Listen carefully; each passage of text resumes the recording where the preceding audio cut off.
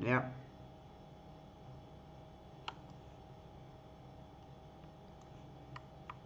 It's time to enter the Stygian Abyss, guys. Yep. Alright.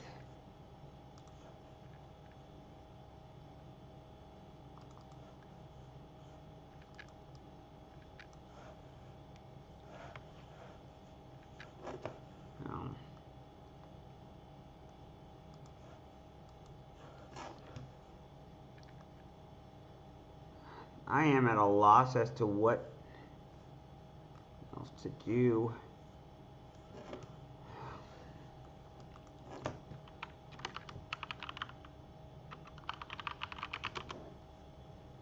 Oh no. Oh no. Oh no.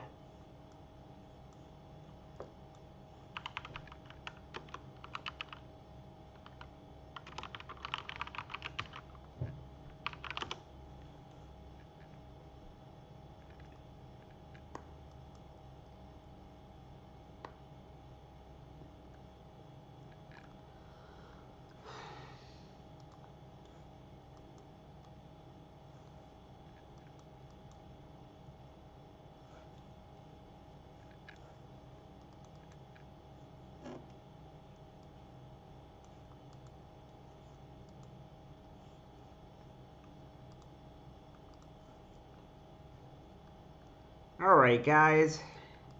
I will bring the file here. See if it works.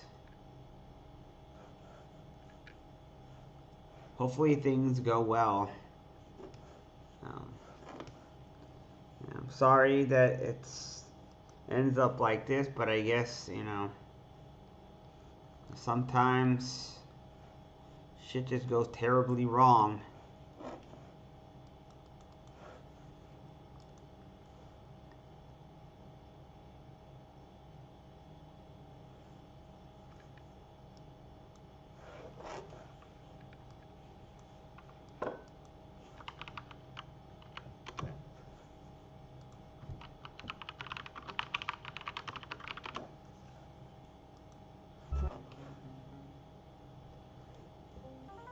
Alright, let's see if this should work better now.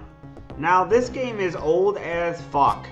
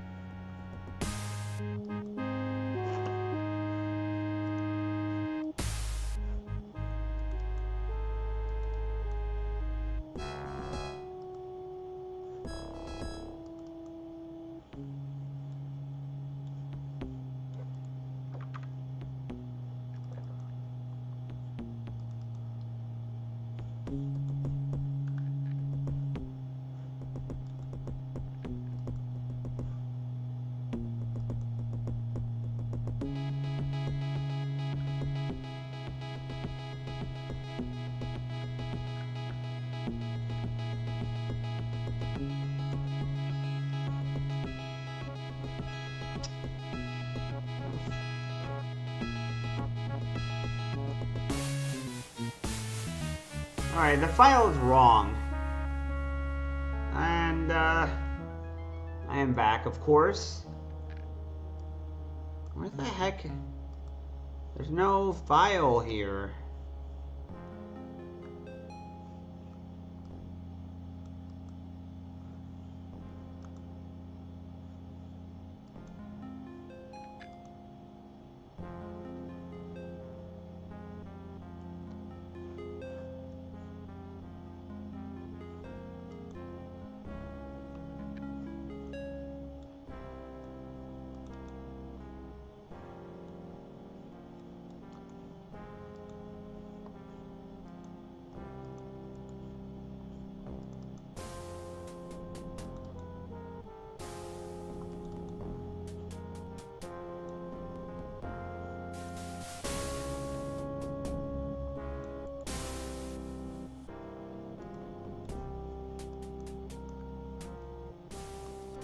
So I'm gonna give a little bit of context about this game, guys, while I'm doing this, so that you guys, maybe you guys will have some nostalgia too.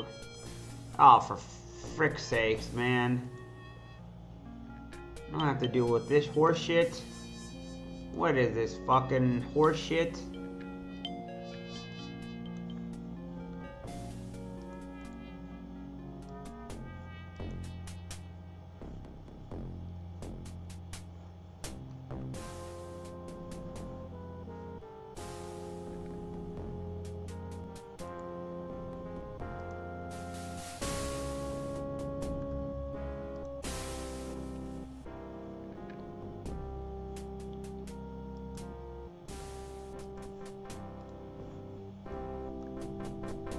But I grew up playing this game back in the 90s, guys. I grew up with this game back in the 90s. Now, I found out about this game because someone introduced me to it. And, this one person was a kid I knew from back when I was in a trade school. I went to a trade school back in the late 90s, and I'm not the smartest person, I know that. I'm not the wisest person by any means, unfortunately. Big surprise, of course.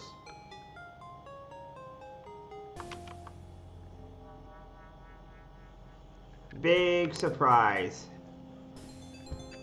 Not the wisest, smartest person. I'm kind of a dum-dum, unfortunately for me.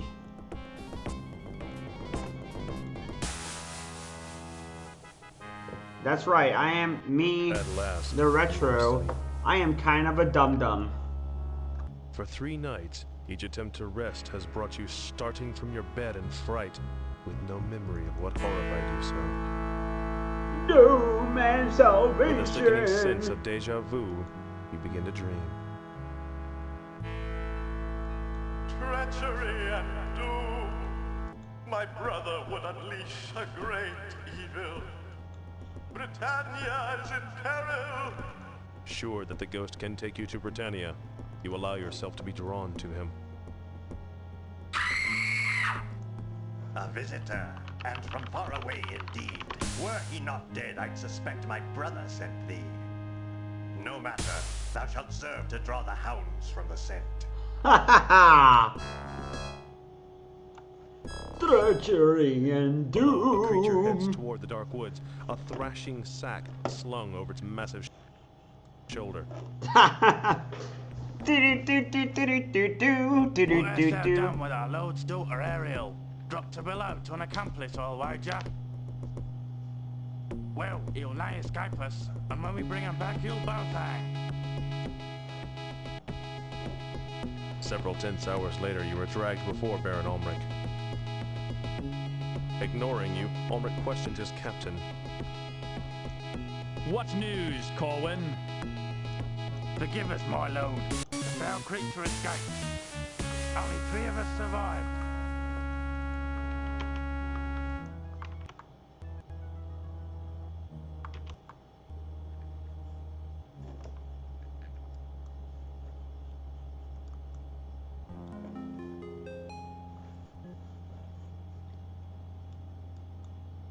So, here's the thing, though, about this game.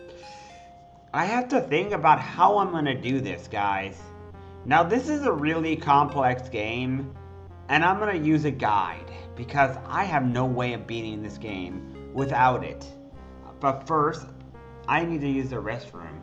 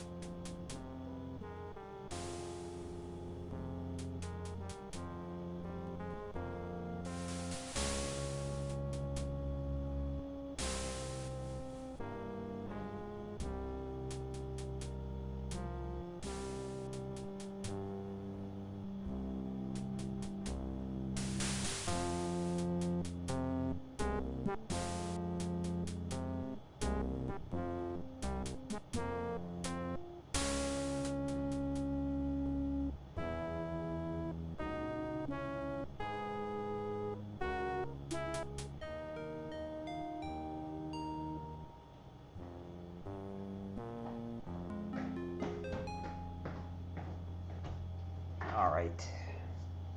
I guess, so let's start.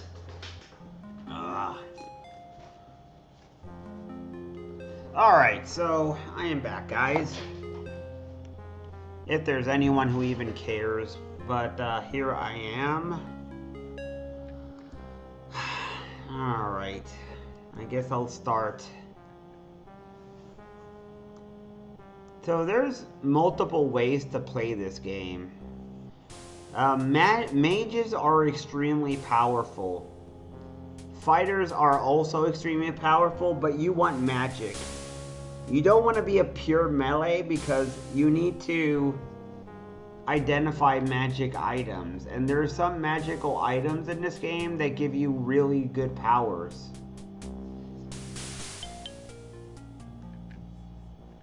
The best would be a hybrid class, something that has melee and magic, sort of like a druid or something, or you could even go full on mage.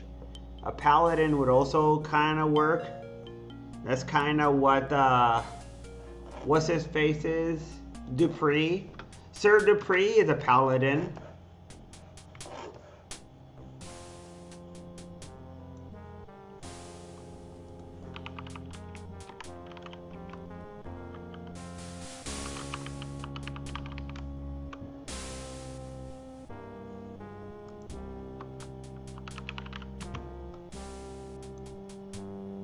Sir Dupree is a paladin from the Ultima series.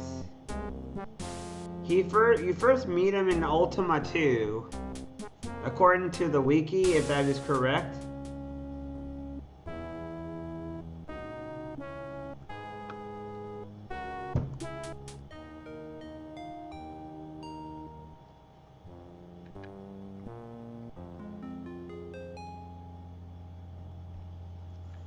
Hey, thank you, Max.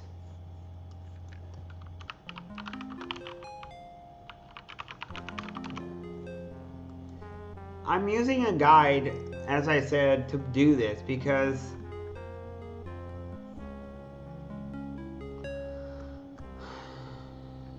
I need to remember how to do this properly.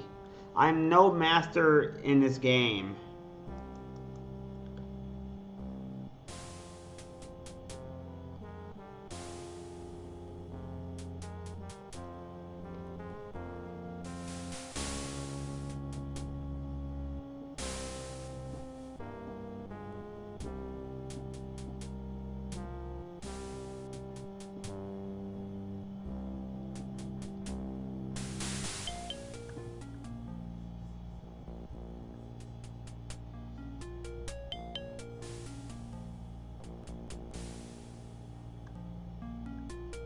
Some classes are good at lockpicking, which can be pretty useful in this game.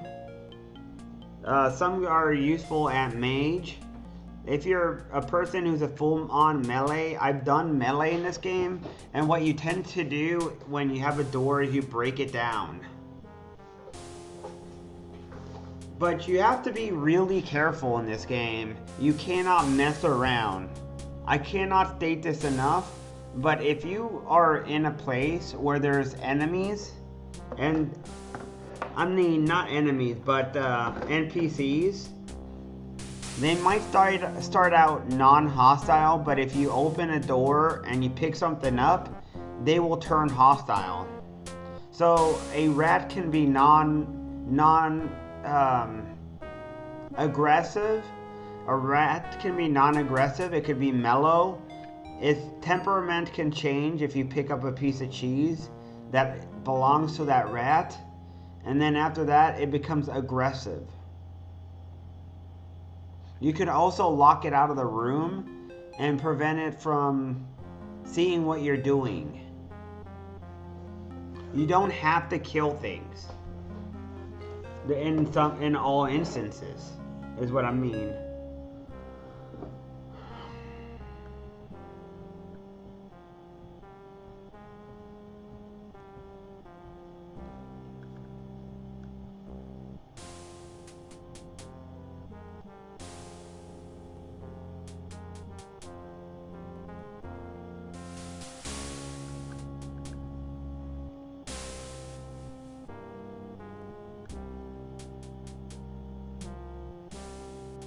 You specifically want the lore skill.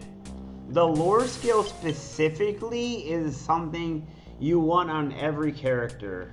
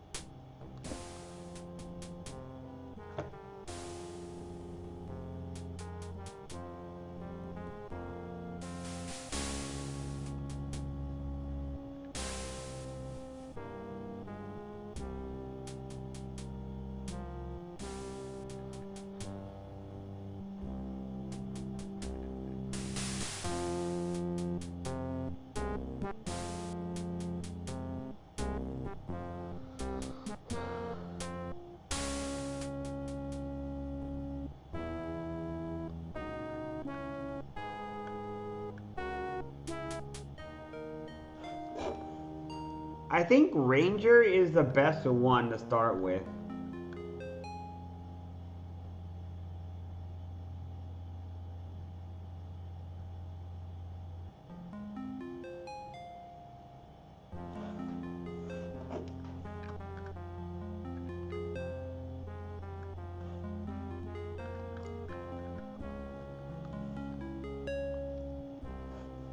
You want to have lore though.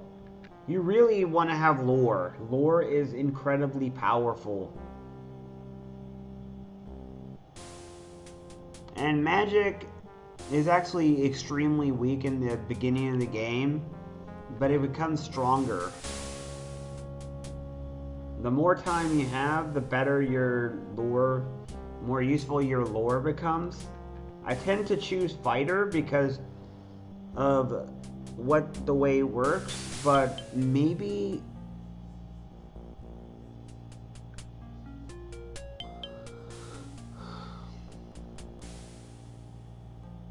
I should choose Ranger.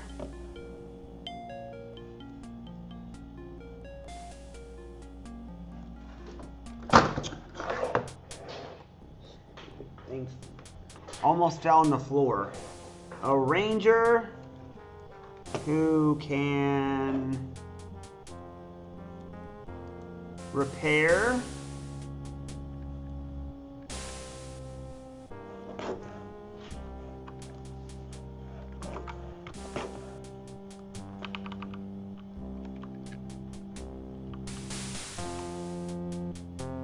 Wait.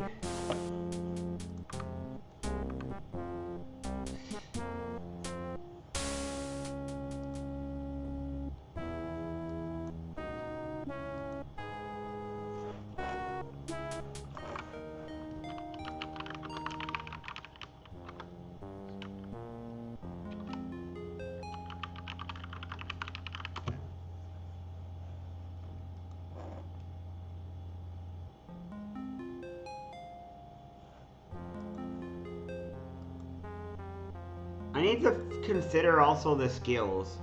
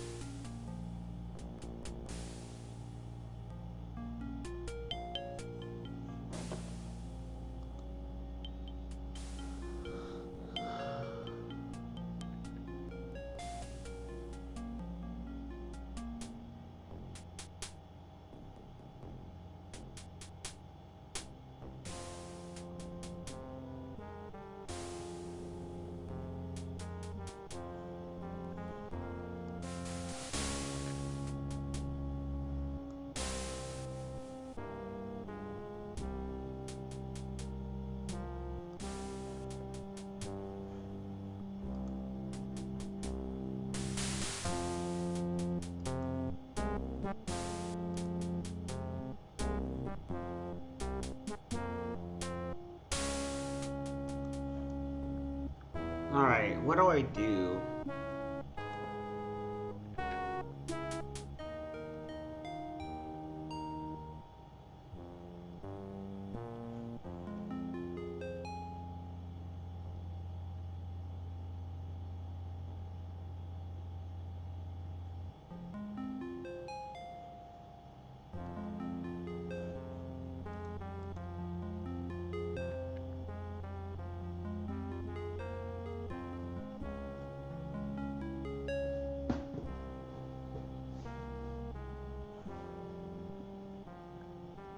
Do I go with swords or do I go with something else?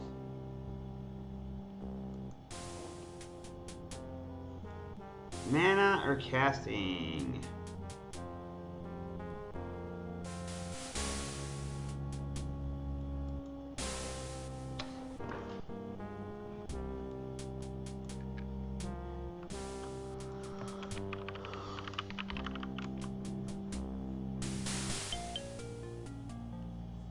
So the story in this game is that you start out as this man who's the avatar, and you get accused of doing something you are innocent of. You walk into a murder scene and the guards come in, see you, they accuse you of kidnapping. Actually, wait. Let me redo that.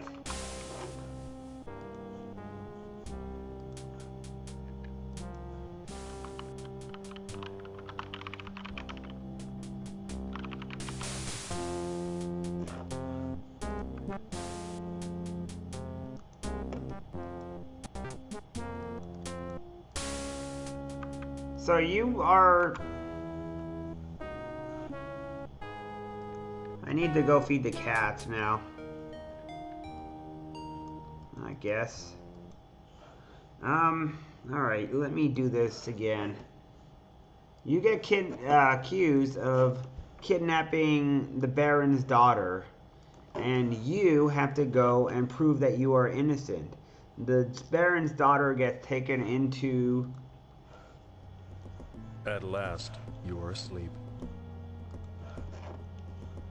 For 3 nights, each attempt to rest has brought you starting from your bed in fright, with no memory of what horrified you so.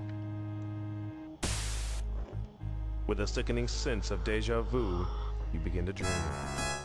Treachery and doom! Treachery and doom! Oh yeah, this guy was... My brother will unleash a great evil. Britannia is in peril! Sure that the ghost can take you to Britannia, you allow yourself to be drawn to A visitor, and from far away indeed. Were he not dead, I suspect my brother sent thee.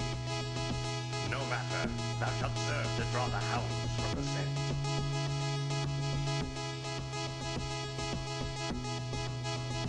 Below, a creature heads toward the dark woods, a thrashing sack slung over its massive shoulder. Yep, that's a What hast troll. thou done with our lord's daughter Ariel? Dropped her below to an accomplice, I'll wager. Well, he'll nigh escape us, and when we bring him back, you'll both hang.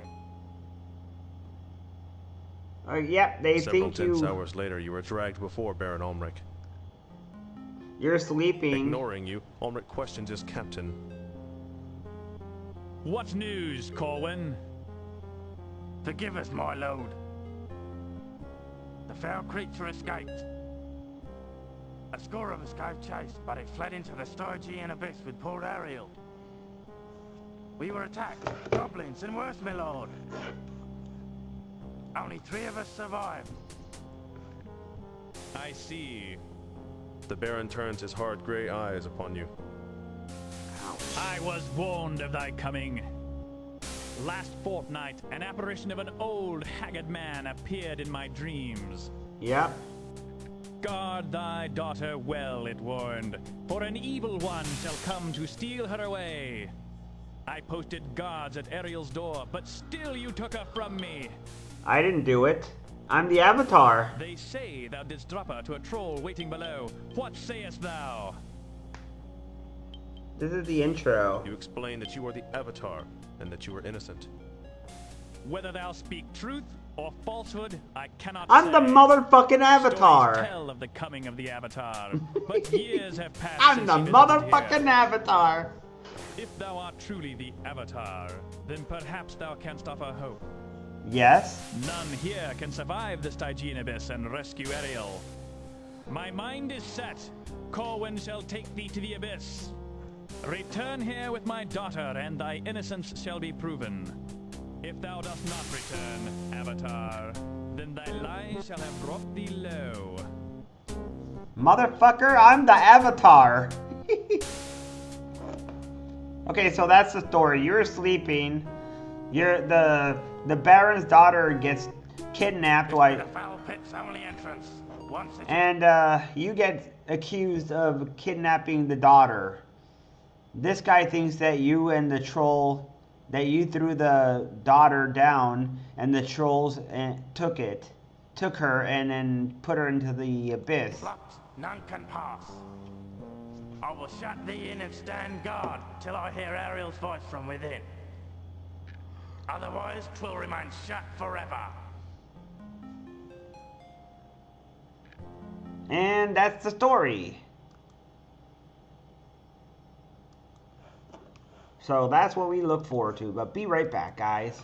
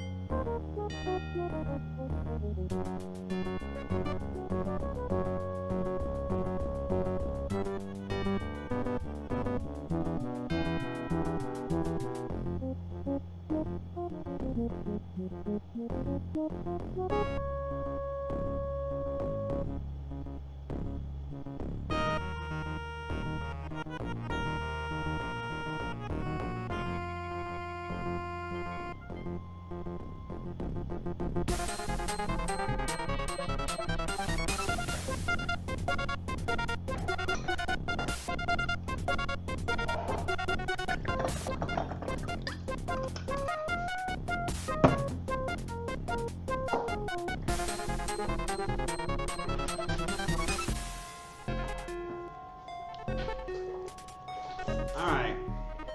I am back. I am back here again.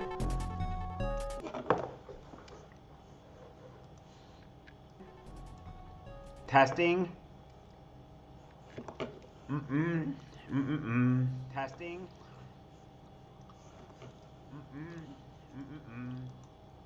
Alright, good. Now that I am back, guys. Now that I am back. Now let's continue with Ultima Underworld. I guess.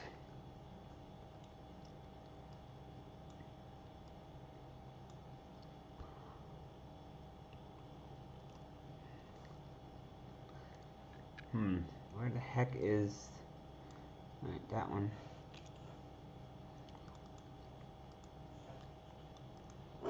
Okay.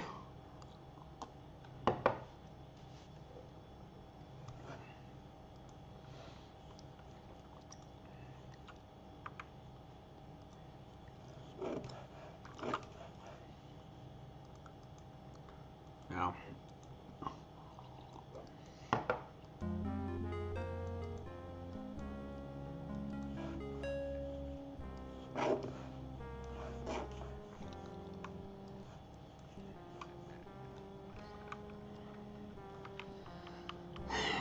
This makes me feel in a way that it makes me feel sad, actually, because like my childhood, it's all gone. It's a reminder that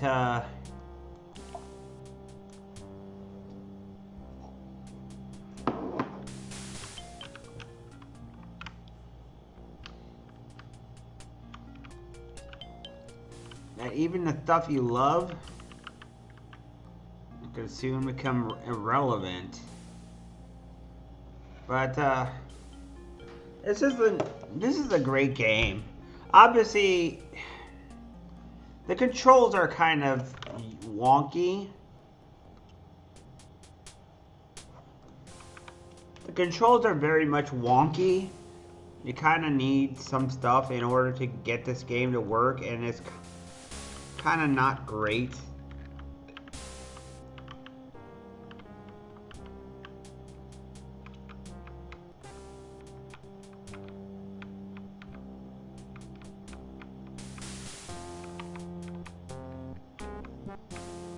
Ooh.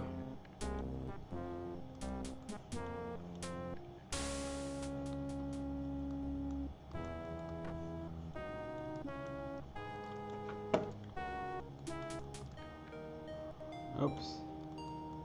I don't want to do that.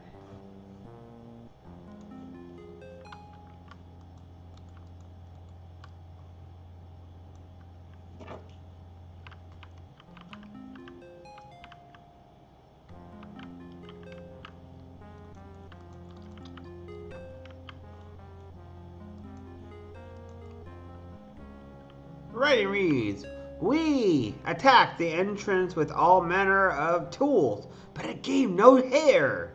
It simply cannot be breached. Hence, we have resigned ourselves to die in this hellish pit.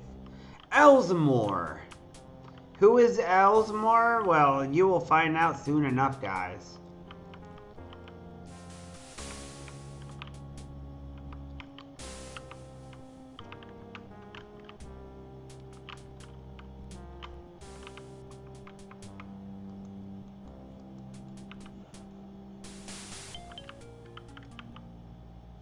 another really interesting thing that you can find out about this game. Oh.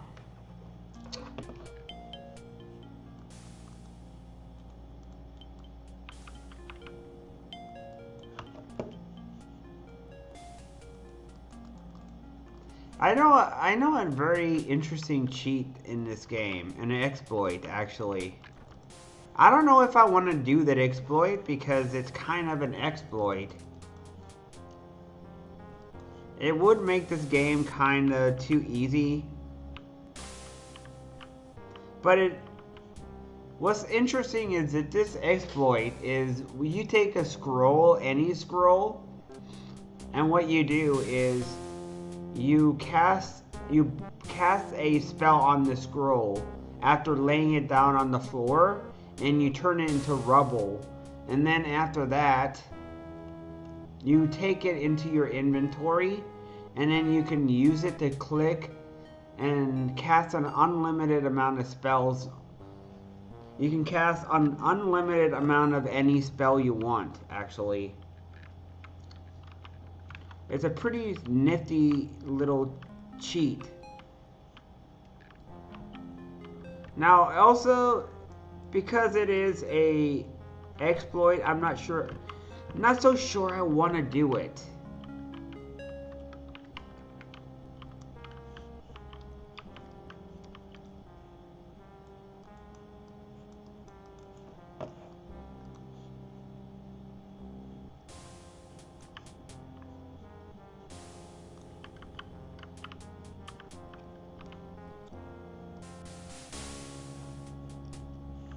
And these things are runes. They are for magic, actually. There's a whole lot of them, and you only get access to the really simple ones. You only get access to a couple runes early on.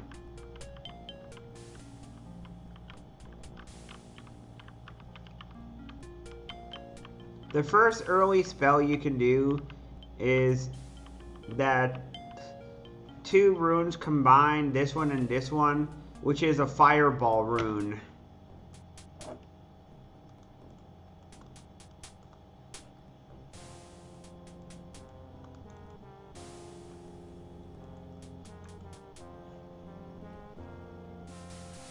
Ooh, and I get a bunch of extra runes.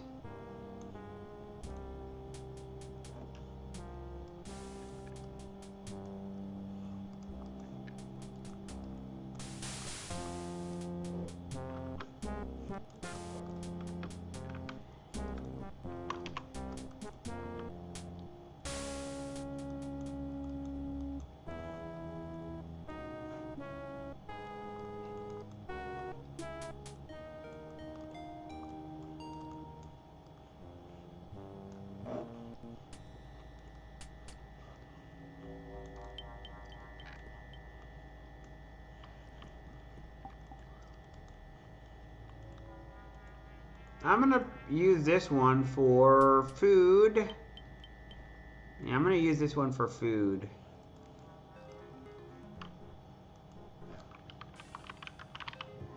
This is another thing that's interesting about this game. You can write on this map.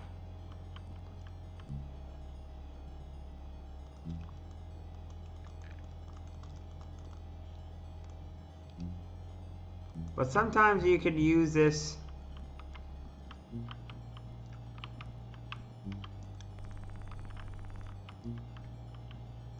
Watch. This is the first enemy. See? Upset. If you take any of these stuff,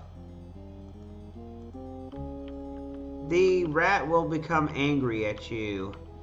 And it will eventually become hostile and attack you. But if you possibly close this door,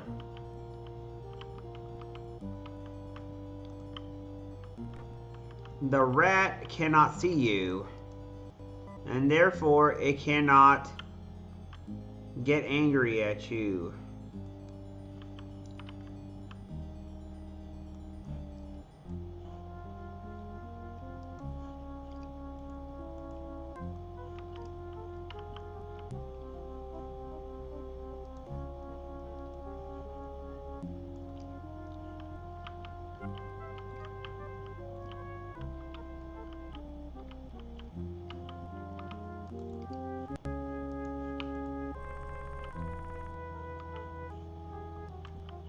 Now watch. Look, see? It's upset, but it's not ready to attack me yet.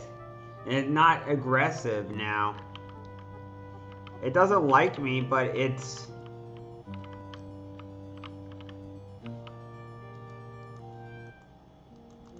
I mean, you can attack the rat.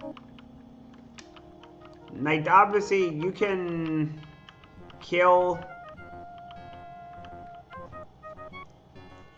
But no. I don't want to attack the enemies here.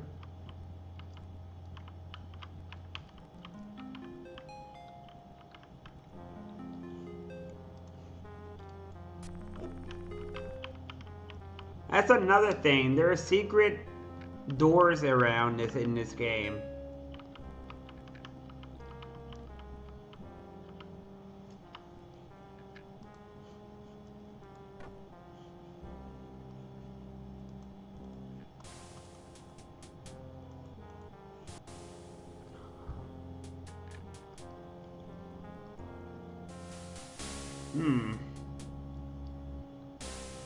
We do want this mushroom for later on, though. This mushroom, I think, is used for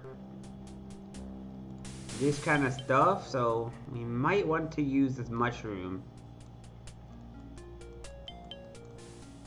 Alright, let's keep this here. Let's see. Alright, let's take this out here. This will be my food bag. You're gonna need a lot of food, guys. You have to sleep in this game.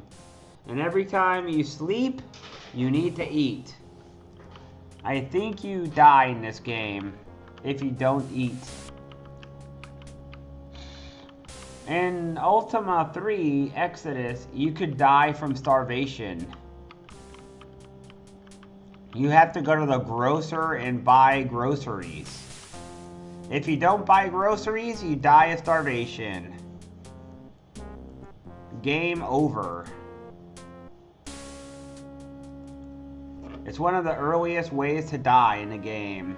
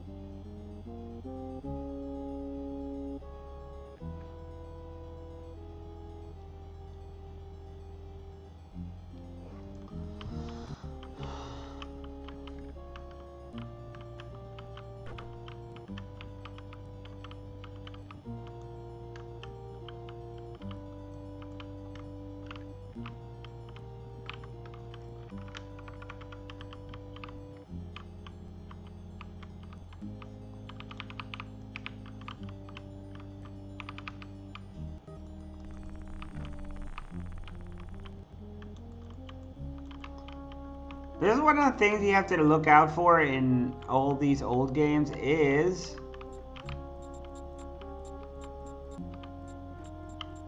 nope, nope, nope, nope, don't go down there yet.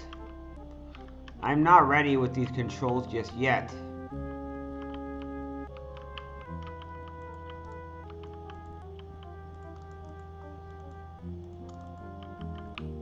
You have to watch out for hidden doors and stuff.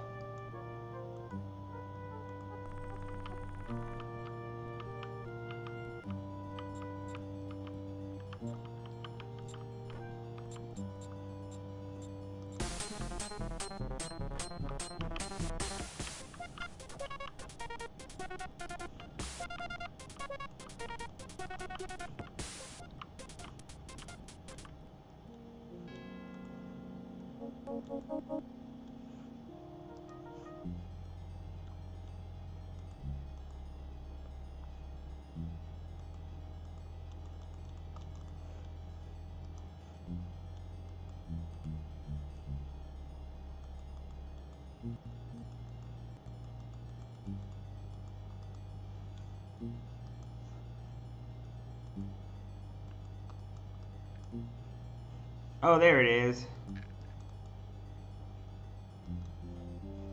So F, Y.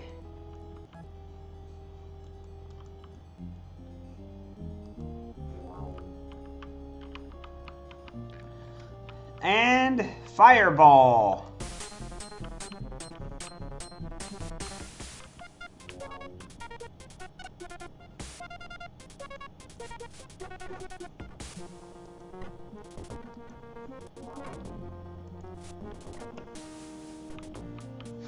Ha ha ha.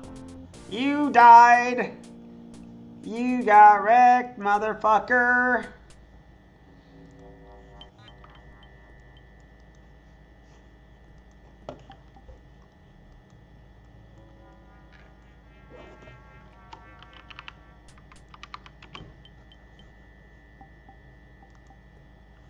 I got 7 gold. I got a weapon.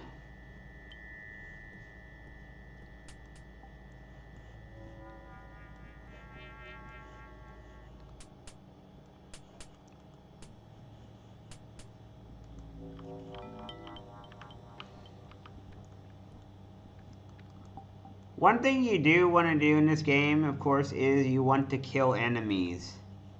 You eventually want to get strong enough to be able to save. Actually, wait, what am I saying? To be able to get lore.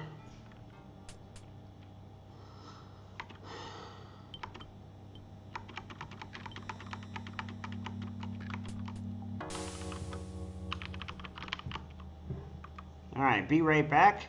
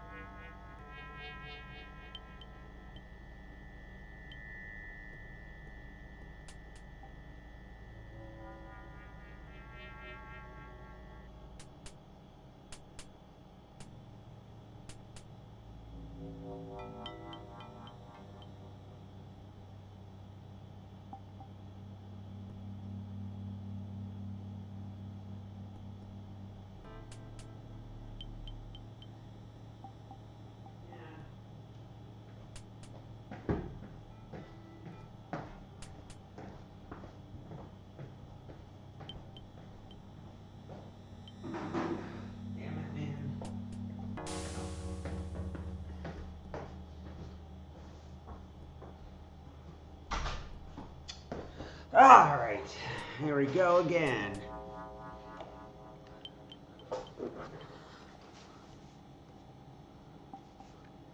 So, as I was saying here,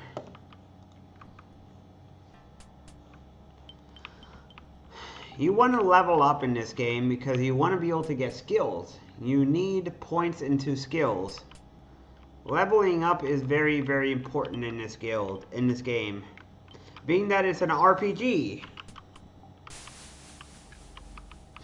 it would not be a good idea to play this game without leveling up. You are going to set yourself up for failure.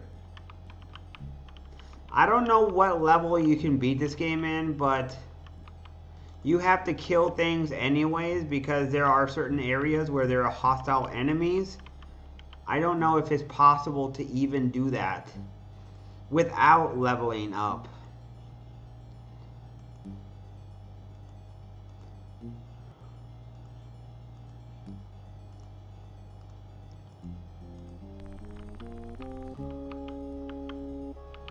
Oh.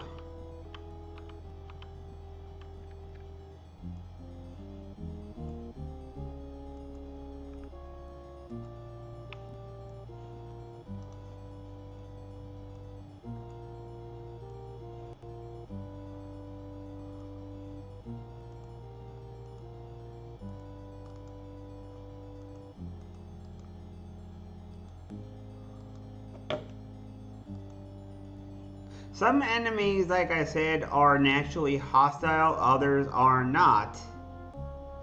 You have to watch what you are doing here in this game. Make sure you do not piss off the enemies that you have around here. You can get a free backpack from this place too, which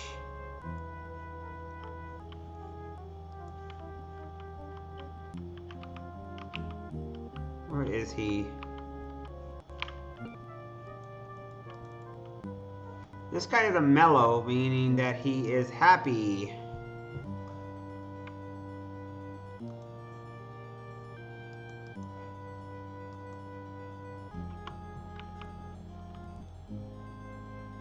You can also talk to people too, naturally.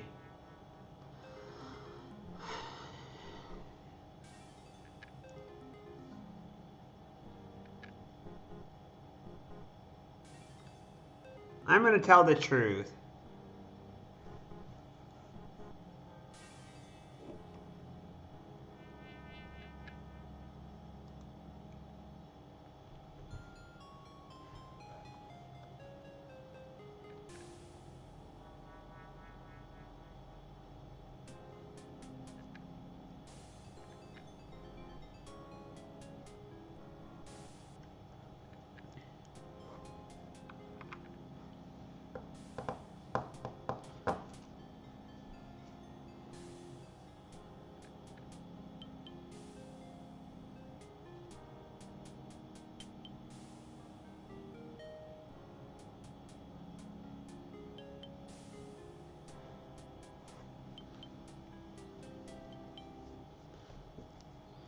Oh, the shirt.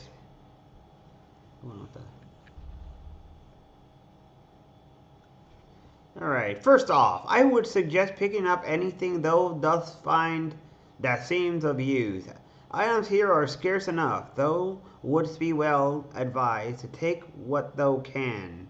Scavenge all you can, all you want, but stealing is ill-advised. Most of the Abyss inhabitants guard jealously the few possessions that they have. Battle sites are best for scavenging. That's why I'm here. A battle took place here not long ago. A battle between the goblins and the above-worlders. Ooh.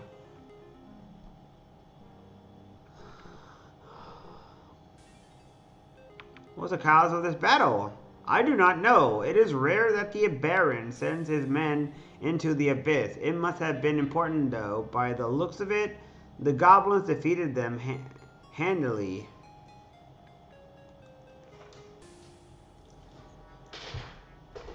The goblins control most of these upper caves. Two races they are. The green and the gray. If they do not destroy each other, it is not for lack of trying. Be thou especially careful of the gray goblins. I was recently imprisoned by them for trespassing. It must have been awful. My prison cell was eventually converted to a storeroom, for it had a stock of useful items, including a long pole. Using the pole, I was able to reach a button for which opened the door to my cell. I sneaked away and returned to my people. I do not think I will venture there again. The humans like thee and myself have stalked out a small area in which we live in relative peace. Below us are the mountain men, and after that I do not know. A nasty place this is, thou canst be certain of that. In in the parts of the upper caves, uninhabited by goblins, there are giant spiders and worms. Our small group is one of the few devoted to peace. Thou canst find my people is going west of the entrance to the abyss and then north. There is a small chasm to jump over, but thou dost seem to be dexterous lad. Vast chasm is the sign of civilization everywhere. Though throughout the abyss, the banner of Cabarrus marked with the ink, the sign of the Avatar. That is me. Outside the areas marked with the banner, thou shouldst watch thyself.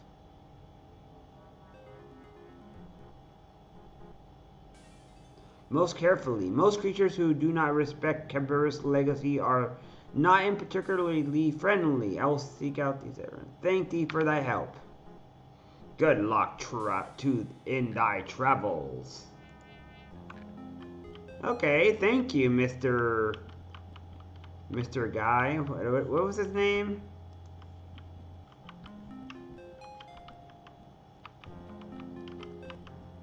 You have to jump in this game, by the way. His name is Braggett. Now that he talked to me, now he knows I'm friendly. But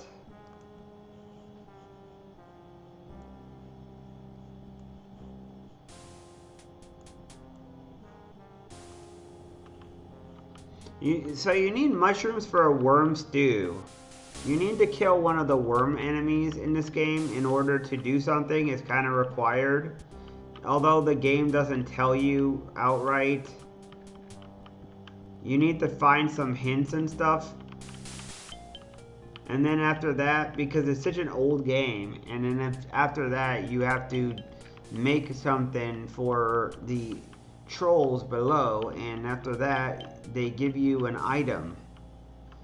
There are non-hostile trolls down below, and you need it in one of these bowls here. It has to be in one of these bowl things.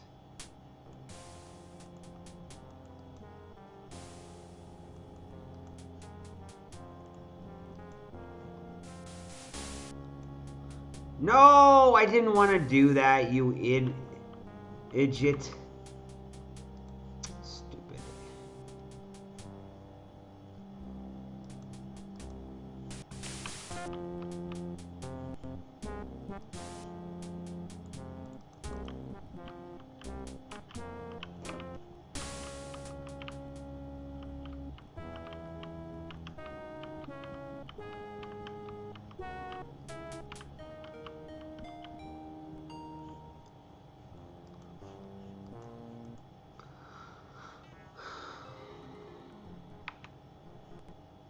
I think it made them more friendly.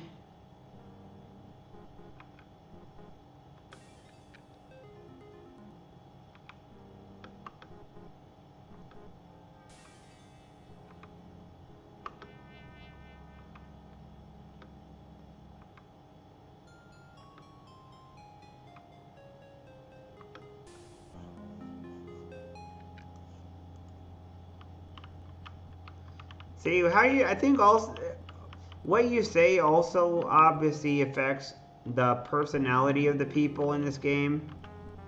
You need to be a little bit careful with how you speak to people. Certain things can set people off, and that's not good, obviously. No.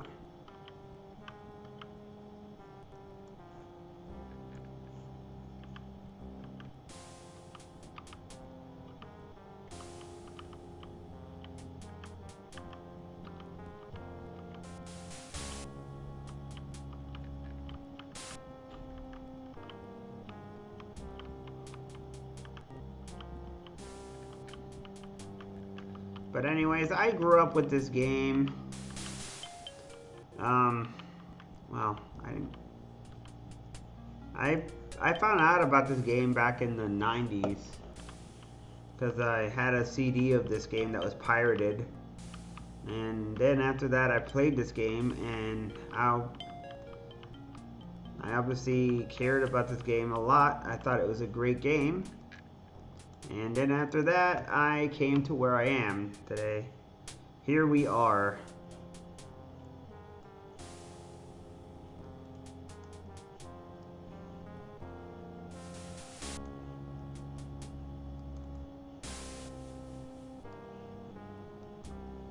I wouldn't say this is age great.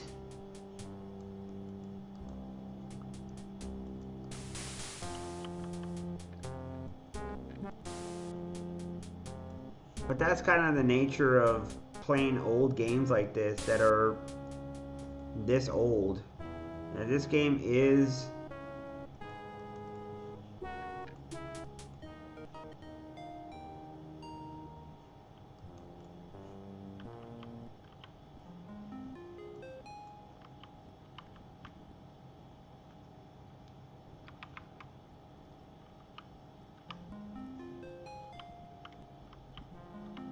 I know there's a scroll somewhere around here.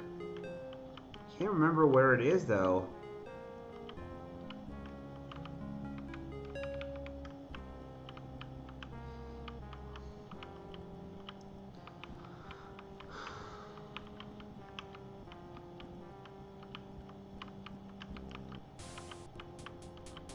So I need to figure out how to jump in this game. That would be the first thing to do.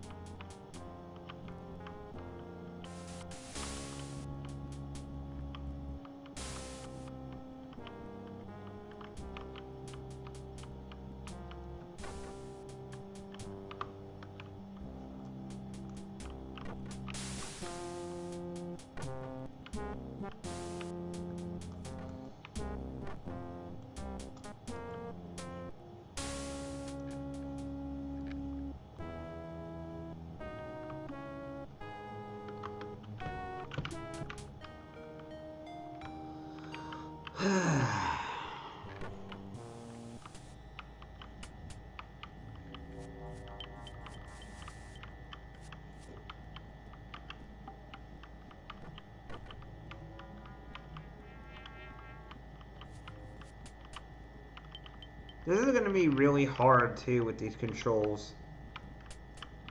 Controls are really clunky, being that it's a really ancient game.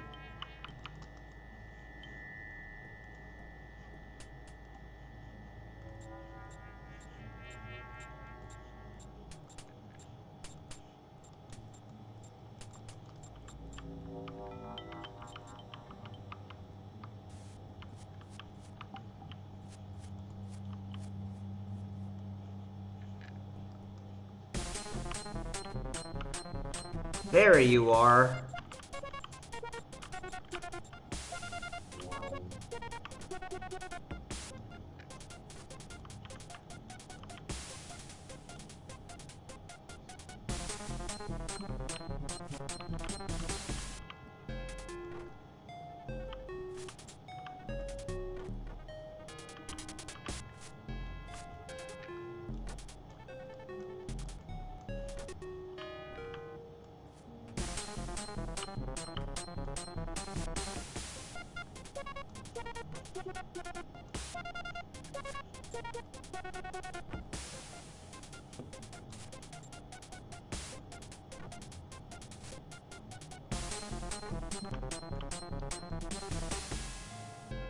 Oh yeah. Boom. Hey, thank you for the hydrate. Thank you for the warning, Raven.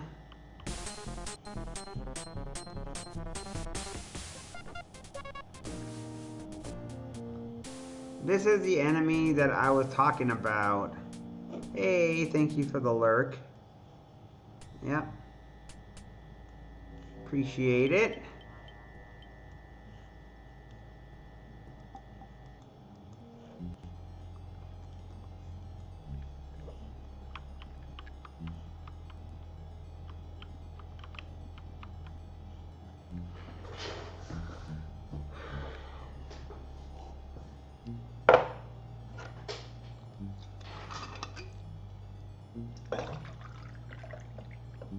My first PC version of a Ultima game was this one.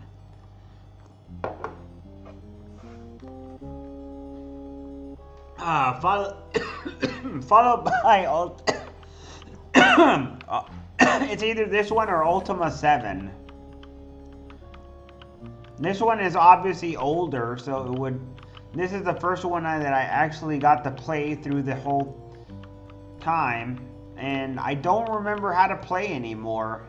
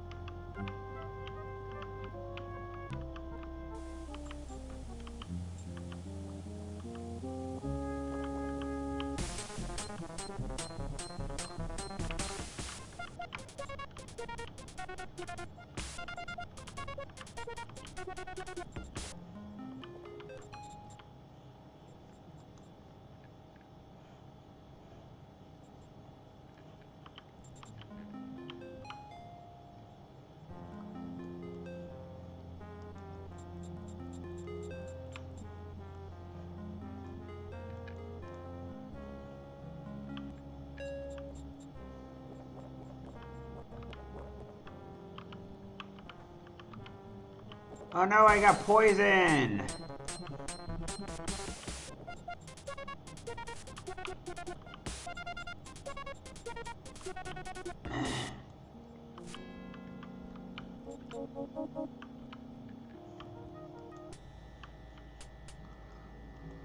Hey, no, yeah, welcome in.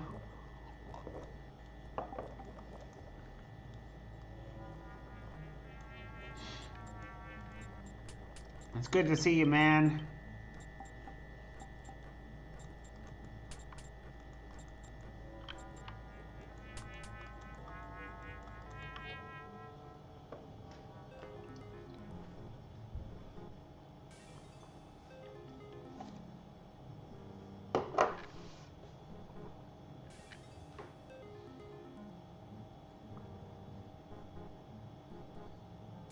Oh no! A premonition dream. Alright, what am I now? Peckish. Looks like I'm okay. How am I now? Still peckish. What?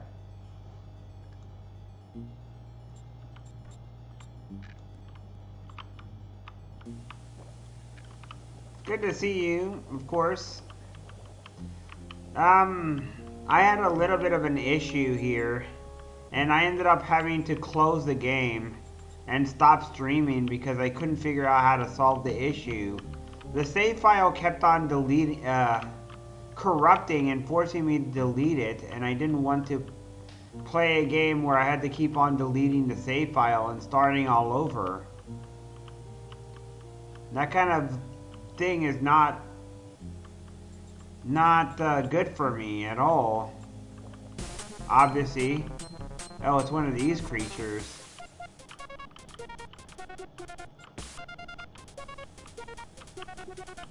one of those things. Forgot about that.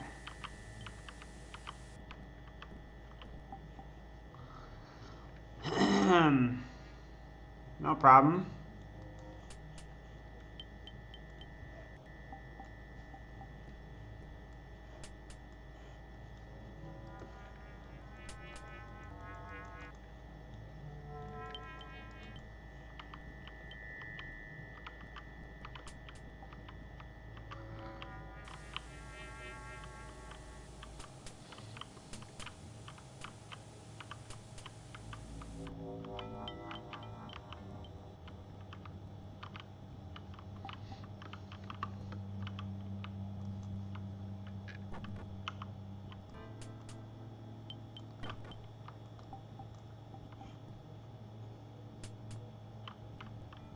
And thank you for the lurk again. Of course, maybe I should shout you out. You are very kind in being here.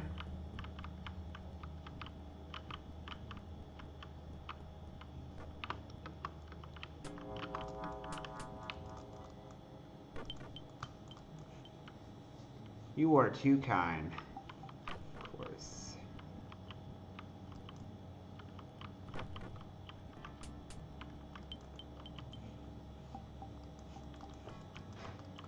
But anyways, I've been having some issues and I just kind of stopped playing that game because I couldn't get it to work properly. I guess it's time for this game. I know that Rimrock said he wanted me to play this game. And I was like, yeah, I'll play this game. I have some nostalgia in this game. I don't know if I'm going to be able to beat it though. The controls are kind of awkward now.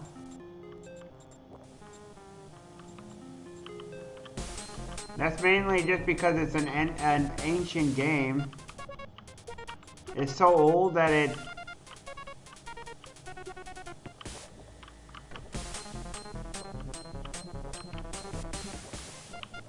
predates a lot of things. Like this game came out back when Clinton was a president still. Bill Clinton was still president of the United States when this game came out. That's how long ago this game is. This game is very, very old now. Heck, I was a kid when this game came out.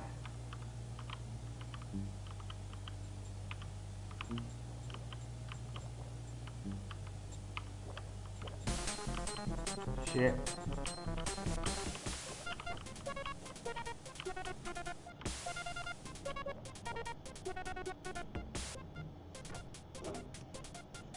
It was requested, Thugbeard.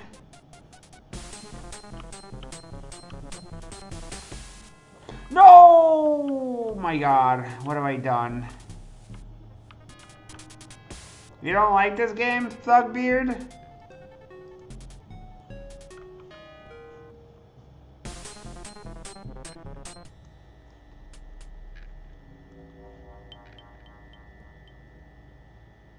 Ah, that's no problem. I tried to play... Yeah, it definitely is very, very, very old. I definitely understand it. This game is so old that it came out back when Bill Clinton was still president of the United States. I realize that. It's old as I am almost. This game is literally as old, almost as old as I am. And to everyone in the audience, except for a couple, I'm ancient to a lot of the audience here, except for like a couple people who are about as old as I am now.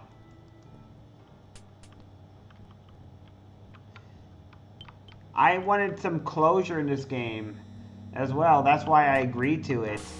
It's one of those kind of games where I want to beat it just because I played this back when I was a kid. I played it back in the late 90s.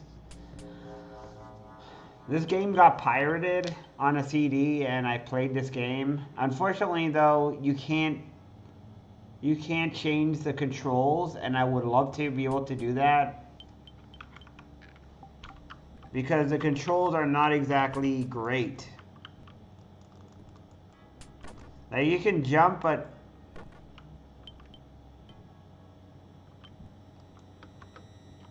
oh, definitely. What games did you grow up as a kid with?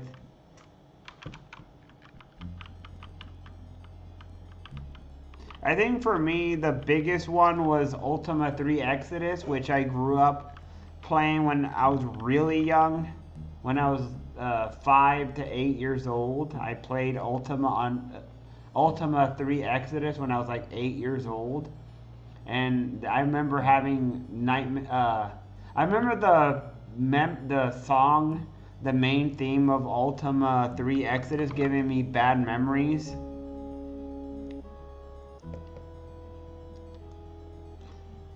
Like, let me actually show you what I mean. There's a certain song from Ultima 3 Exodus that gave me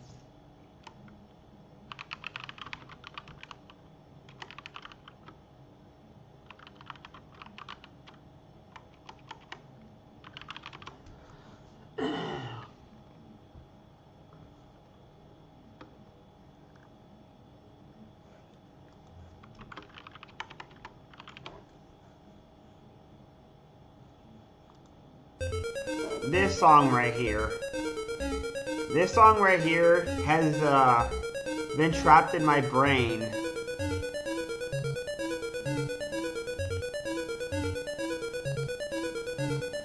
It is indeed. Like this song right here. I remember that this game scarred me when I was a kid. Because I remember getting lost in the cave and not understanding. I would hear like that sound, and the torch would burn out, and then I would get attacked by giants and I would die. I remember getting lost in a cave and giving me horrible memories.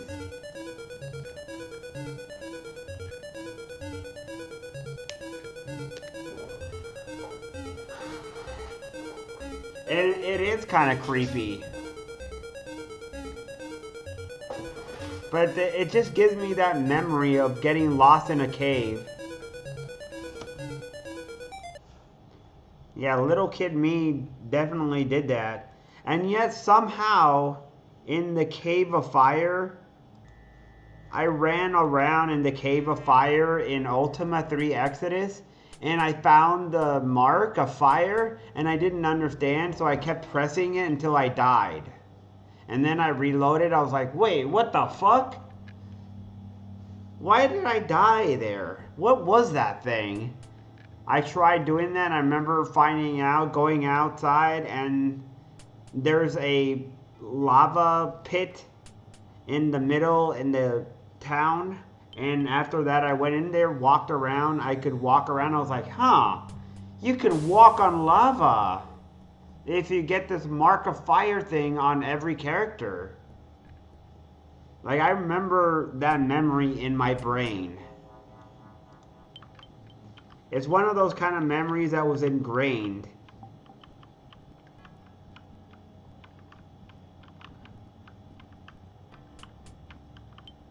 I always remember that part. As for memories of this game, I mean, I got memories of this game too. I remember listening to Carnival of Sorts while running around in this game.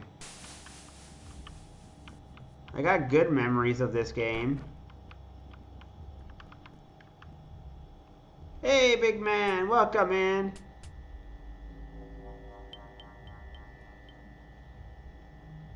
I did. I did in fact play that game. I own it and I played it and I beat it many, many, many times. That was one of those games that I grew up and I played Oh, you play World of Warcraft. Nice. Give me a moment.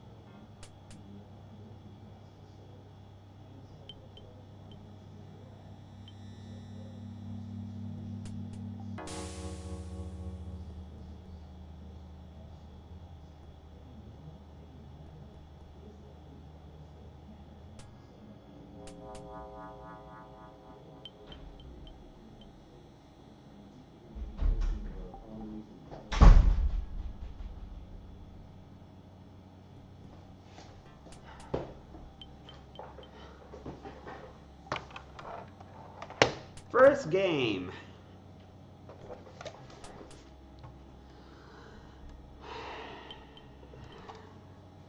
This is Ultima 3 Exodus on the NES.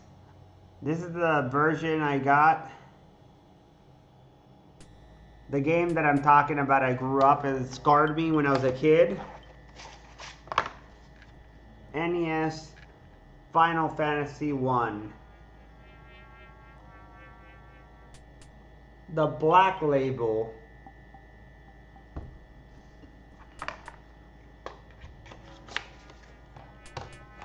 Yeah, I used to play that game when I was a kid. Like I remember I had a beach house. I don't have it anymore, but when I was a kid, and I would be forced to go there and I hated it. And after that, I would sit in the living room of the beach house and I would play Final Fantasy 1 all the time. That, and of course I would also play a lot of other games like the original Zelda and Metroid and stuff. The only games I had... Oh no, I didn't want to do that! Huh. Oh well. But I had the original Metroid and the Zelda games, and I used to play them when I was a kid. I got great memories of that, actually. I used to play the original Zelda game. That's why I'm actually too good at the original Final Fantasy game now. I'm so good at the game now that it's actually too easy now. It's way too easy for me. I have to do challenge runs to even make any challenge anymore. It's just not challenging at all. And the memory I have of this specific game, I remember that I knew a kid back when I used to go to a school for learning how to do a trade. I used to go and do that, where I would go to school for trade. And I remember there's a person I knew, their dad was a construction worker, and I remember that their kid, the kid of the construction worker guy worked, he gave me a CD with a whole bunch of games. One of them, of course, was an adult game. An adult game obviously being a game that is for adults with certain things.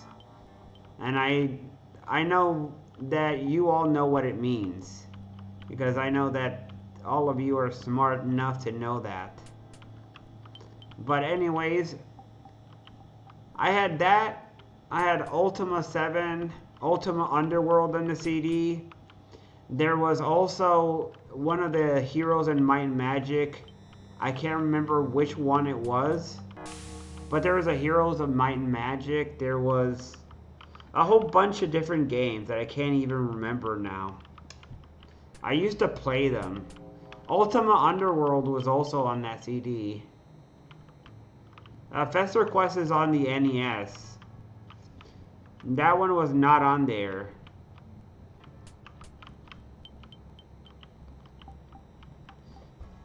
I would have to find the CD because I don't remember where it is now. Unfortunately.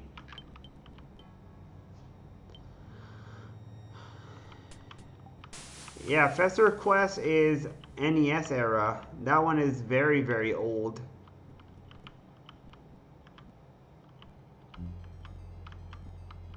I saw the AVGN video of that game.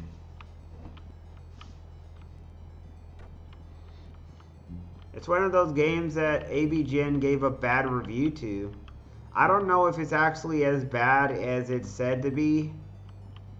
I'm not going to claim it's bad. I don't know. I unfortunately missed out. I do have a tendency to get frustrated and annoyed with games. So I kind of give a bad reputation to myself and the games I play. And then later on, I will give like a review on what I think could be improved. So hopefully that doesn't give you guys an idea of, oh, I am overreacting and maybe I'm overreacting at the moment and maybe I'm frustrated because I am having a hard time figuring out how to do something. And then what happens is that I give it a negative criticism, but maybe I like it. It's sort of like Misadventures of Trombone. I got frustrated with that game, but I ended up liking it anyways. It was still a good game.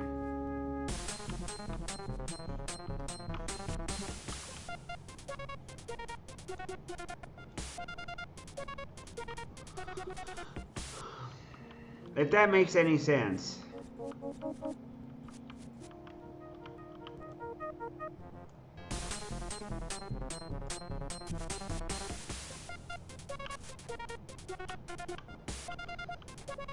But no, I didn't.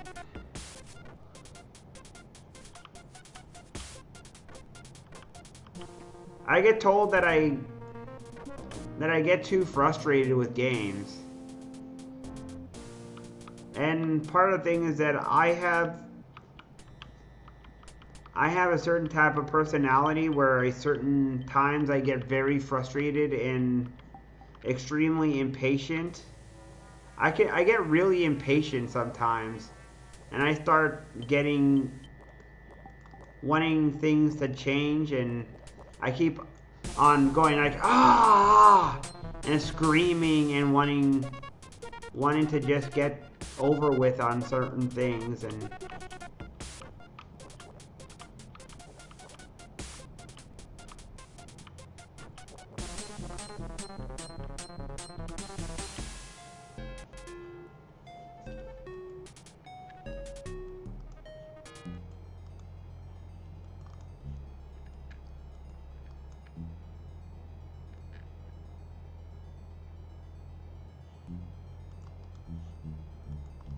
I mean, there are games that I've quit on. There's some games that I ended up quitting. I did end up quitting. I couldn't beat.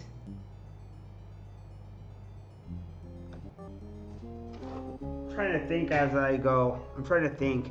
So I ended up quitting Battletoads and Battle Maniacs. Like, I liked the game a lot, but I could not beat it.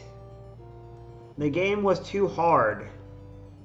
I could not figure out how to beat it. Maybe another time I'll return to it, but that game was so hard that I really could not beat it.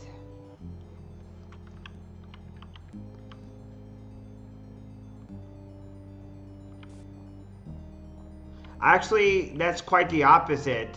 I did finish it, Nonoya. I did actually beat it multiple times. Because I heard a review of it and people said, oh, it's a good game. You're not being fair. And I was like, fine, I will finish it again. And then I was like, there, see, I don't like it still.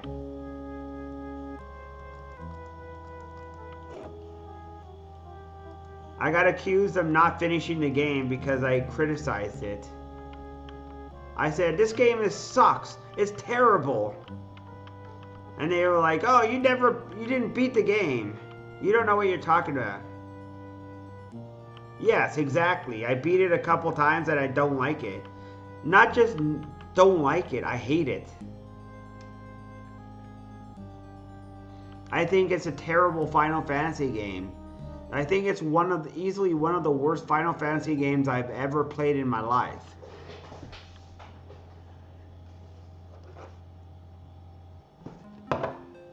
That one, and of course, all the Bravest and Final Fantasy 2 are... I've never played 16 yet.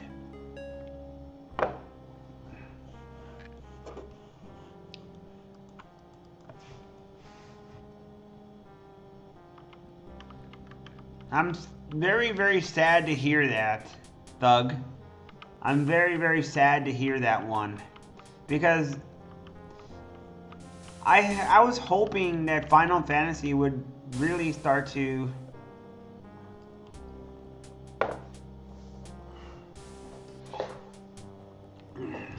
That is one of those kind of things that really hurts me a lot.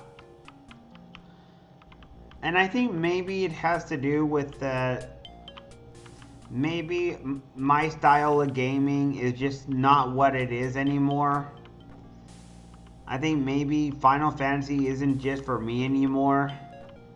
There's a new era coming in, and that new era is the dominant era, and then eventually someone else is going to come around, and someone else is going to be dominant, and I guess whatever that dominant is will be the thing.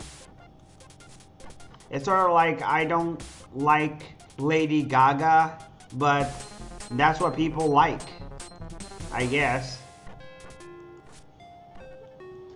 People like Lady Gaga and they like certain kind of things. I guess that's what it is.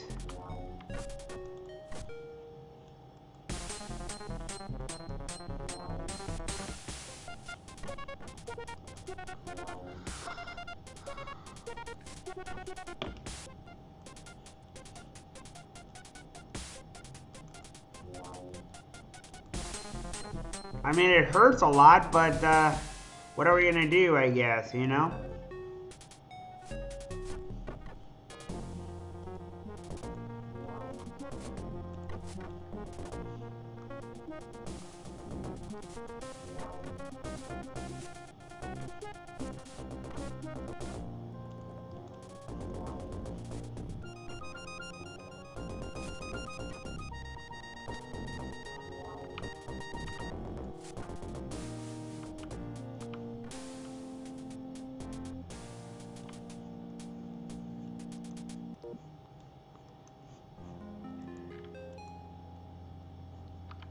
Level 2, good.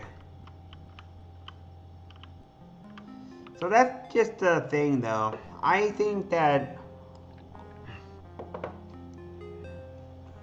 people are always going to have certain opinions. It's sort of like Daniel, he was here a minute ago, but I changed stream, so I don't know if he's still here.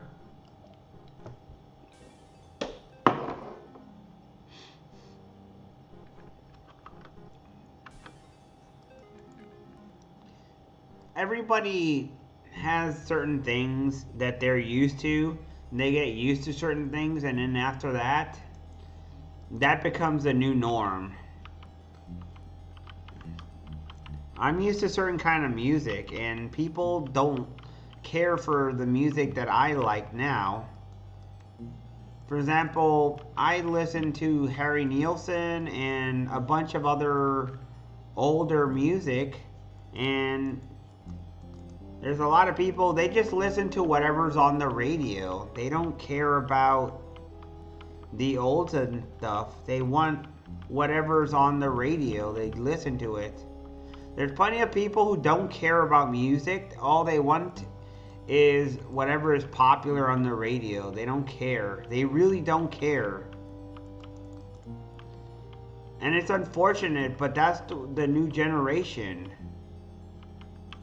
It's like Nanoya likes the Japanese anime music, It's not my style of music, but that's his style of music. I personally don't care for it, but that's my personal opinion. I think the stuff that I play is personally better in my opinion.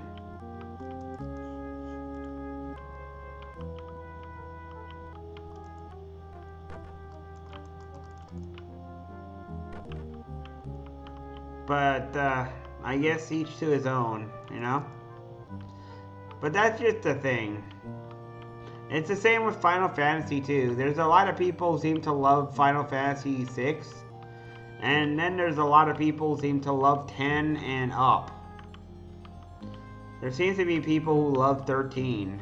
Even though I think it's garbage. It's 6.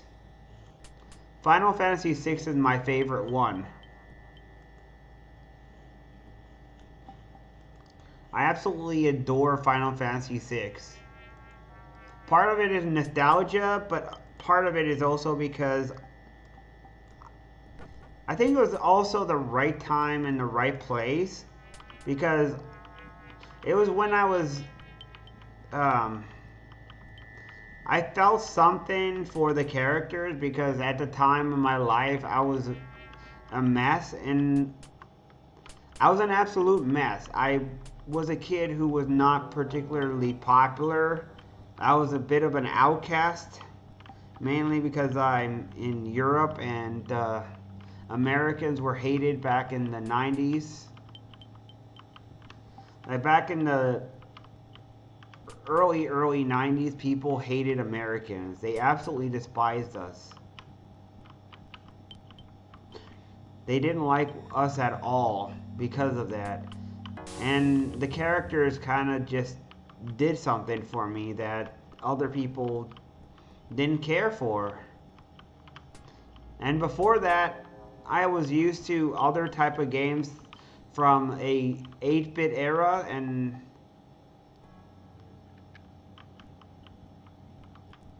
yeah, I know. There's a certain person who shall remain nameless, unfortunately, who is a bit of an idiot. But let's just say that let's hope that this blows over. But Final Fantasy, going back to 6, the characters did something for me that it doesn't do for others. It's sort of like how Little Mixer loves Final Fantasy 7, and even though I think it's overrated as heck, I keep on arguing that 6 is better than 7, and that 7 is vastly overrated. And I guess it annoys me because Final Fantasy 7 gets treated like it's put on a pedestal and loved, and 6 just gets forgotten about and swept under the rug, and people will say it's overrated. But 7 is overrated even more because it came out back in 1997. It got all those advertisements, and it got tons of love, and it got tons of remakes and stuff. And it needed remakes because the story was an incoherent mess in the original one.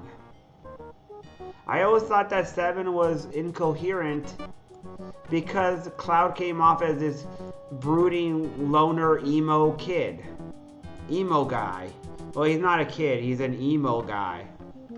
He came off as this brooding emo guy.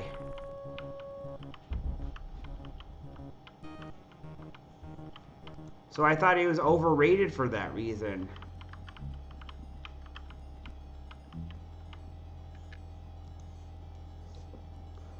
And then I get told, oh, you're just one of those people.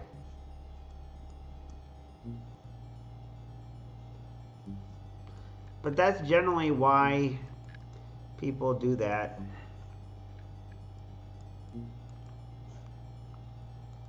I wonder if you need the poll in anything.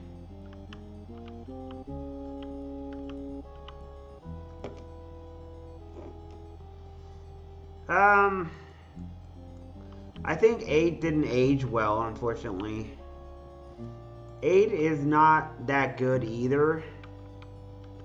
I think 9 is a better game, way better game than 8. I think 9 actually aged extremely well compared to 8. I think 8 is better than 7 in terms of how it handles um, the pacing. The pacing in 7 is not as good as 8. And I feel like they handle also the direction better. But the thing about 8 is that it has a lot of really stupid things. For example, the whole orphanage thing, where the people all were born in the same orphanage, and because of that they all have memories of each other, but they forgot about it because of the summons, the GFs. I thought the whole thing of junctioning magic was idiotic. I didn't like it. I didn't get it. I seriously don't get who's in their right mind thought that stacking 99 Kuragas was a good idea. You can stack 99 Kuragas at the beginning of the game and have over 7,000 HP. Yeah, I played 9 on stream, and when I played that game, I thought it was a fantastic game. Like, I was genuinely impressed because I hadn't played it in over 20 years. And then I played it, I was like, holy crap, this is amazing. This is very much underrated. And 9 seems to be one of those kind of games that also gets swept under the rug. Just like 6. It gets swept under the rug more so than 6, I think. But it gets swept under the rug and overshadowed by 7, which is the most beloved one for people who grew up, because it was their first RPG. And maybe I'm wrong, maybe not, but people overrate 7 more than any other game. They give it the best ratings and they treat it like it's a second coming. I feel like it kind of gets underrated. It gets kind of underrated at times. 9, I mean.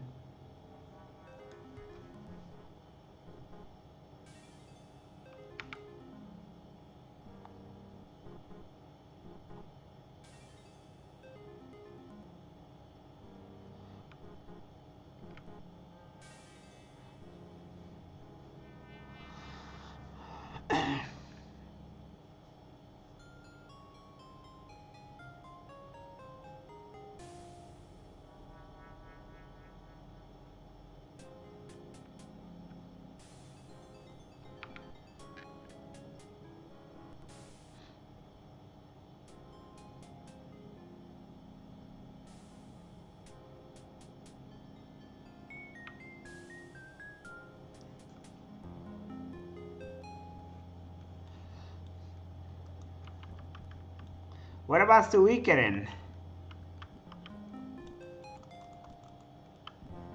I feel like Suikoden is not as divided as Final Fantasy. Final Fantasy has way more division than the Suikoden series. Although I never played Suikoden 3, I hear highly rated things about Suikoden 3.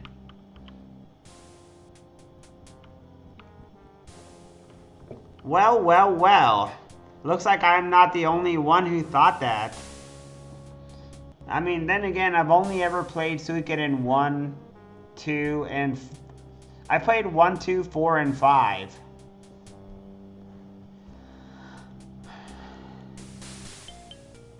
Well, well, well, well. I played Suikoden 5, and I'll admit that I didn't get into it nearly as much as I did with 2, but Maybe it's because of me that I failed at it and not the game itself, because the game was better than 4. Like, I will say 4 is easily the worst of all Suikoden games. 4 is easily the worst. It's the most boring and generic of the bunch. Like, the world is tiny. You have an absolute minute world where all the 109 characters that you can get, they're all out in the open, and it's really easy to find them. It's not like 1 and 2 where they're hidden and the world is massive and you have to really think about how you're going to get them. 4 isn't like that at all. And another thing as well is that the boat system is not as fun as the castle that you have in 2 either. Like in 2 you could make scrolls, you had a cooking mini quest, you had fishing mini quests, you had all these little things that you could do. Plus of course you could play dice. And the ending, when you finally when you finished the cooking quest, was very entertaining. And then you also had the entertainment of the story itself. The battles themselves were entertaining with the combo system where you could combo with 2 characters at once to get a moveset. There is a fun system.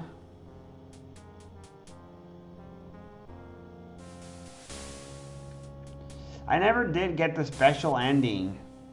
I got the special ending for the first game, but I never did it with the second game. I never found all 109 characters.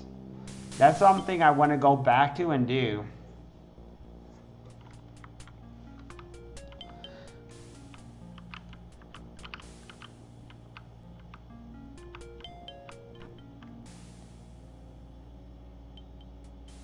Oh yeah?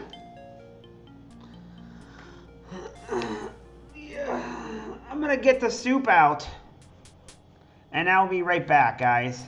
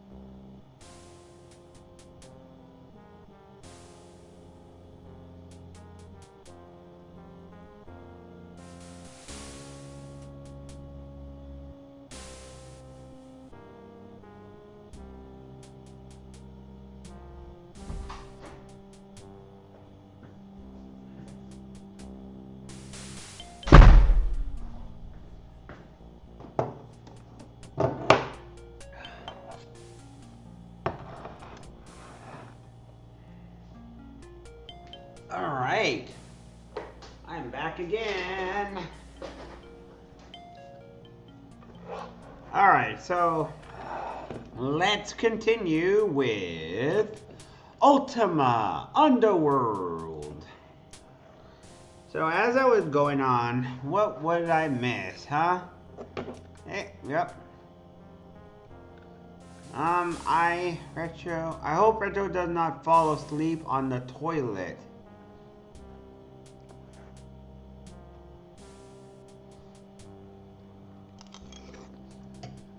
Sweet cotton. Sweet cotton. How would I describe it? You hope that I did not fall asleep on the toilet. I went and got dinner.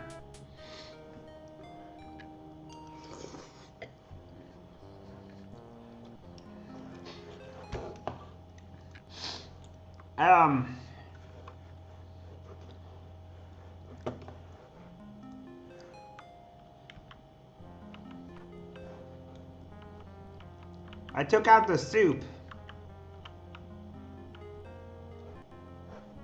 No, I went and got soup.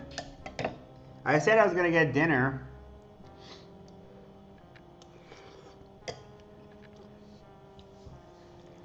So Suikoden is a weird kind of game. It's a turn-based RPG mixed with a strategy game.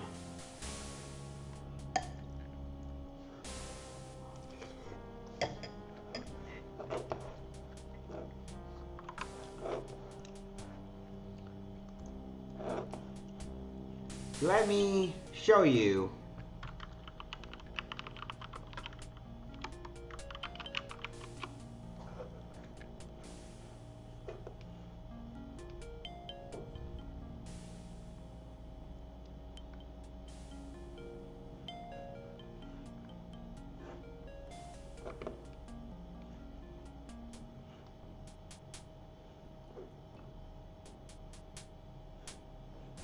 Wait, what the fuck?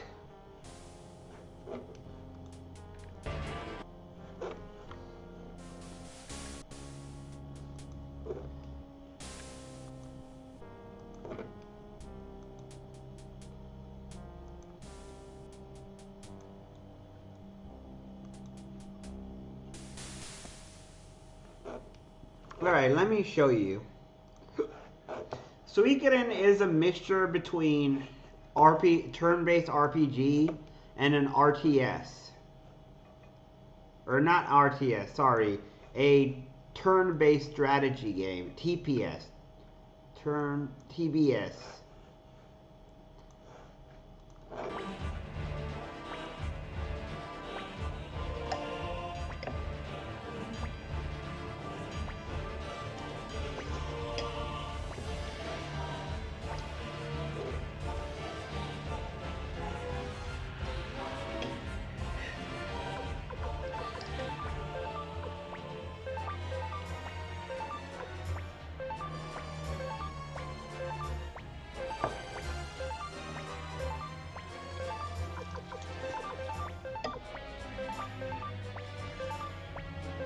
So this is Suikoden 2 with the epic battle music.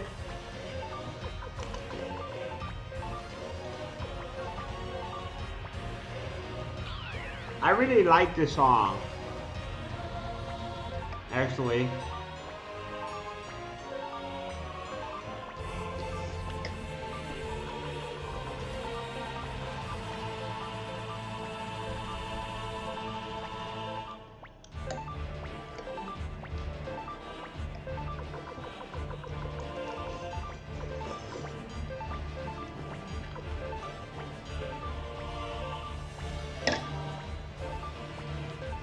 Oh no, bone! Uh-oh. That's a bone. A bone in the soup. Oh crap, that's a bone. Now you're gonna see what it's like.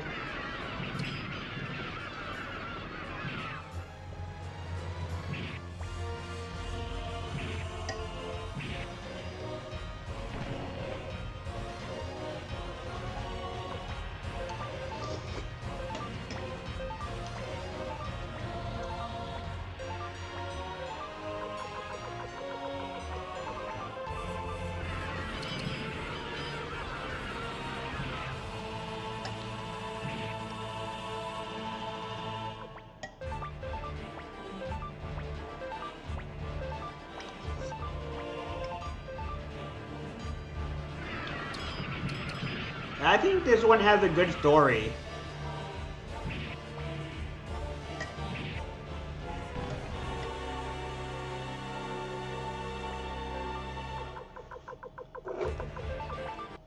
So, this is just this is just the version of the RTS, real or not RTS, sorry, the turn-based strategy bit.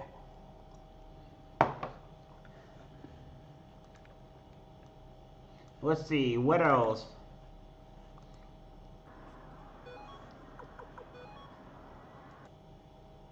Oh yeah, spoilers.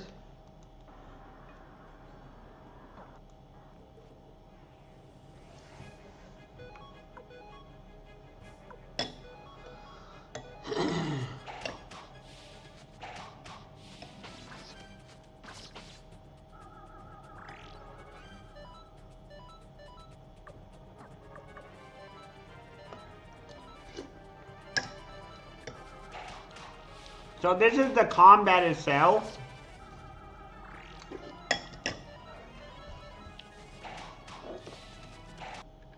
God damn it, man.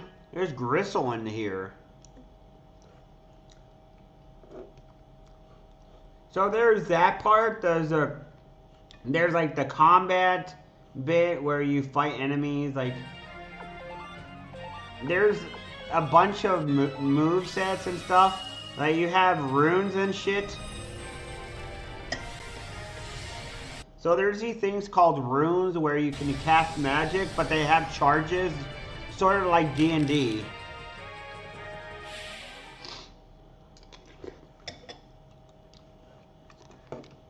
They have D&D charges. And then there's all sorts of mini games as well. For an example, there's a dice game. Hey guys, welcome to another. You're gonna have to at the beginning of the game, and it's pretty much luck of the draw. I would recommend just. You have this dice game here that you can earn money. Too many times, then just reload your save, obviously. But very, very often it will screw up. So he had no score. And as soon as you win, you will be able to. Okay. Yeah. So we won already. So we got 18,000 there. So if you get 1, 2, 3, you have to pay double. If your enemy player gets 1, 2, 3, they have to pay you double. So let's say, for example, if you bet 7,000 potch and I bet 7,000 potch, we both bet. That means that if you get 1, 2, 3, you have to pay me 14,000 potch. 1, 2, 3, 4, 5, 6, 7, 8, 9. I guess it would be. And if I get, what was it? If I get 2, 2, 2, 3, 3, 3, 4, 4, 4, etc., 3 of the same numbers, I win, and you have to pay me double.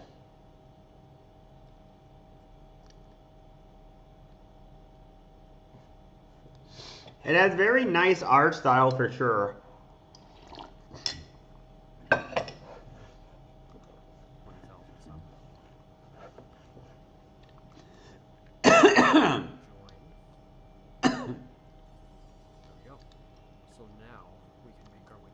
So in this game, the story is that you are the underdog. The Empire is corrupt, and you join a enemy faction who is going to take down the evil Empire.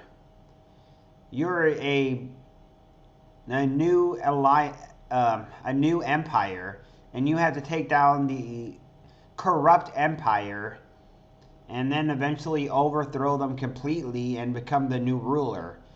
You get your own hideout, castle, and headquarters where you recruit 108 stars of destiny, which are 108 characters that you can recruit. And they join you in the warfare and the turn-based strategy war part. All 108 will be part of the warfare. And they will, of course, increase your bulk of your army. And each one has, well, there's multiple types of things they could be strong in, like magic or melee or something. Back to the HQ.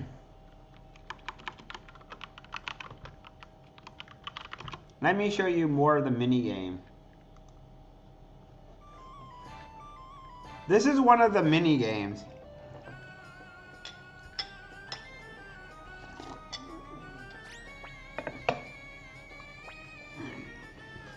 This is one of the reasons why I like this game the most.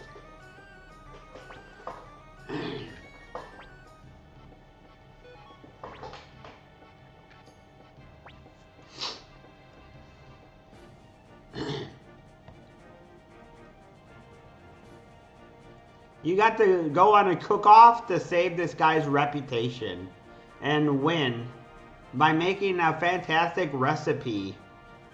And you can become the master chef, and you have a little cutscene and a bunch of little stuff that shows up if you beat this.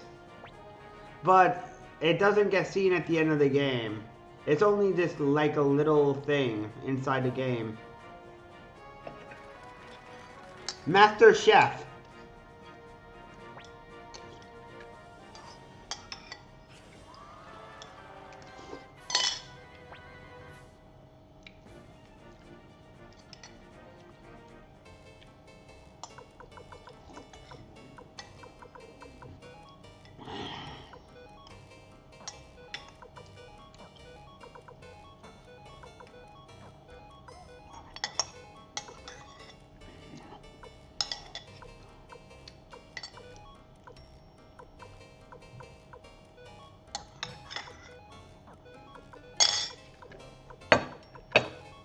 Yummy.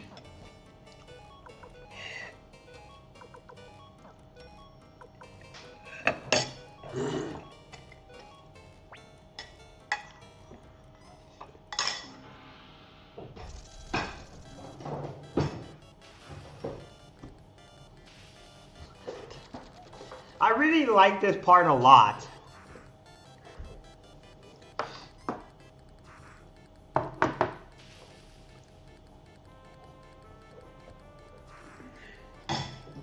This is a really fun mini game to me.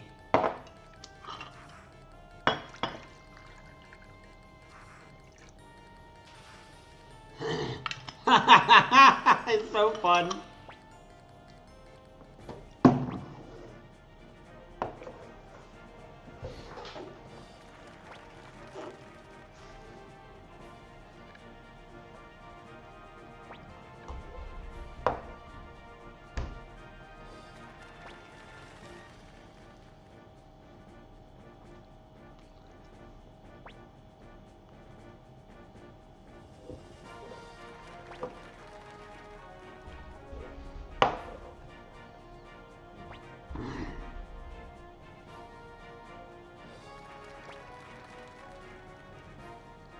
Ooh, I got a 5. Someone got a 5.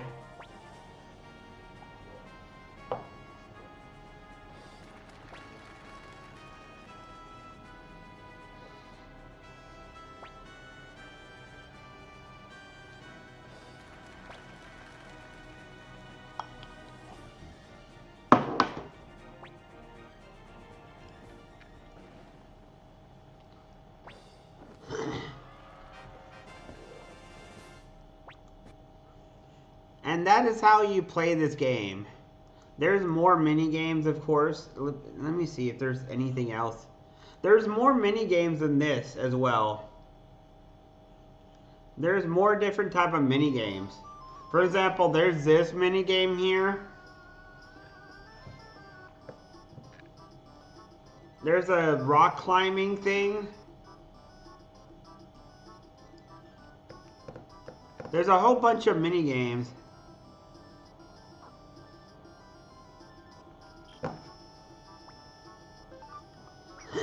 And it's based on your dice roll.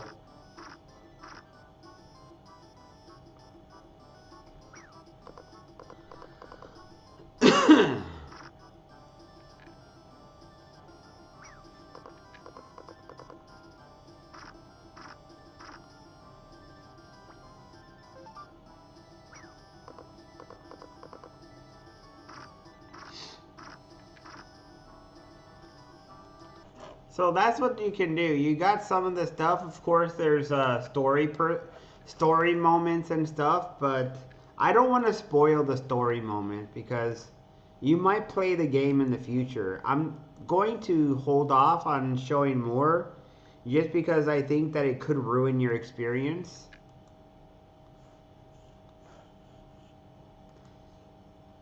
Thugbeard has played it. He knows it's a good game. It's a really good game. But that's the whole point of that game is just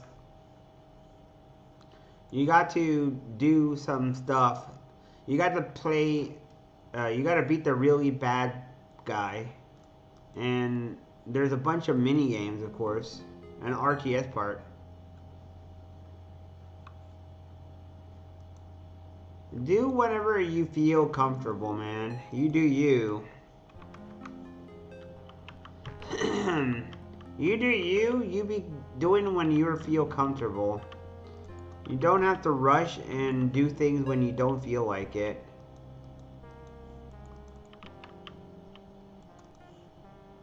That's all good, man. I would never force anyone to do anything they don't feel like it.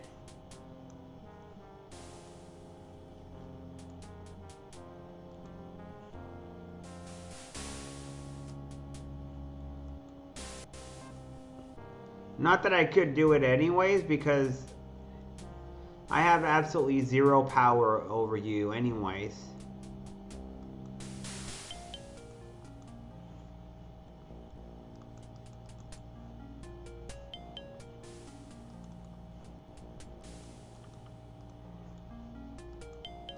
Even if I wanted to, I have no power over you anyways.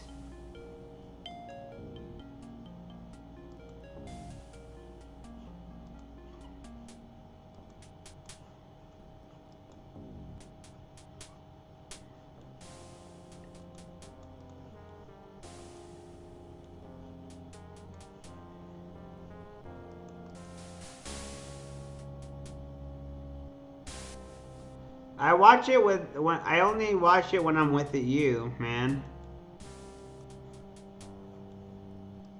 I haven't watched it in a while, but I'm willing to watch it some more.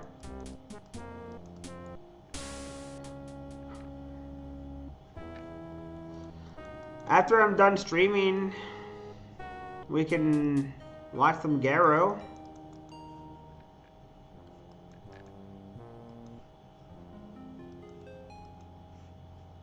Is this a spell? No.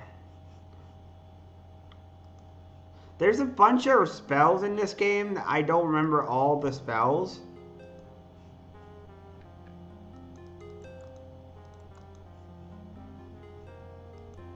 I know this is a spell though.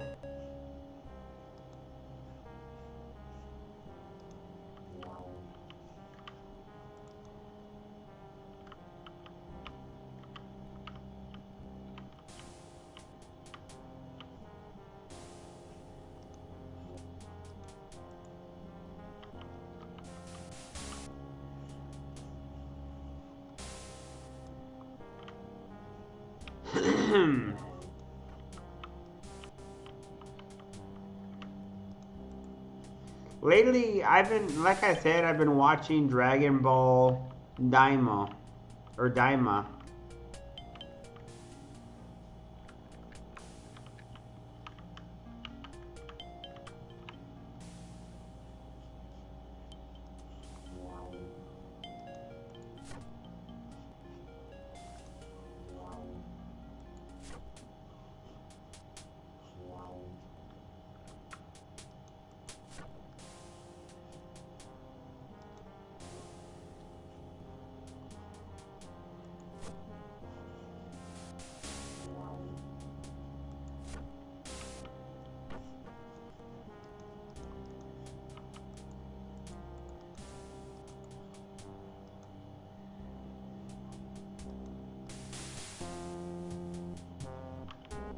You mean Dragon Ball Daima?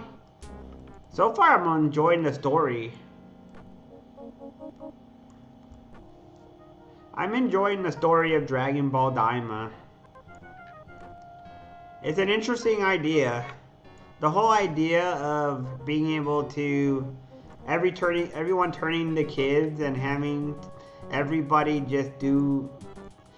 It's good to have something that's not serious. I need lighthearted content because this is one of those kind of moments where the news stresses me out. I need something that's not news, something that's just relaxing and doesn't stress me out. Because the news stresses me out a lot. I don't want anything to do with the news now for a bit. Too much bad shit is going on and I need a break from it. It's not healthy to just watch nothing but news. It's very bad news. Because there's always someone in the world who wants to kill and steal what everyone else has because they're jealous. There's a lot of people like that in this world, unfortunately, who are just want what other people have. They're selfish. They think that they deserve to have what other people have, and they want to have it for themselves. They can't stand to see others have things that they want. And desire is always something that is known to be a bad thing, desire, because when people desire stuff, it doesn't necessarily make them happy. It's a Buddhism thing about not being happy with what you have and not wanting too much. Like, you could want certain things for yourself and your family, and that is fine, but for example, wanting to accrue more money is not, because that is one of those kind of things that obviously it goes down and eventually you become a different person. You become a bad human being when all you want to do is accrue money. It doesn't bring you happiness. Like, you might accrue money, but you might not find a person who loves you because they might decide that you're an absolutely horrible human being. They might see you as what you really are, the terrible human being you are, who only goal in life is to accrue money, like Elon Musk.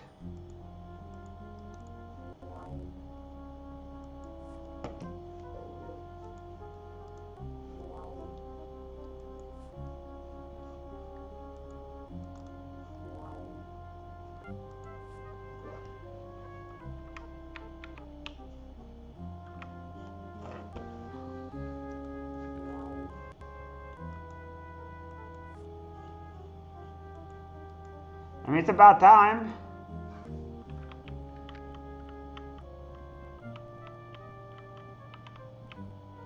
It's about time that he goes down.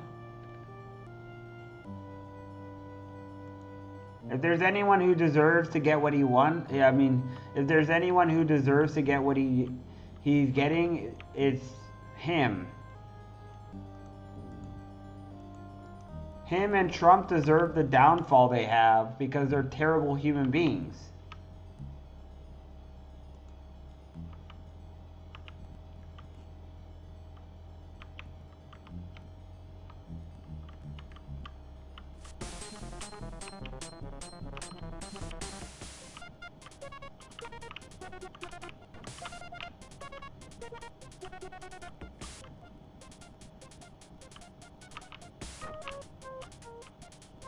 And money changes you, man.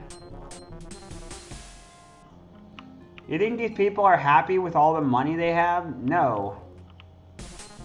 Money doesn't make you happy. Money doesn't solve your issue. It might solve some issues. Obviously, it solves some issues.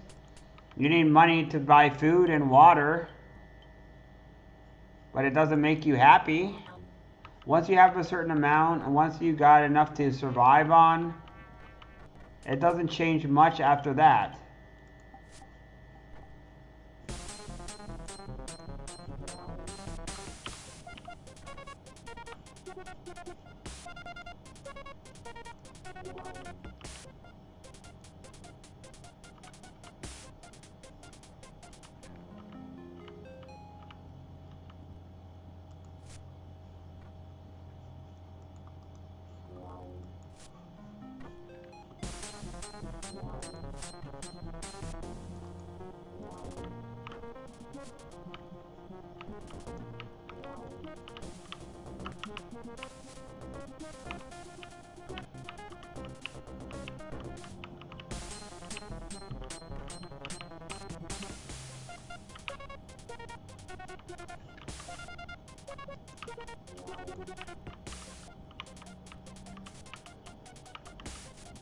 But that's just the reason why news is a bad thing, because, you know, there's people out there who just want to accrue more money.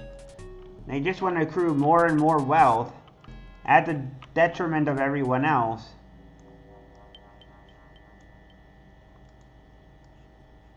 It's the only thing they care about is accruing more wealth.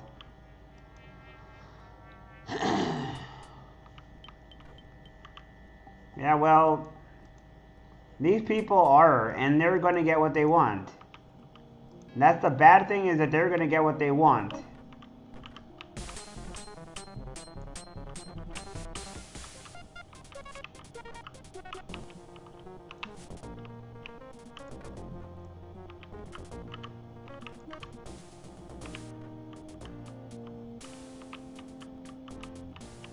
Only they will not be happy. These people are not happy people. Does it? I mean, it's not like EQ, because this game is a single player game.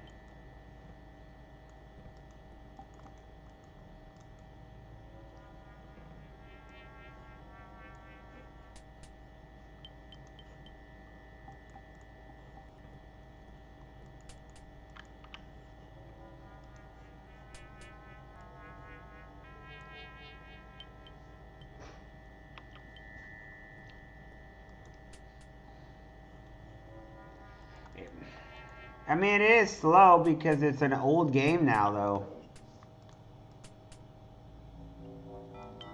It's a very, very old game now.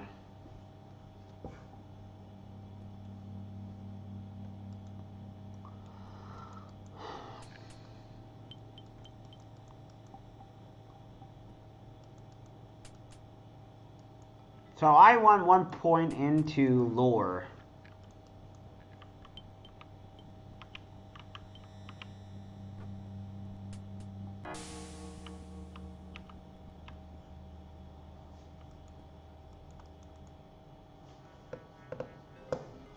Treachery and doom, if thou hast not yet found.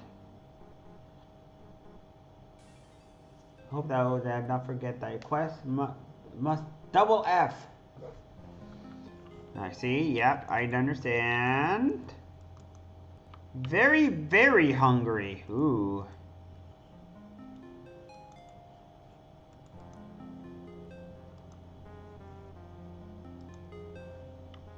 Currently, the character is peckish.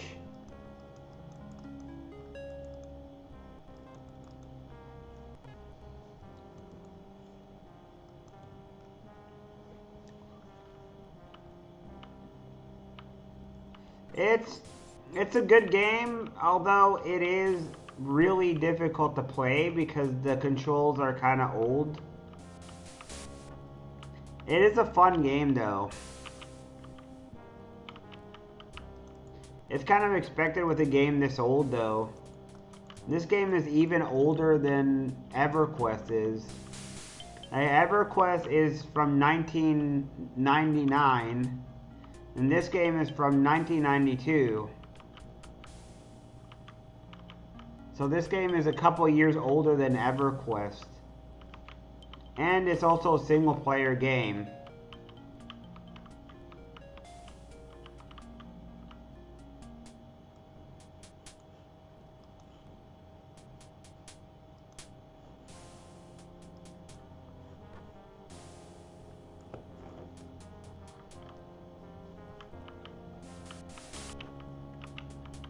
You ever play D&D?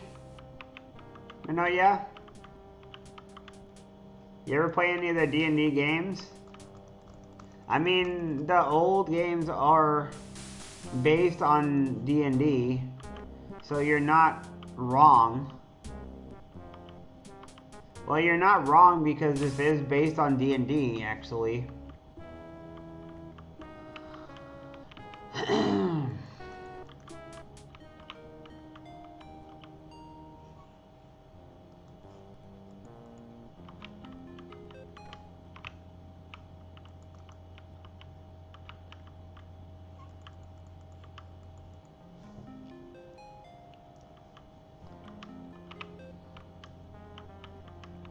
The person who made this game, well, persons, I should say.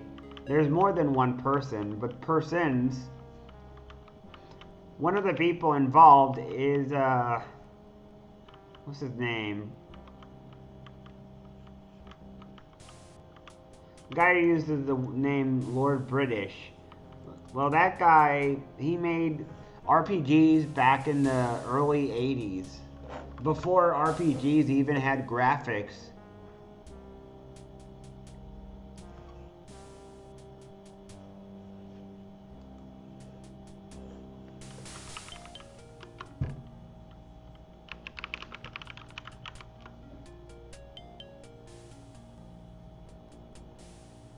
Richard Garriott. Richard Garriott made the Ultima series. He uses the pseudonym of Lord British. And this guy made RPGs back in the 80s, before I was gaming. He made in the early 80s, before I was gaming. I wouldn't have been very good at RPGs back then because I was a little kid. And I'm obviously not the smartest person out there.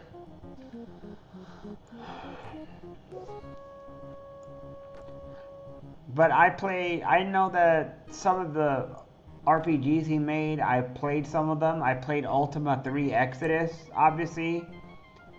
I don't think I've ever played a Calibat, which is his oldest game. It's Ultima Zero, and it came out in like 1979, 1 year before I was born. And I think it's a mud game.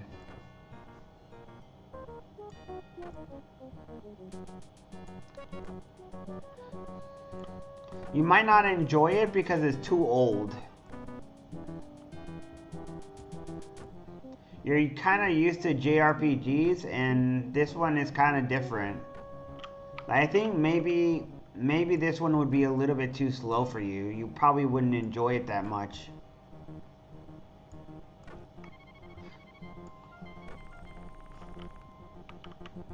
One funny thing about this game, you could break doors down with your fists, and they never hurt. You never break your fists.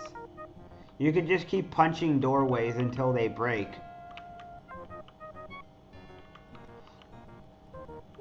It doesn't work on all doors though. It only works with some doors. There are some doors you cannot break down with your fists.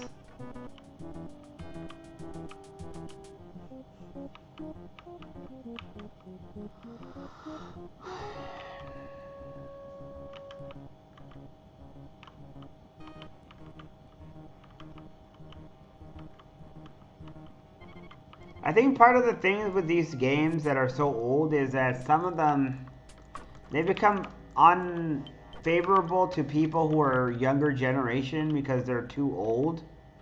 And some of the people won't appreciate some of the aspects because they do have dated features. Like that's one of the things that modern game does have. It has features where they make the controls a little bit more easy to maneuver about.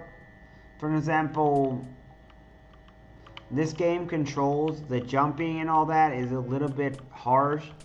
It's very, very hard to get a hold of the jumping because it's kind of awkward and unseemly, making it hard to jump.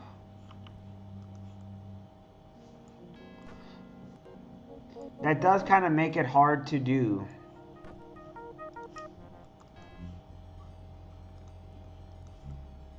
And I know this probably is very stupid that I'm punching doors down.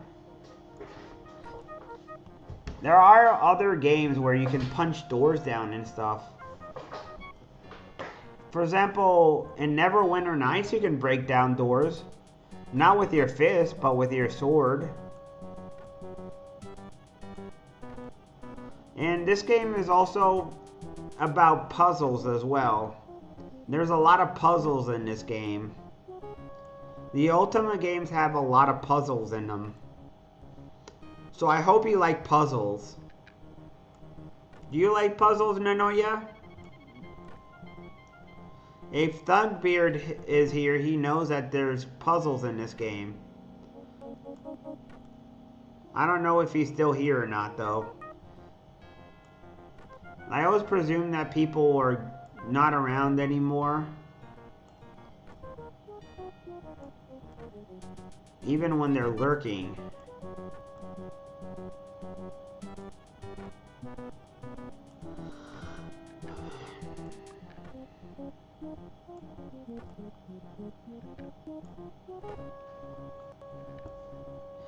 This is one of those kind of games that can get you stuck really easily for a very long time.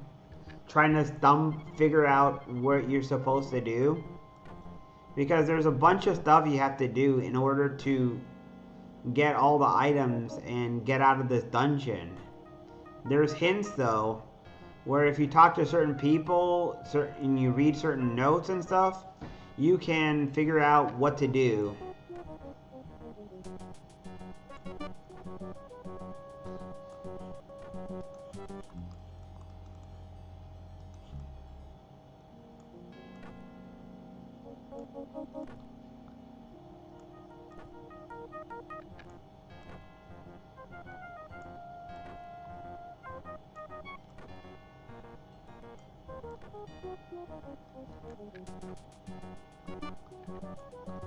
Man, he must have some strong fists, man. If he can keep punching doors until they break.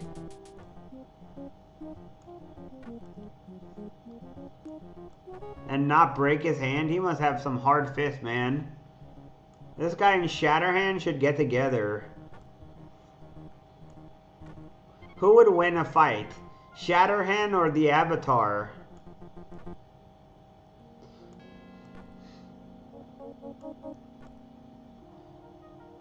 But part of the thing is that this is a old Western game versus the style of JRPGs.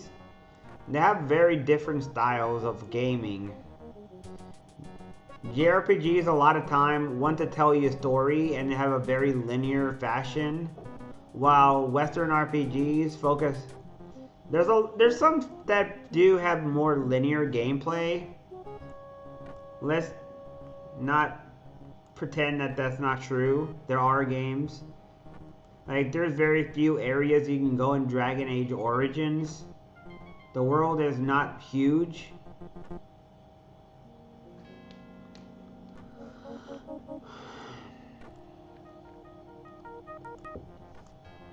I feel like the Western games do tend to have a more openness to it. And maybe it's because Western audiences expect that, where they just run around and do stuff.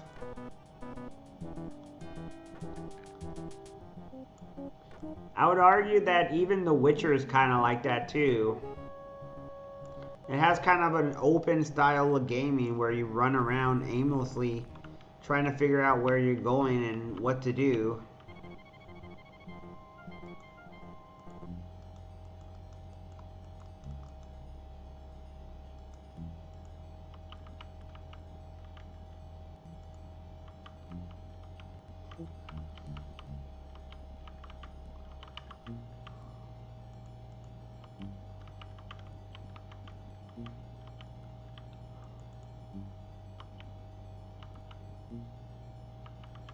If that makes any sense. I keep saying that, man. Probably annoying the heck out of people.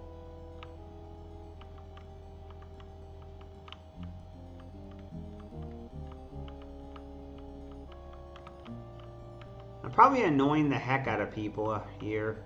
If there is anyone.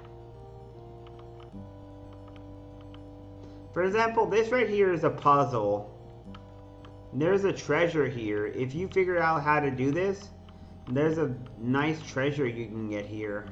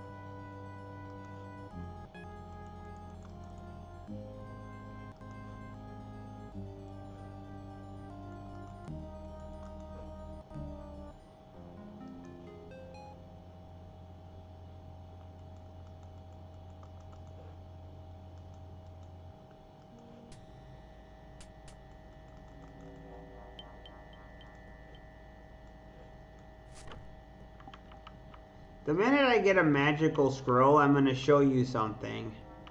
Yeah, I'm going to show you a trick in this game that I found out about. It's very OP as shit. But you first need to find it. I don't know exactly where there is something, but eventually you find a magical scroll. And there's some pretty OP shit that you can do. Alright, who is this guy again? Goblin named Ebb. Alright, Ebb.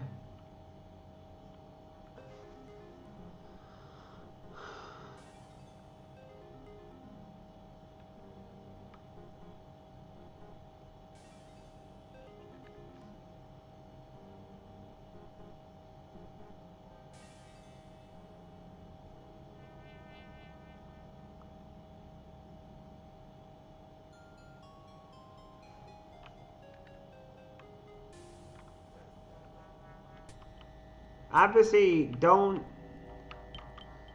just say anything. Be careful what you say because the goblins will get mad at you. These guys are enemies with the green goblins, so you better not do that.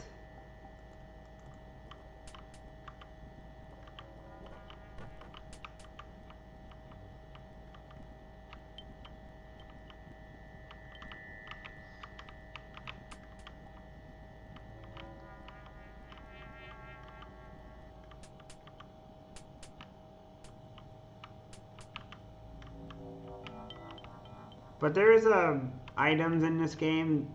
You can find some items, some scrolls and stuff that are magical that will give you magic powers. But they are rare and they're one use.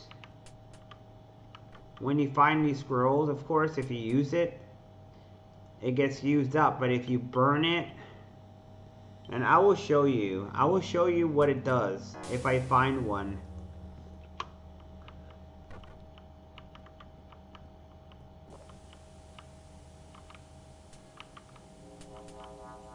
I don't remember where to find one anymore. It's been a while.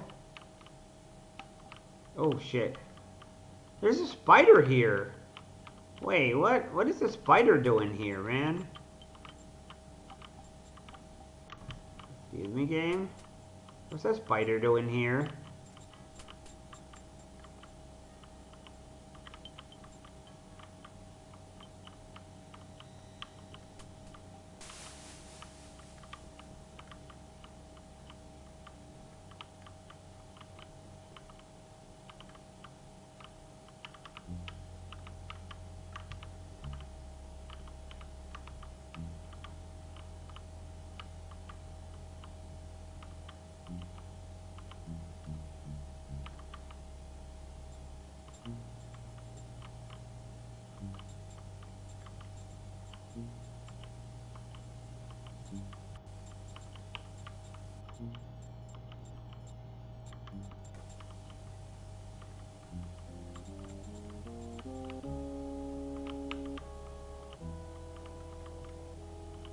And of course, yeah, you can drown in this one.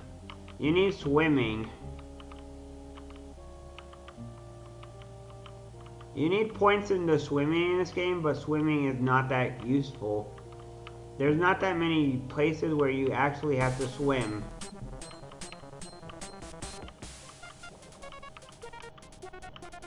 In fact, this game has a problem where it has a lot of useless skills.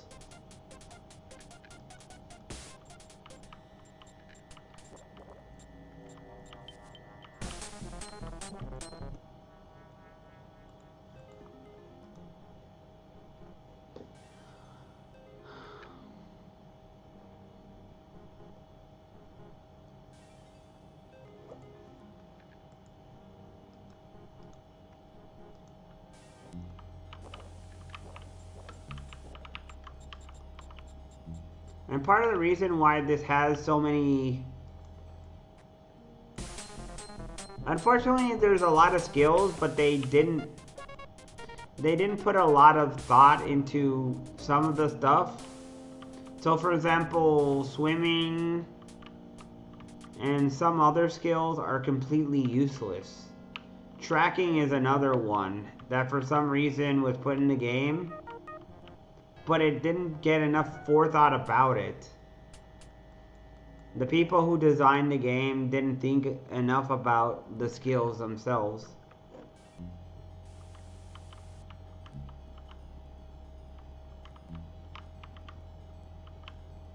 And maybe they didn't have enough time, maybe they just didn't put enough care about it. Whatever the reason is, they didn't give it enough thought about it.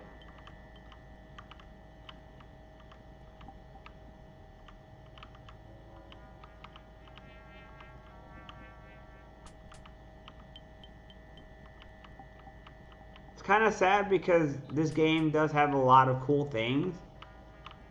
It could be cool if you had tracking to find hidden enemies, like for example, make enemies that are permanently invisible or something, and use track to find them to be able to see permanently invisible enemies.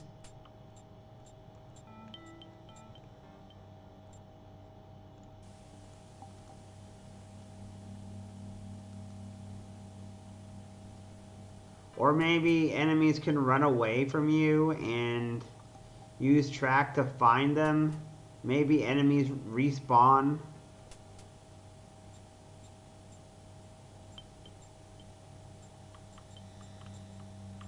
That's great to hear.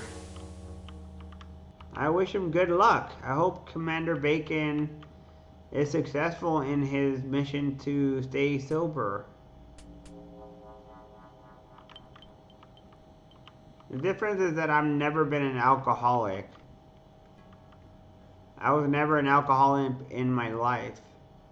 The only thing that I have is other sort of addictions and problems.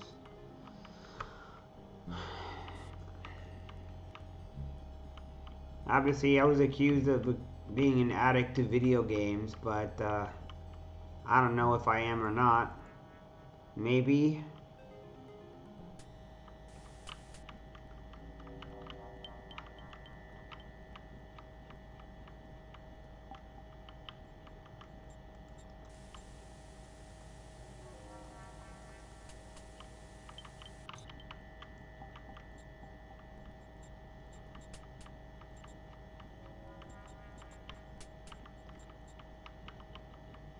It's very rough. If you're a true alcoholic, obviously it's extremely difficult to get off of it. It's extremely, extremely hard.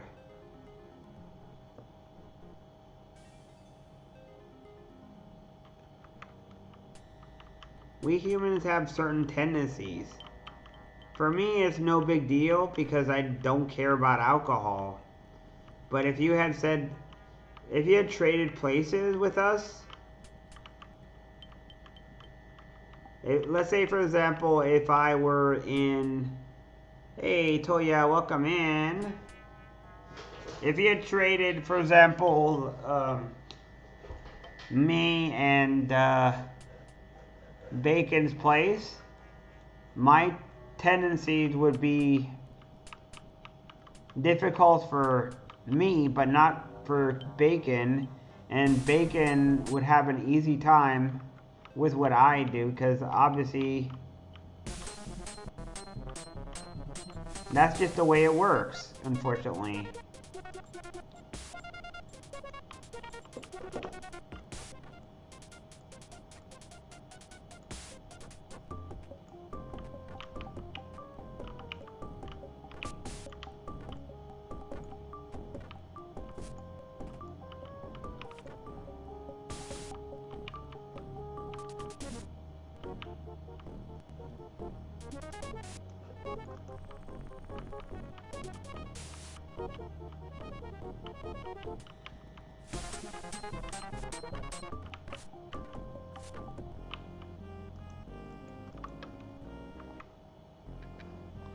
But yeah, I would have trouble with certain things, but and that's with everybody in life, unfortunately. That's just the way it works with everyone. We all got our certain tendencies. We're all humans, and we all got our weaknesses and our flaws, and unfortunately, we just gotta figure out how to get over our emotional baggage, you know?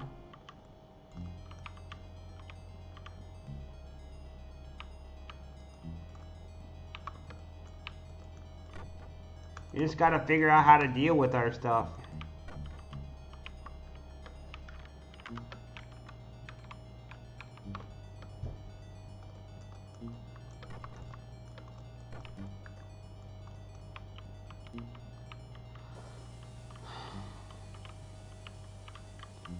I wouldn't say it's probably unfair, but life is not fair. Life is never fair. Everyone's got different challenges to deal with. Some are harder than others. I probably got it off easy compared to a lot of other people.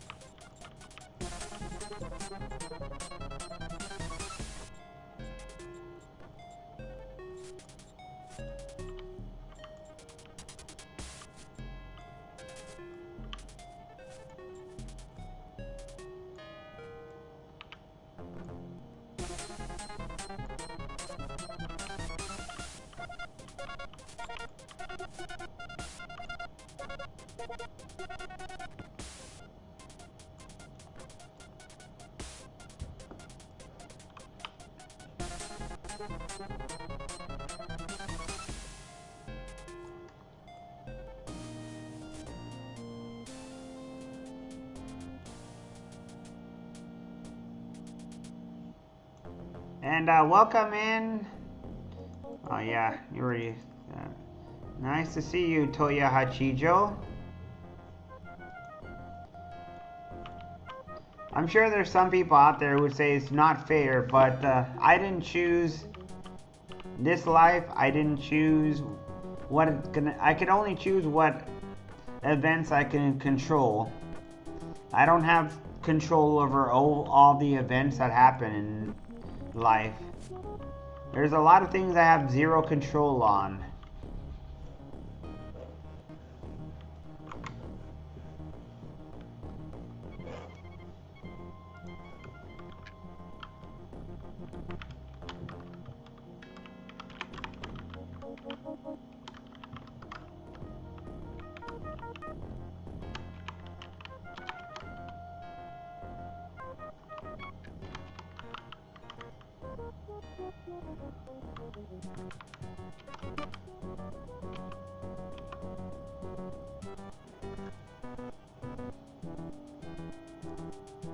Nope.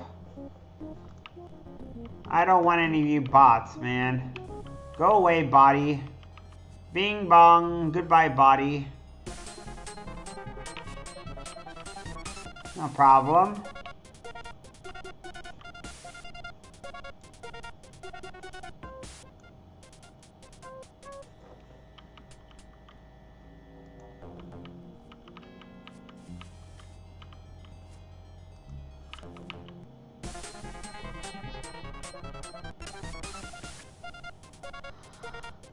I mean, if you want to watch a movie, man. Do what thou wilt, man. Do what thou wilt.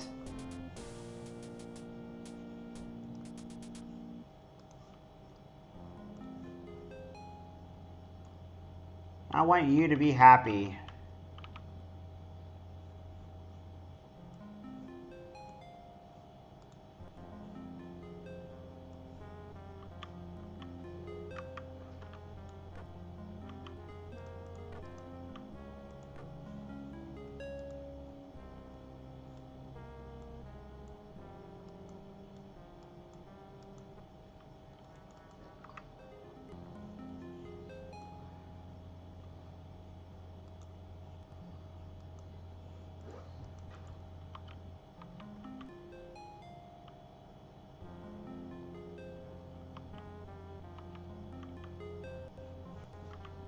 Yeah, I know, man. I just do what I do because I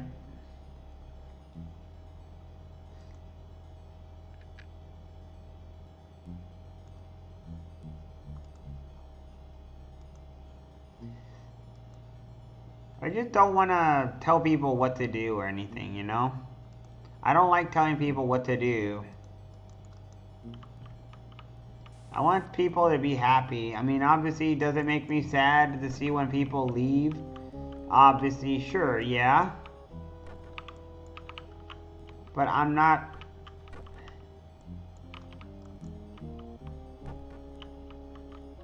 able to control what they do.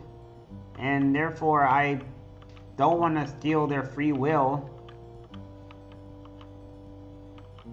Like yesterday, I was sad when Daniel wasn't around, but I didn't want to force him to do anything he didn't want to do. No, I don't want to be also too... I don't want to force anyone to do anything. I don't want to make people feel guilty or anything either. I want people to do whatever they want to do. I don't want to force anyone to do anything. If they want to do something, do it.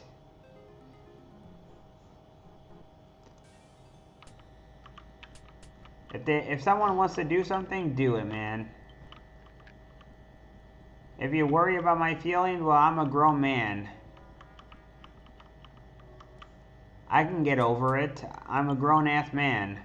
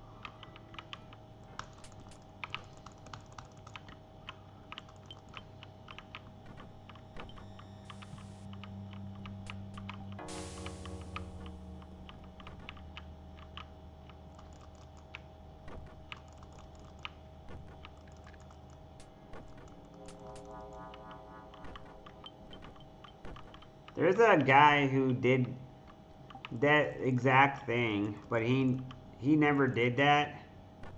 He didn't force people to do that. He just ended up getting banned from streaming because he was a piece of shit, that's all.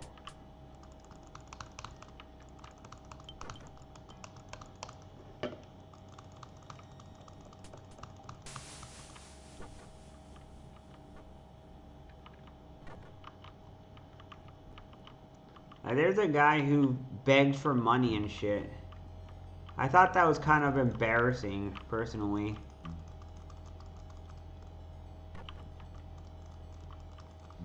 Begging for money is one of the lowest things ever.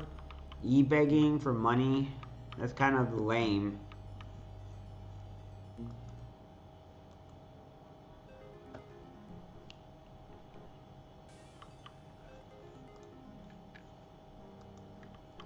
And Dr. Disrespect was,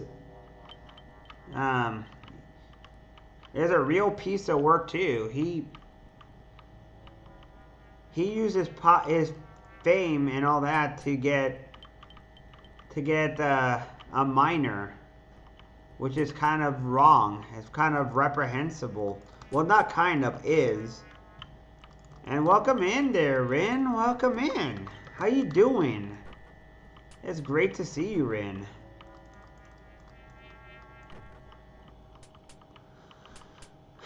I try to steal hearts.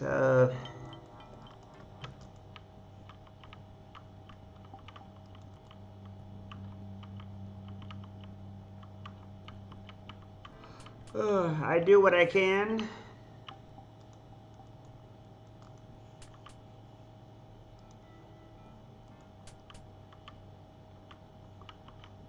I think that's just a door, isn't it?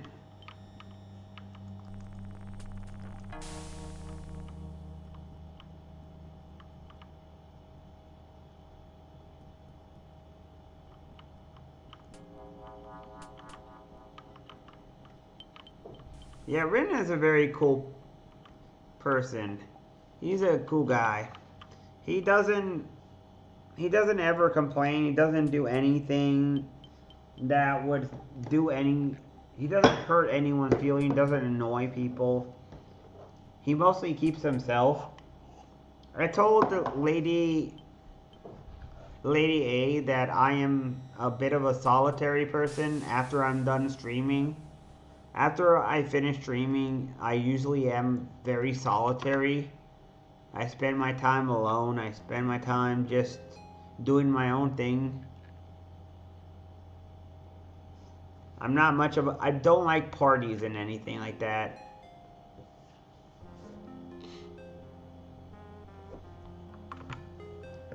Do I have interest in... Wow. The opposite gender? Obviously, yes, I do. Do I have my own thing to be by myself? Yes, because I have my own little thing where I want to be by myself and I need my own free time.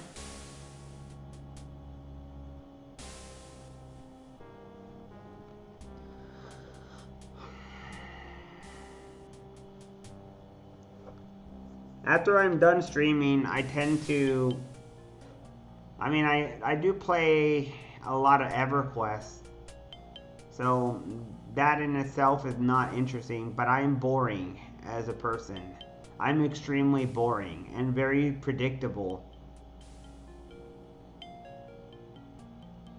Some of it might be autism, some of it might be just me-isms, but I am very boring as a person. I'll watch a show, play EverQuest while I'm doing that, have fun, watch different things on YouTube or Netflix or whatever.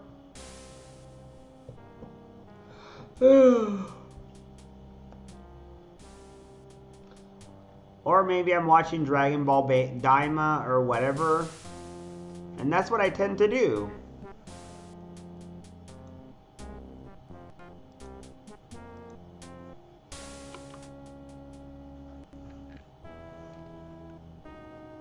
There's a difference between being bored of a game and being boring. There's a difference between being bored and boring. I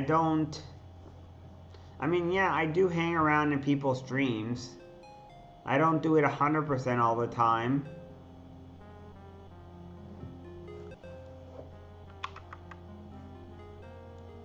Like, I was in I was in Shimohi's stream this morning, talking to Shimohi.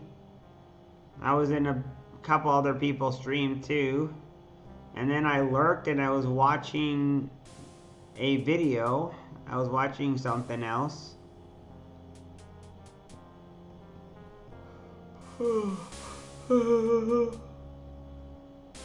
And yesterday I watched Dragon Ball Daima like I told you.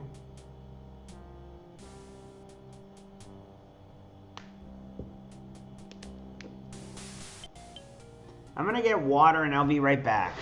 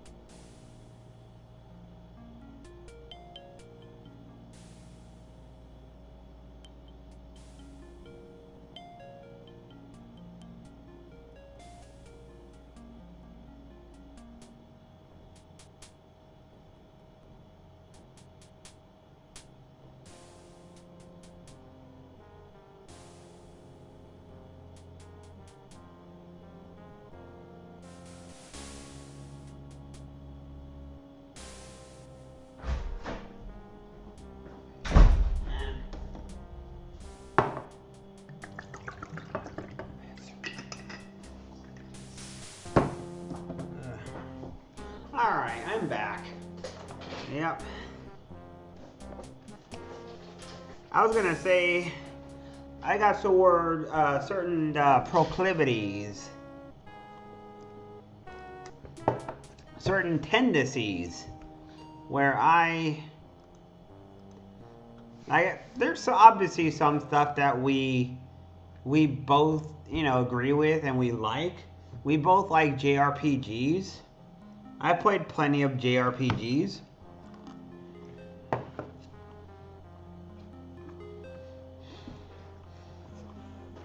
Maybe some of them are not your type of games, but but there are games that we both enjoy.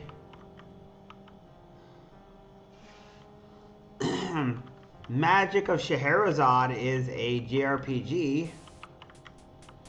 At least I think it is. I think it's made in Japan.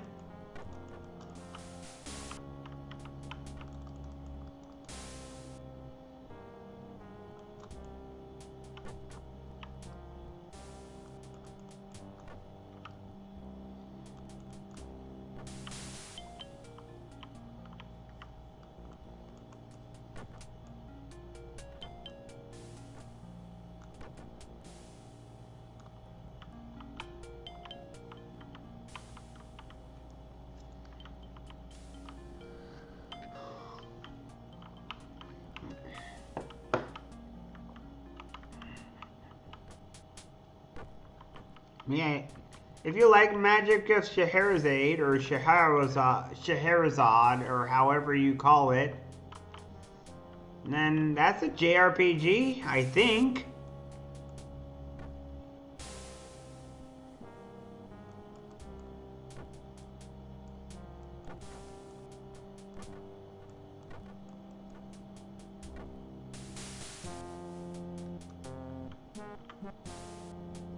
And I enjoyed parts of Dot Hack. Sure, there's parts that I dislike, but there's a lot of parts that I like.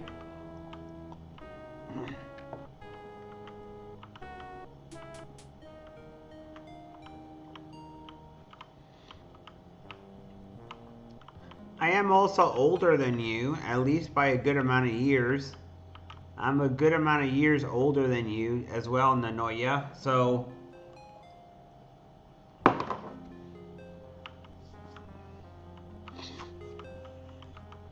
there are things that I'm going to be used to that you're not. For example, this game is too old for you. This game is a lot slower and you might not be used to it, so you might not like that. It might be hard for you to get into because it's so old.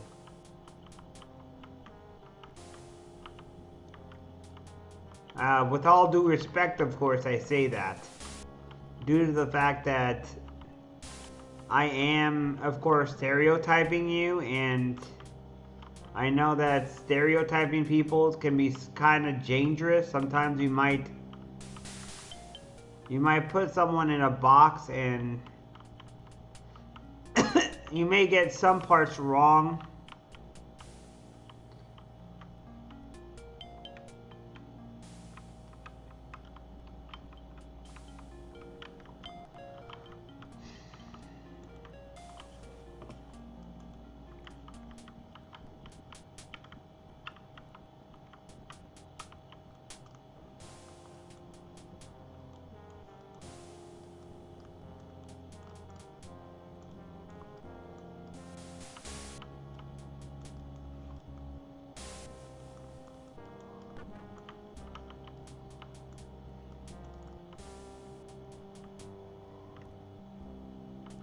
Yeah, but there's a difference between Final Fantasy VII and Parasite Eve type era and this era, man.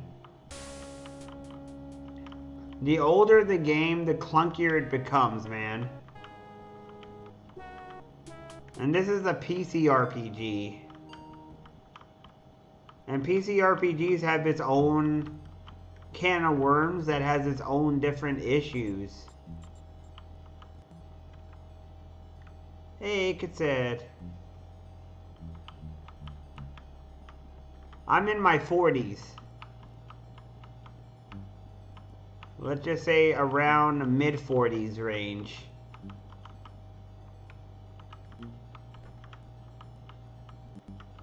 Yeah, mid-40s. I'm middle-aged. Thank you. I've been told that a lot. I've been told that I probably don't have a lot of stress, but I do have my own stresses.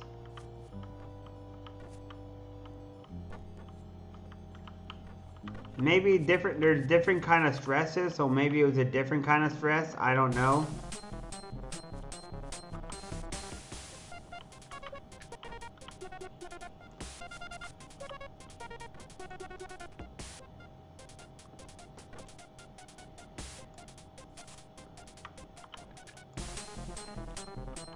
I was told that I looked like 10 years younger than I actually am, which is good news for me. With any luck, maybe I'll live a little bit longer that way.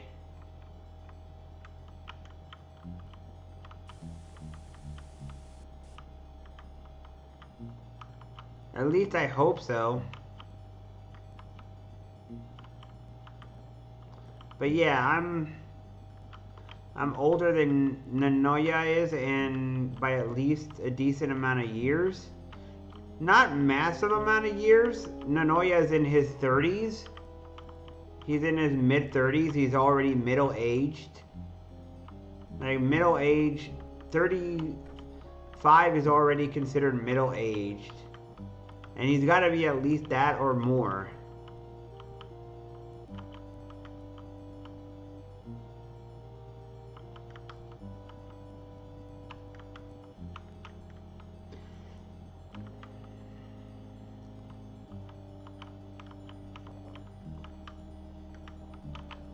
I figured that anyone who's around here would be at least that old, at least with many games, because the games that I play are at least games from the 90s and 80s, because that's how old these games would be. The people who know about these games would be around that age. Except for, of course, Rimrock, which is an anomaly. If I play a modern game, yeah, of course there's going to be a bunch of little kids.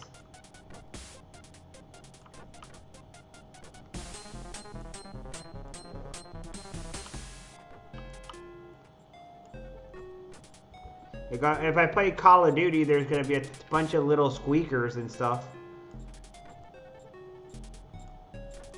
I call them squeakers because they're obviously very young and their voices are high-pitched.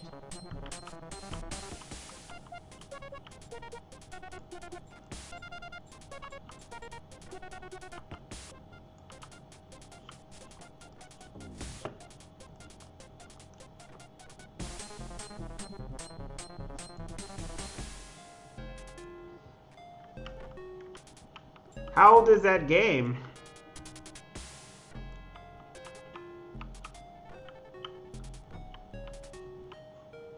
Because this game came out in 1992.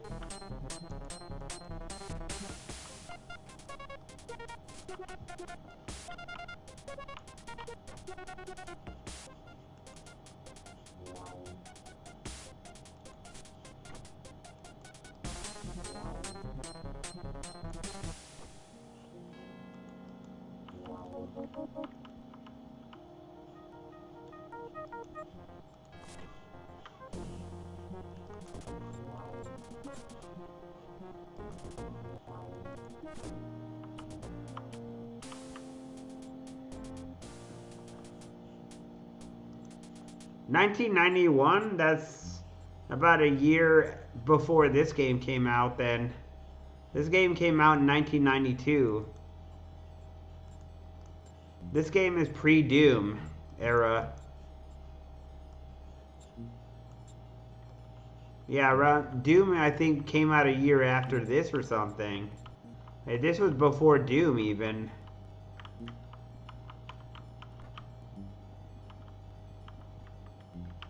It's actually kind of fascinating how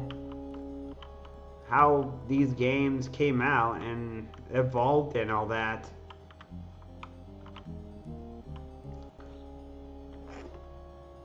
Maze and Legend, the Mystical Ninjas, huh? Let me look that up.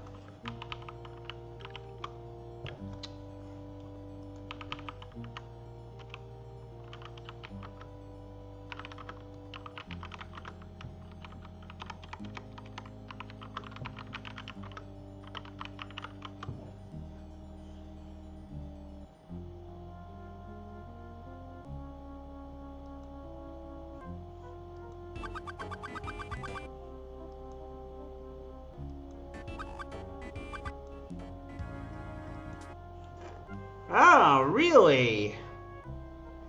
Oh, so it's a first-person roguelike, huh? This is a first-person roguelike. And also, look. Check this out.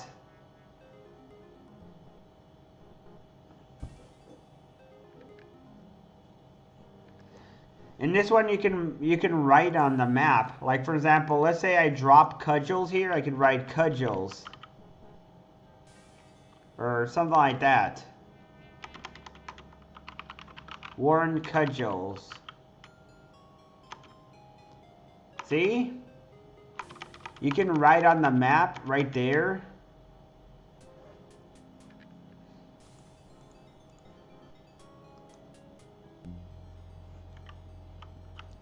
In this game, you use the map to really describe where you are dropping items and stuff, because in this game, you could easily lose an item and not know where it is and stuff. You have to do that in order to find the items and stuff.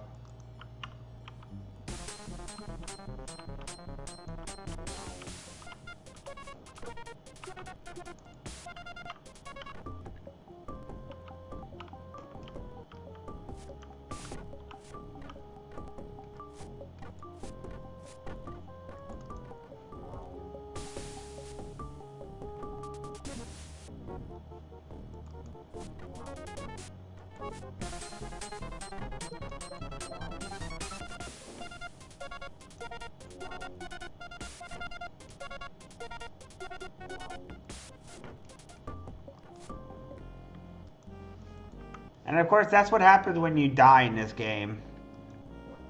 I chose a mage character, which is very, very hard, unfortunately.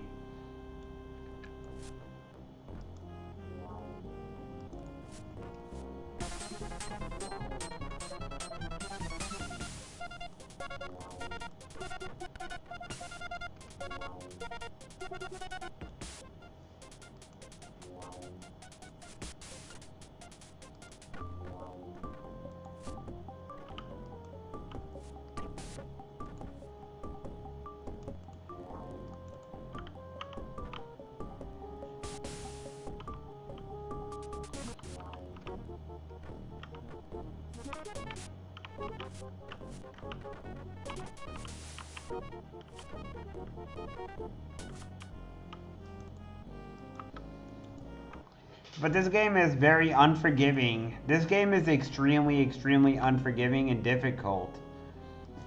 It's more forgiving early on, but later on in this game, it's not forgiving at all. And it's even worse. It's even worse as you get later in the game. Unfortunately, it's extremely unforgiving even early on. Like, I know I kind of gave it a little bit of a go. You can save, though. It's just that early on in the game is like, oh, okay, so you want to survive? Well, you know, here's some skills that you can do. Oh, what is that? What is that now? You want to use the maps? You want to use points into something like tracking? Oh, I'm sorry, but tracking is useless. Oh, so you want to use a certain other skill, like, for example, I don't know. You want to use some other skill? Well, sorry, but this skill is not very good. You need to know exactly what you're going to use in this game in order to stay viable. If you're a melee class, for example, use melee skill. Use strength and stuff.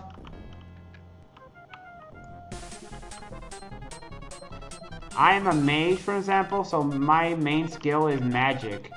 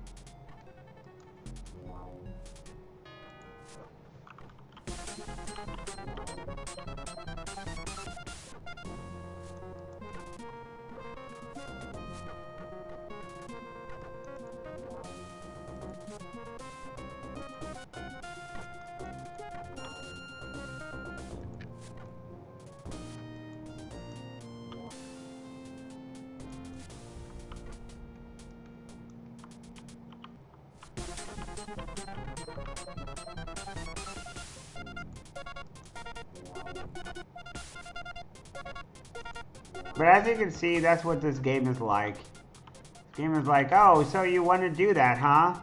Well, you messed up badly.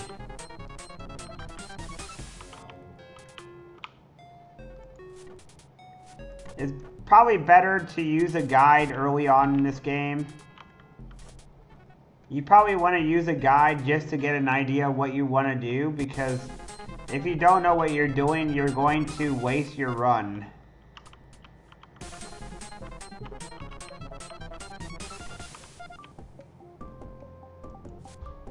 This game is highly unforgiving. It's to the point where it's actually kind of incredible that if you even got really far early on your first run.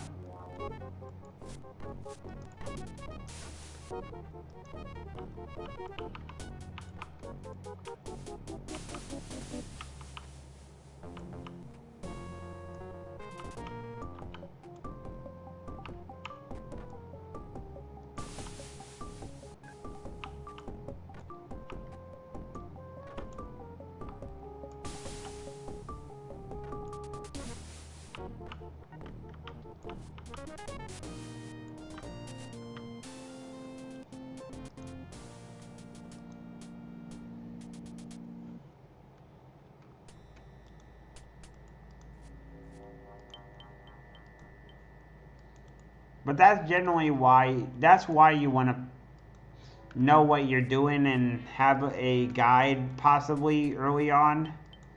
If you don't know what you're doing early on, you could easily ruin this game. It's pretty brutal, actually. It's probably a little bit more forgiving than Ultima 3. Just because Ultima 3 is ridiculous. Ultima 3 is the kind of game where you level up and then the game was like, ha ha, you were the fucking idiot. The game Ultima 3 Exodus is like, ha ha, you leveled up. What a moron you are. Why did you level up? And why did you put no stats in before doing that? You stupid idiot. Now guess what? Now you're going to have high level monsters who are just going to rape your ass and you're going to be able to do nothing. That's what it's like. Game is like, ha, you're so stupid. You should have known that you don't get stats when you level up. You are such a fool. This game, you don't get stats, but at the very least, the game doesn't do that to you. You still don't get stronger, per se. You still need to put points in the stats. And there's a certain password for everything in order to get those stats. You have to go and find them, and then after that, you finally get the get them.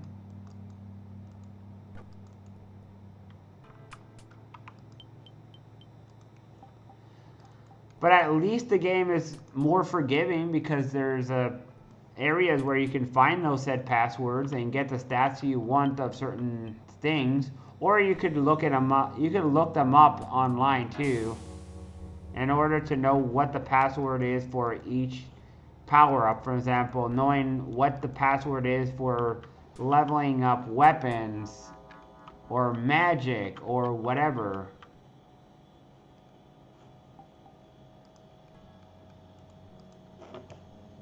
At least you can look it up. Yeah, I mean, yeah, it's unforgiving, but it's not impossible to find it. The Ultima 3 Exodus is kind of ridiculous, actually. I'll admit that Ultima 3 Exodus can be kind of ridiculous sometimes.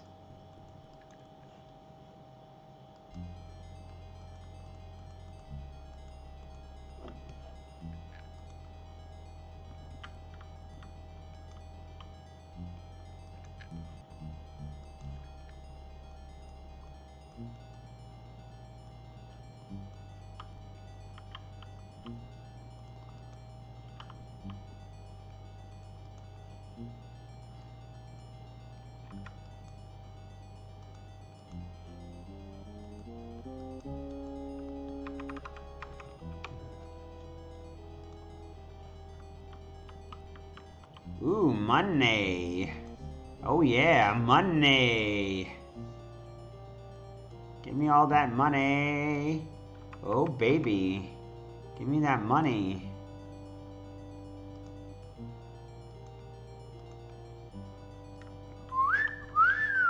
Money. Oh yeah. Sweet, sweet money.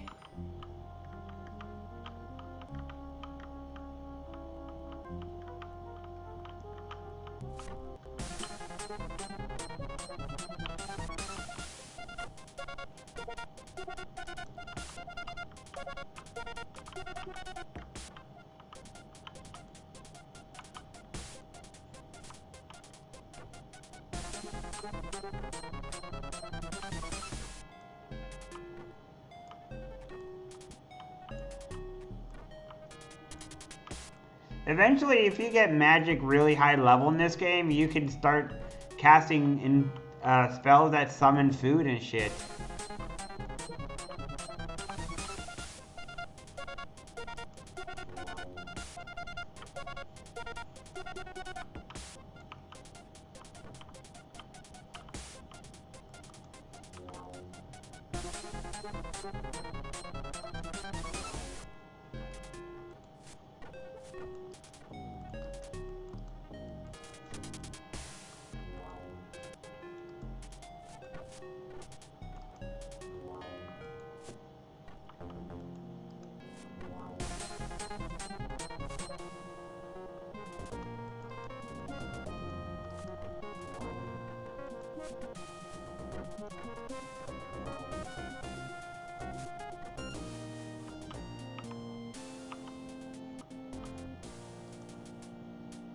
But yeah, eventually you can just straight up...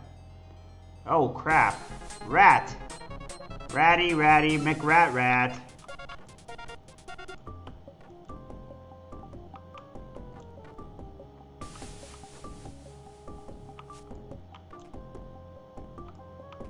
You can also find a fishing pole in this game. If you find a fishing pole, obviously you can fish, and being able to fish means you can get unlimited food in this game. You definitely want to do that.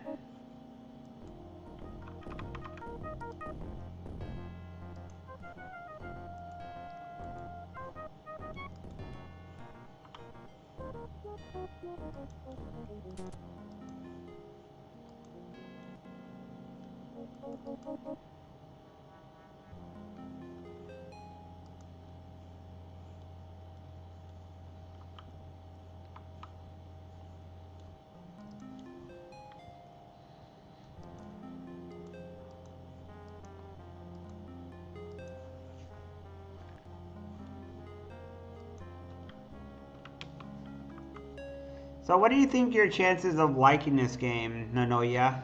What about you? Cassette? What do you think your chances of liking this game?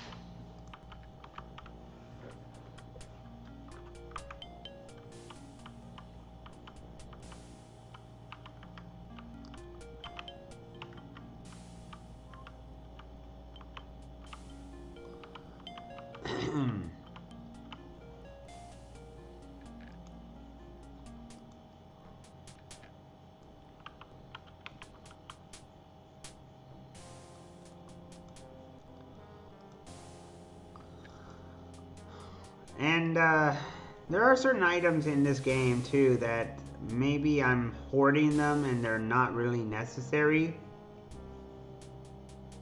I don't know exactly what's going to be necessary. Oh yeah, I have too much stuff. I got too much stuff. I got a lot of stuff here now.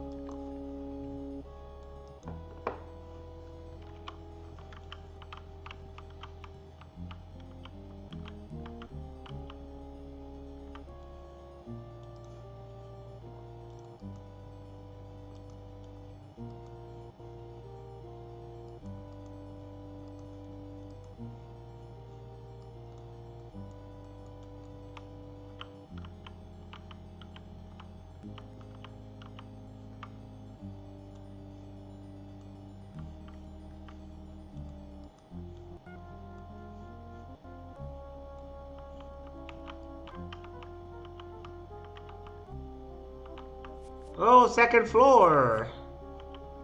Made it to the second floor, guys. First time ever in this stream, made it to the second floor. Heck yeah.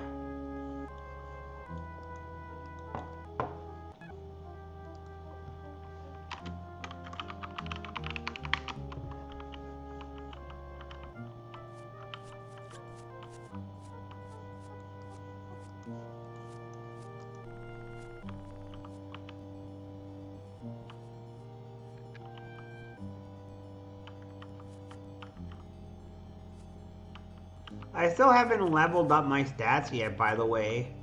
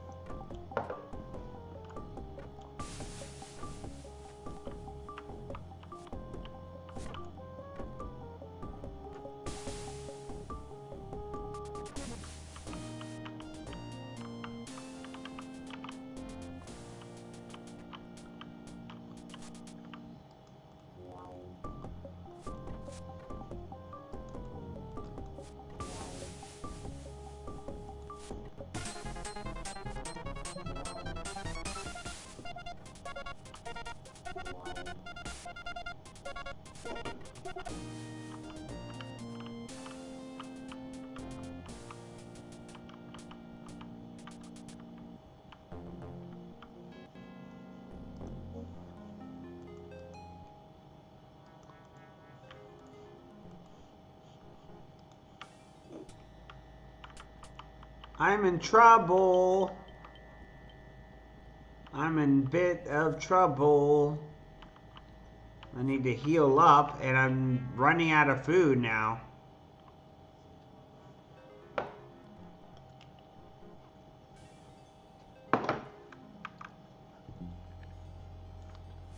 need to sleep.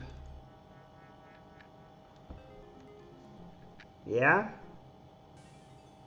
Good that thou art, head. Learn as much as thou art able about the talisman. Kerberos created them. Talk to the inhabitants. So I need to find the final hope is in drama. Yep, I know. I'm peckish or hungry? Hungry. Okay. Am I hungry like a wolf? No.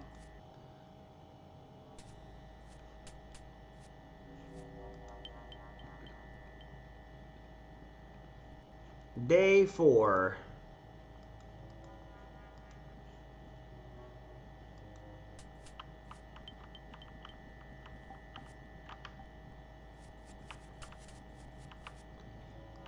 I got no more food, guys.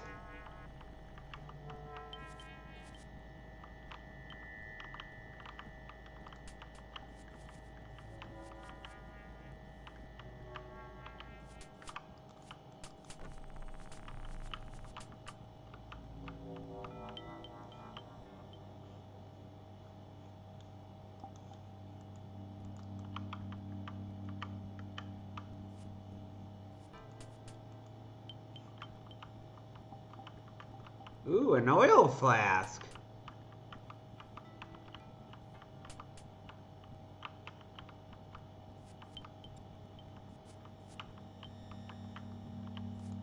Oh, here's a portcullis. It's locked. A locked portcullis.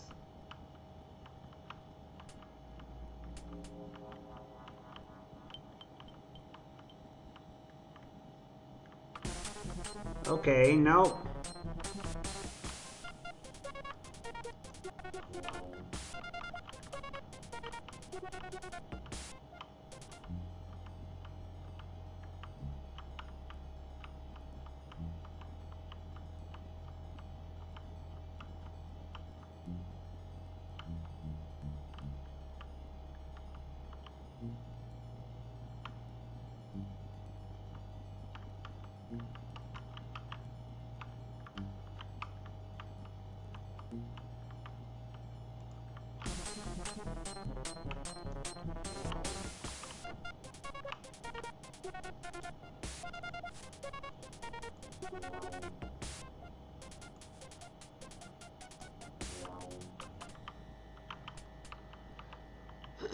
Melee is actually kind of easier to do on the first run.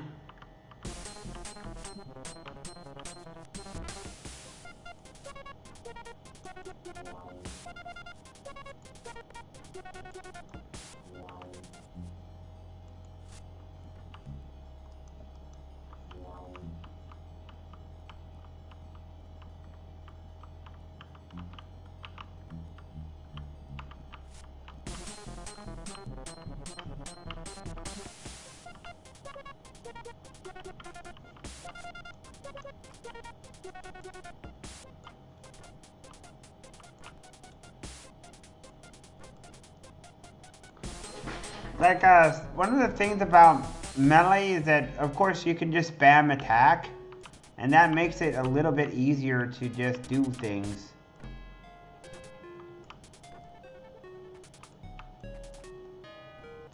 You have to spam attack a lot of times anyways, and being able to just spam attack makes it a lot easier to burn through things. If you have high weapon skills and high strength, you could just absolutely destroy things. You still damage your weapon, by the way, if you have really armored enemies.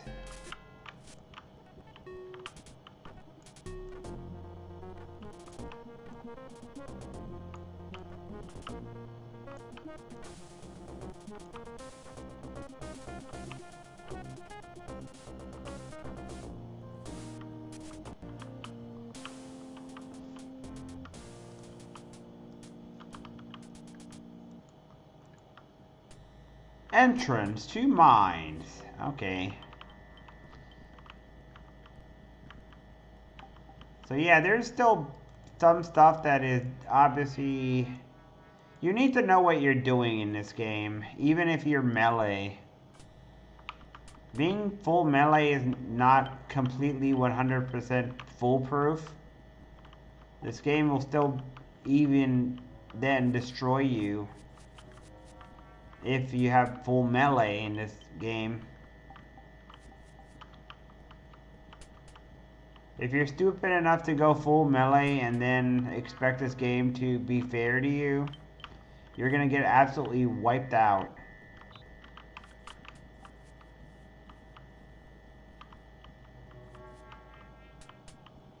This game doesn't care. This game has zero fucks given.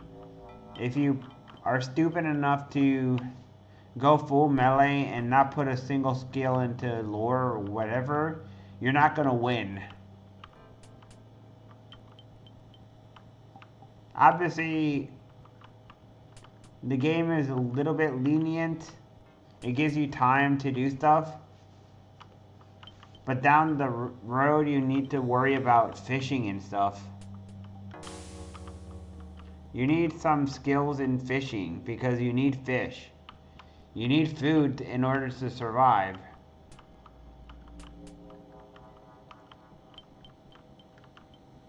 How do I open this portcullis anyways?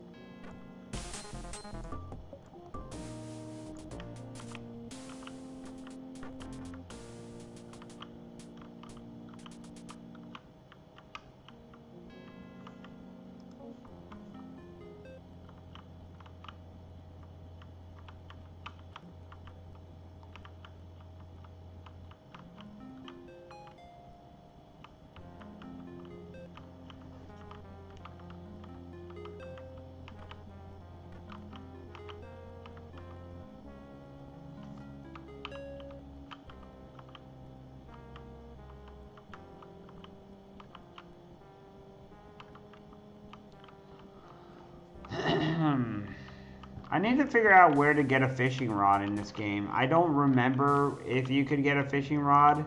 I used to go through this entire game really quickly, but I can't do that anymore because I don't remember.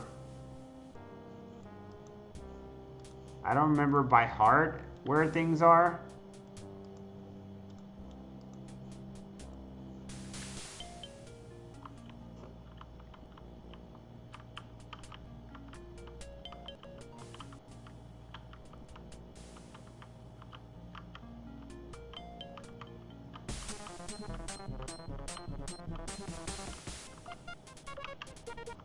Oh, nuts.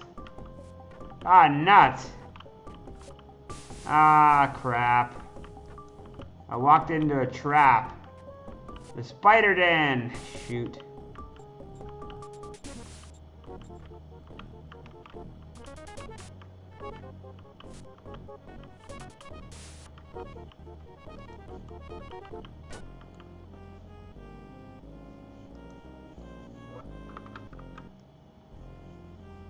I need to use the restroom.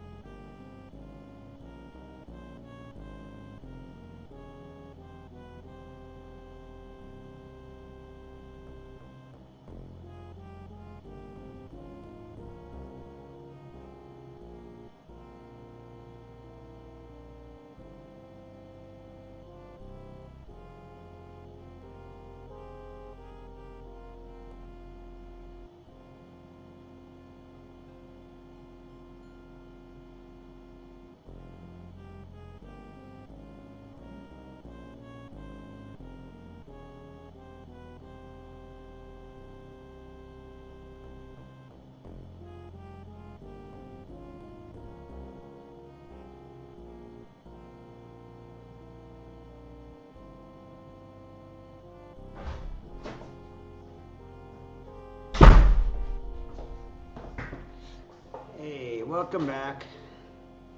Oof. Welcome back, Daniel. I got killed.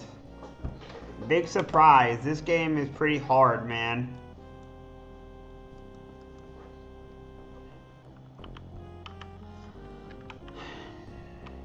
But thank you for being around. Thank you. And right now I'm trying to figure out where the passwords are because I need it. I need the password in order to unlock the stuff that you use for leveling up in stats. I need points into lore. I need points into lore so I can get better items. Lore allows you to tell you when items are magical and not. And there's a lot of magical items that are extremely potent in this game. I stopped playing Soul Calibur, which I know you don't care about because you didn't stay around that much, and I don't know, you didn't seem all that interested. But I stopped playing it because it stopped working properly and the game froze up. I like the game though, but I had the same issue I had with Mario RPG. So I just stopped playing it altogether because I'm not going to start all over again.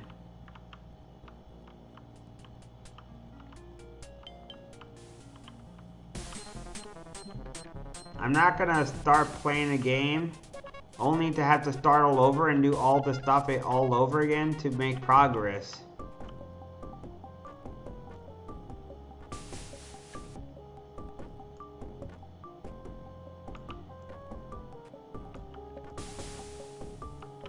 GameCube? Ooh.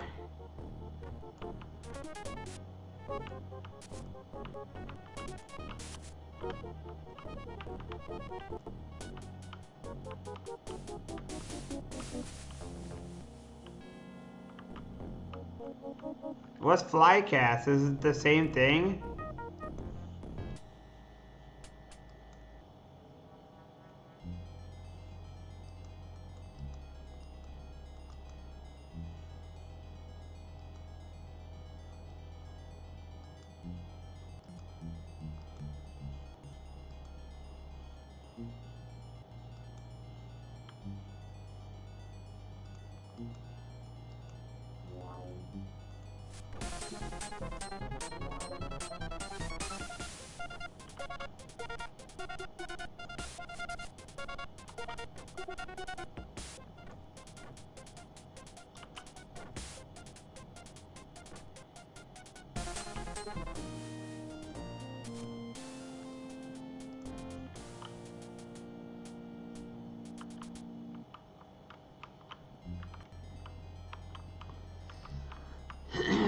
I'll have to do that on my off time then. I'll do that on my off time because right now, obviously in the middle of the stream, it's kind of asking a lot to do that in the middle of the stream.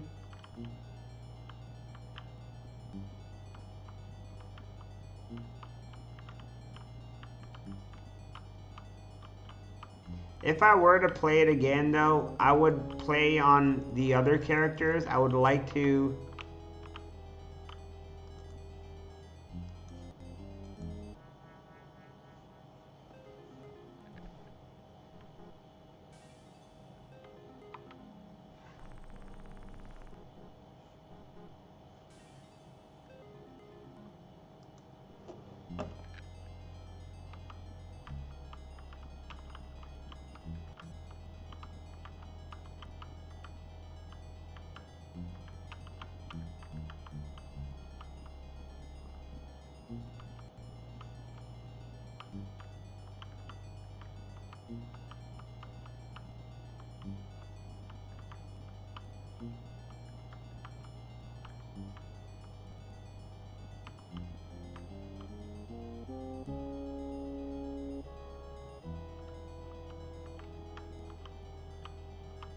For me, the most important thing is being able to play the game, Daniel.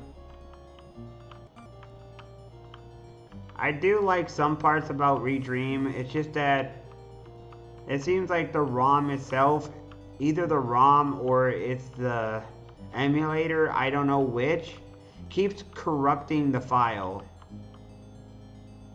It's a big issue. It keeps corrupting the save file and I can't play the game then. And I really don't want to have to start all over from the beginning. I made so much progress yesterday. Yesterday, I got all the characters unlocked almost. And the only characters left were the characters up top. I think I did get them all unlocked. And then I started on story mode. Like, how shitty is that, man?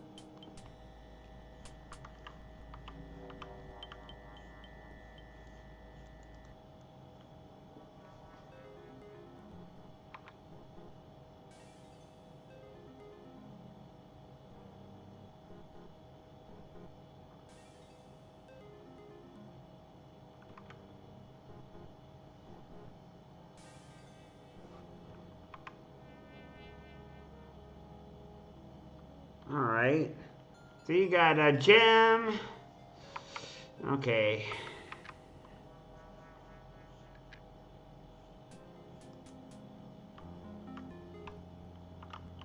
I'm trying to look for a fishing rod.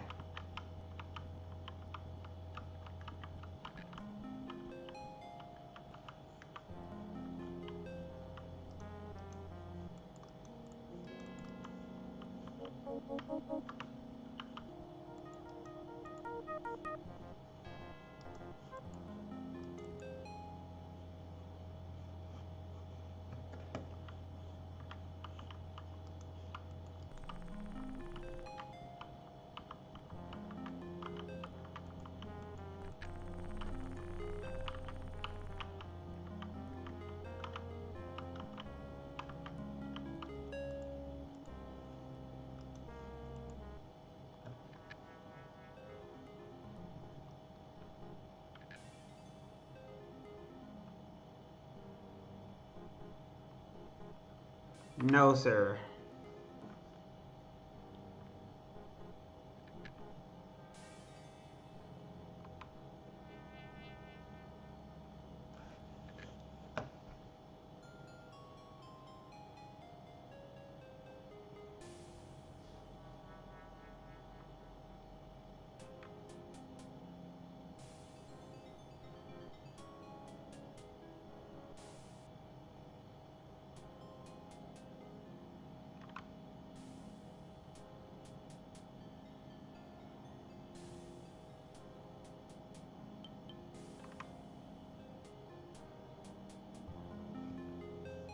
Ooh.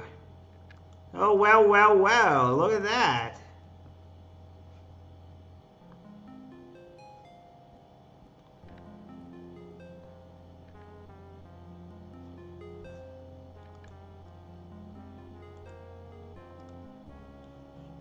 Get rid of this.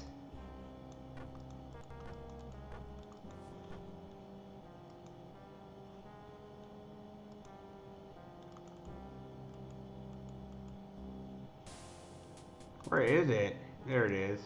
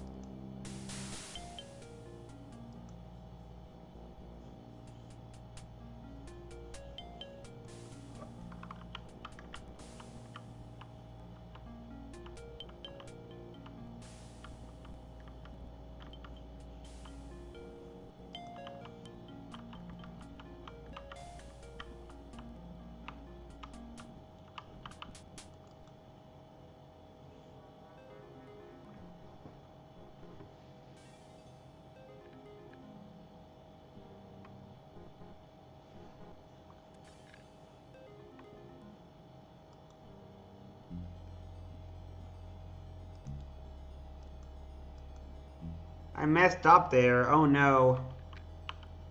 I messed up really badly there.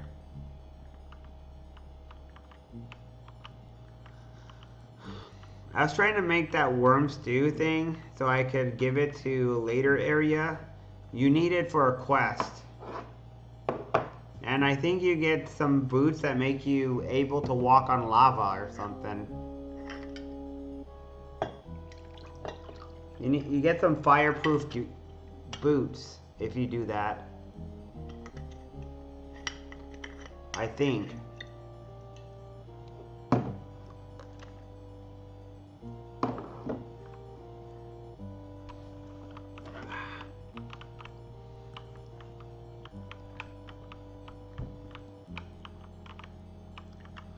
How are you guys enjoying the memory lane, huh? I personally enjoy this game.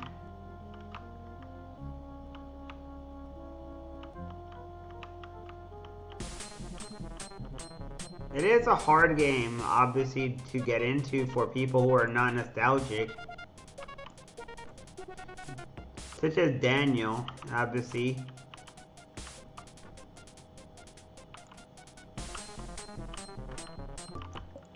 I mean, part of the thing though is that it's a Western RPG, so it's got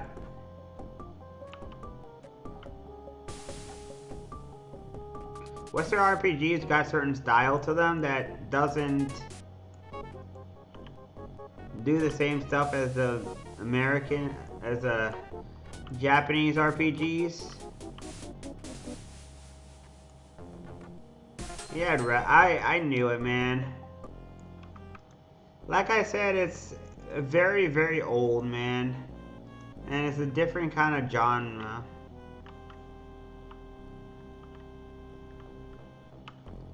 I mean, it is very, very, very old. It is older than you are.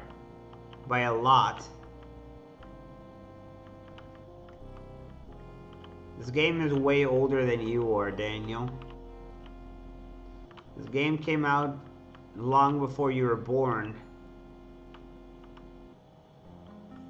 So because of that, the style might not appeal to you.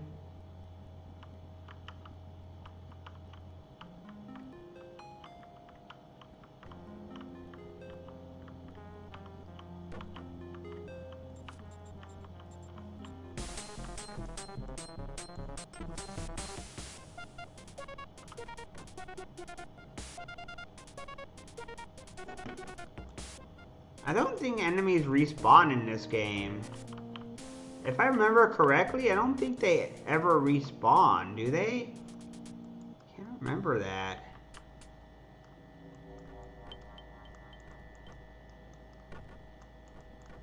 You like the music? Haha, interesting.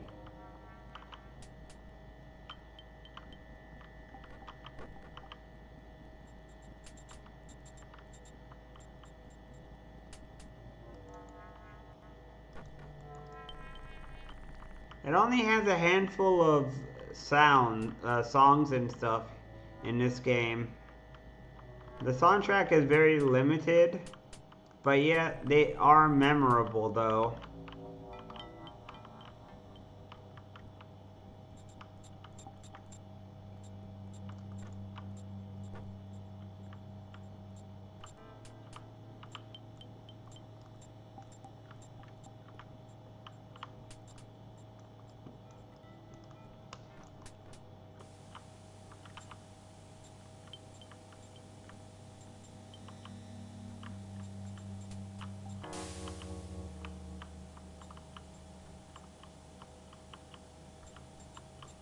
At least you like the song. Oh, that's something.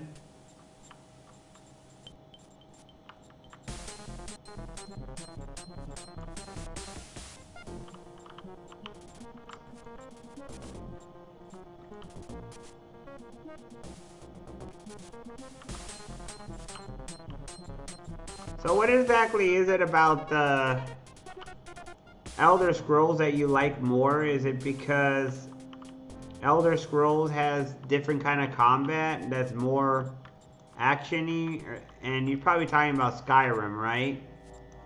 You're talking about Elder Scrolls Skyrim, right? Not the old Elder Scrolls. You're talking about Skyrim or something, probably.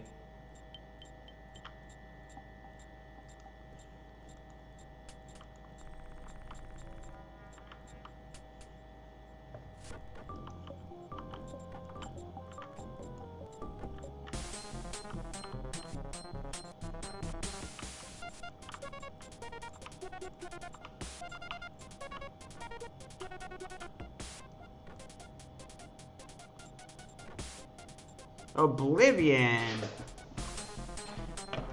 I mean, Oblivion was my first too, Rin.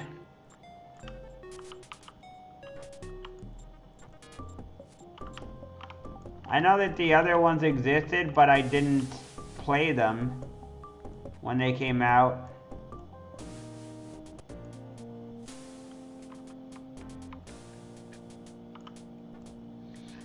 Obviously, because of the number system.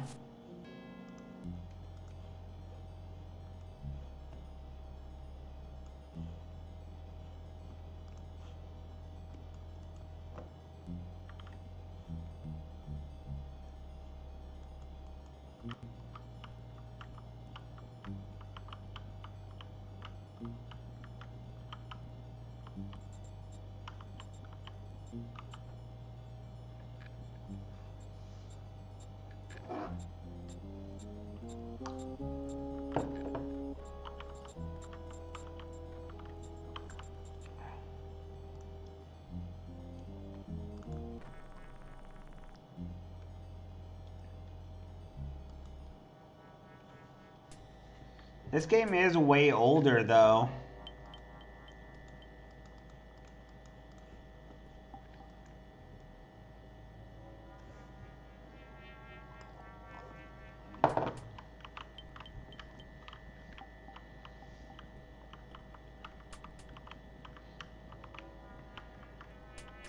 In this one, there is dialogue and all that, but it's an old game, so the limitations are based on all that things there. So of course, whatever limitations this game has, it has those limitations, and that's that because of its age.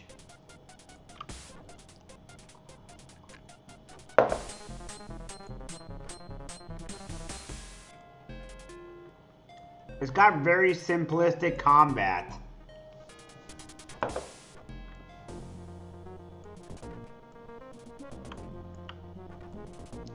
But one of the things that's fun about this game is the exploration.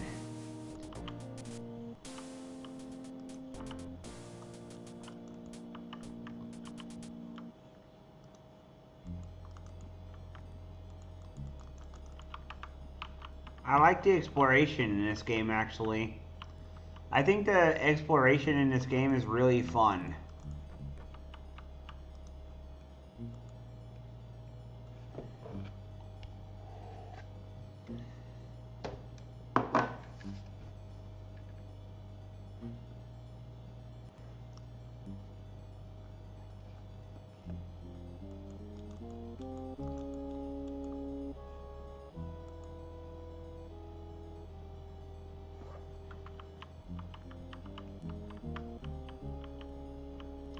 And you can do some pretty silly stuff in... You can do some pretty silly stuff in Ultima 7. Like, for example, in Ultima 7, there's a spell called Armageddon, which you can kill all the NPCs and make the game unwinnable. But you get to see a dialogue, and the bad guy says something that's kind of amusing. And of course, the main baddie says, "Well, Avatar. Oh, well, Avatar." Like in a mocking voice, because you wiped out the human race with the spell Armageddon, and meteors start falling down, and you can kill Lord British. who is the king. You could drop an item on his head and kill him instantly, or you could use the Black Rock sword to suck his soul out. Which is kind of funny. You could do all that kind of stuff to the main king. And that's not to say the king is good in any way. He's not. Just because he's the king don't mean he's good. And fair enough, I mean, it's more roguelike than, it's very much roguelike like the SMT games. It is a roguelike after all.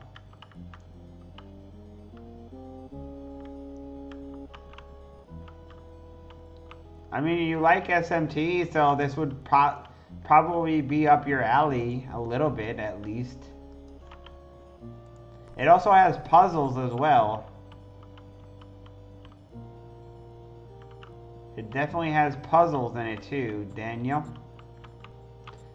The only one thing is I think that it'd be too old for you.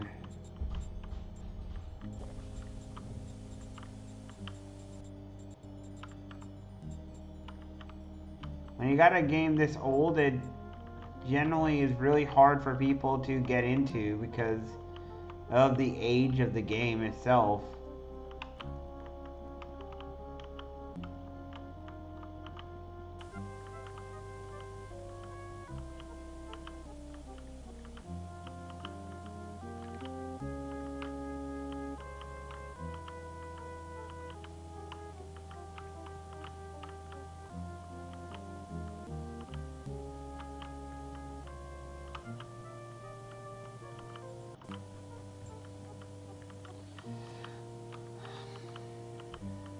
You like 3 and up? The games become more sophisticated as they get along. The Ultima games do get more sophisticated. This game is very old-fashioned, so maybe that's why you don't like it.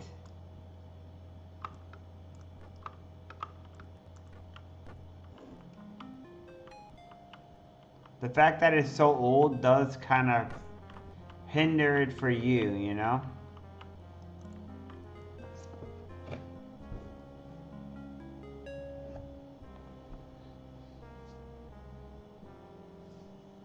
I enjoyed the SMT4.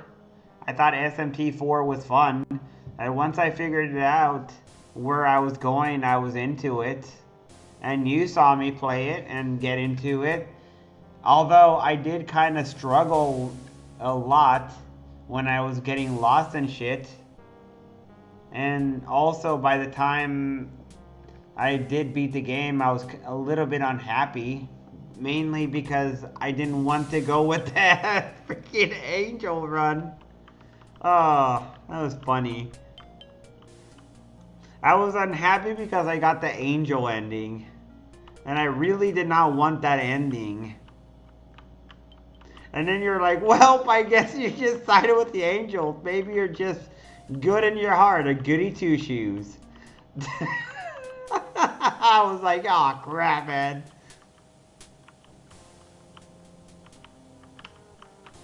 That was so funny.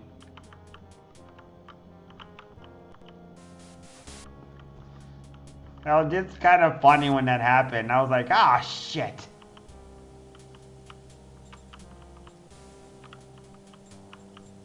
I really didn't want to kill What's-Her-Face in that game either. I didn't want to kill, I can't remember her name now, the main character. The one lady in the team, I didn't want to kill her.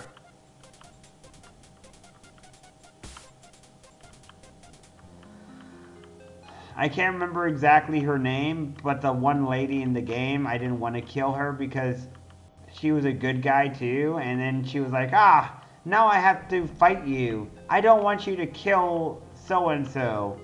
And I'm like, I don't want to fight you, man. Why do I have to do this? Why do I have to kill you?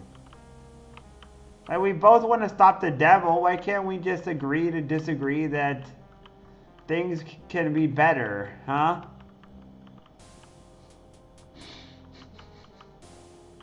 Oh, that's fucking... It's fucking perfect.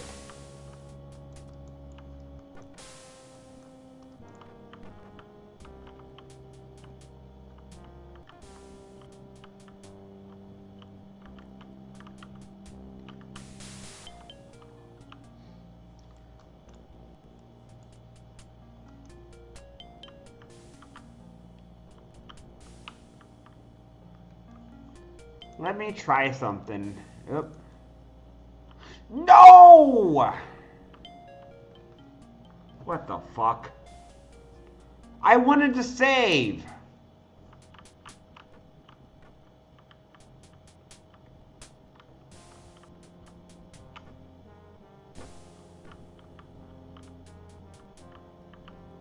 Do I actually take damage? It says the guide I do. Oh, I do. I do take damage. I'm dying. Whee! I do take fall damage.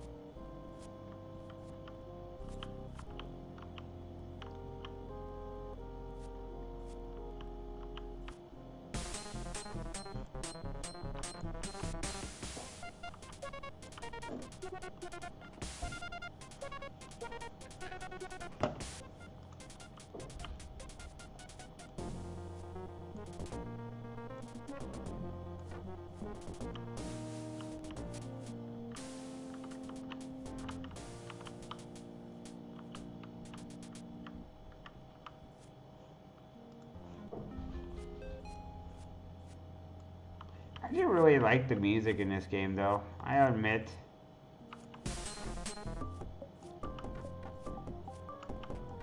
Should I play Ultima 7 so you can see for yourself the Ultima game? And also, this is the Rimrock request, Daniel.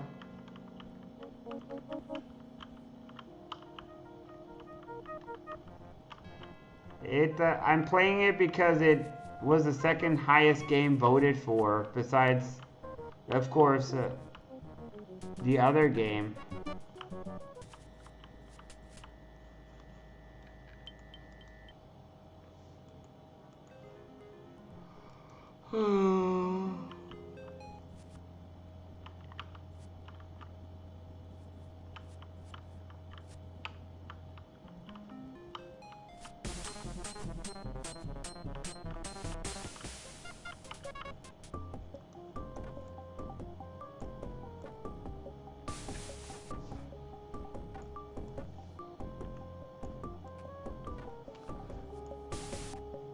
Right now, my main goal is to just level up and figure out where everything is.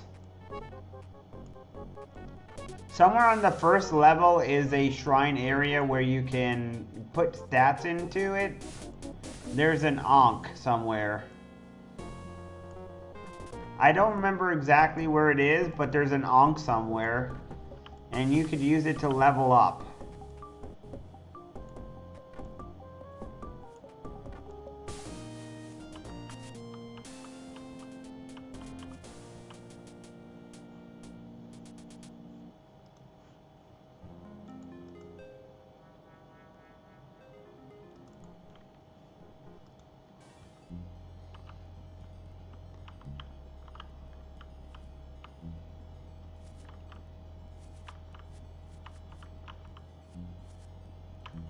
We're going in circles, aren't we?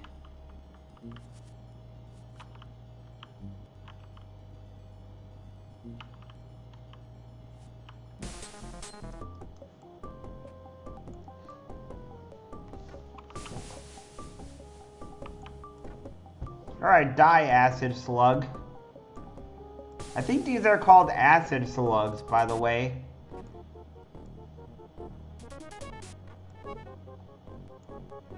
Hey, welcome back, Nanoya.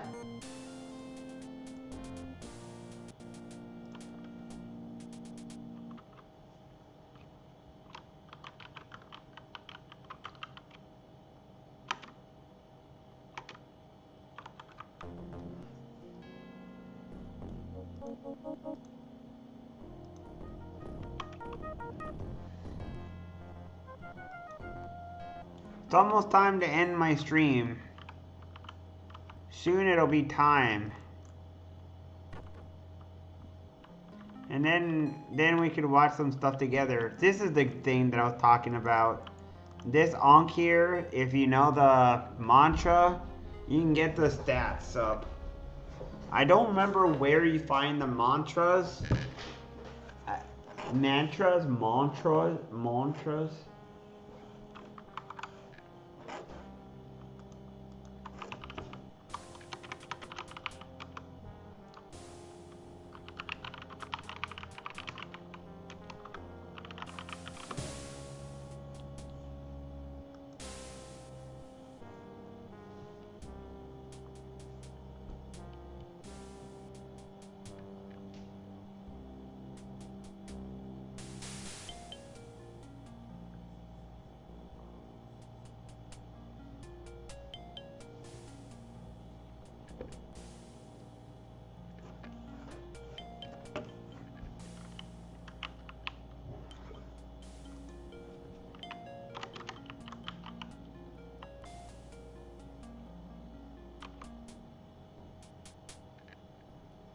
Lore is now mine. Lon.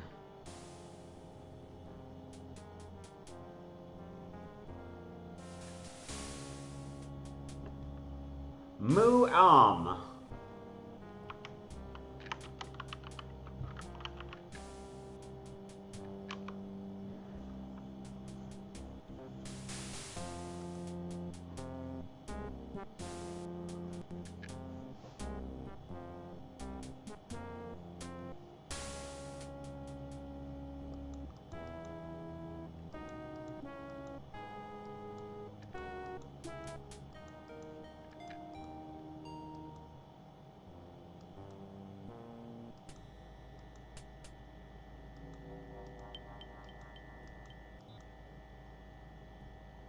I have level 9 lore. Neat.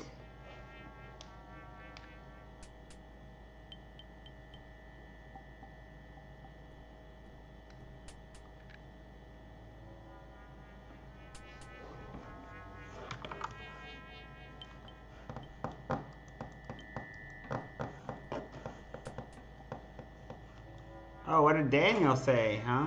Ah, flycast. Nice. Wait, is there fishing? Is there a mantra for fishing?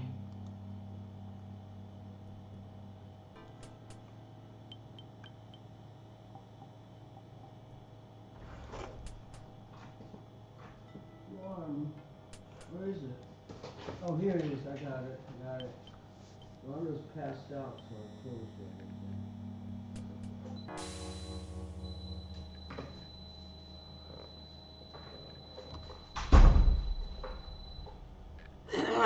Yeah, let me get into my Discord right now, man. Yeah, sure thing. And I'll check out Flycast. I'll see if I can maybe get the thing to work. Alright. So let's see what else do I want. I got a couple more points in to put in.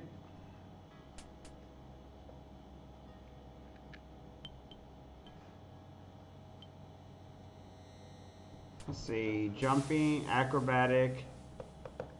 Do I want acrobatic?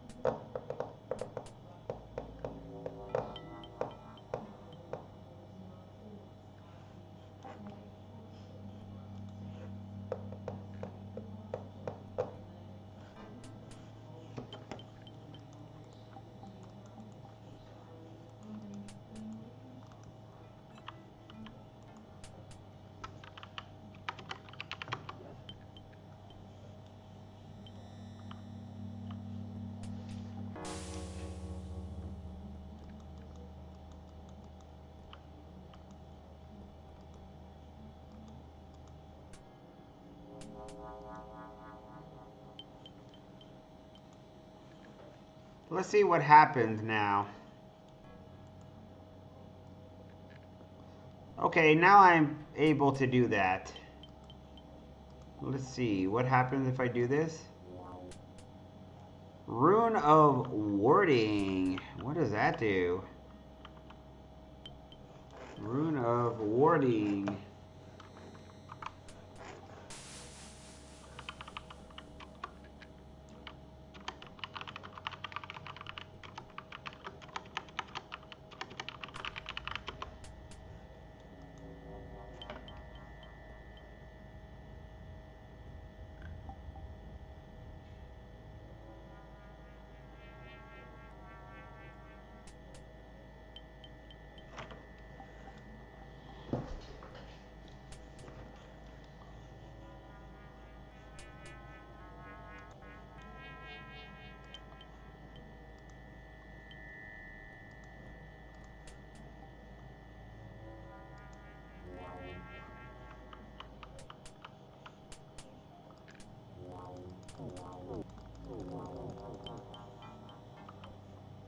Ha ha ha ha! Look at all that food, man. Look at all that food, man.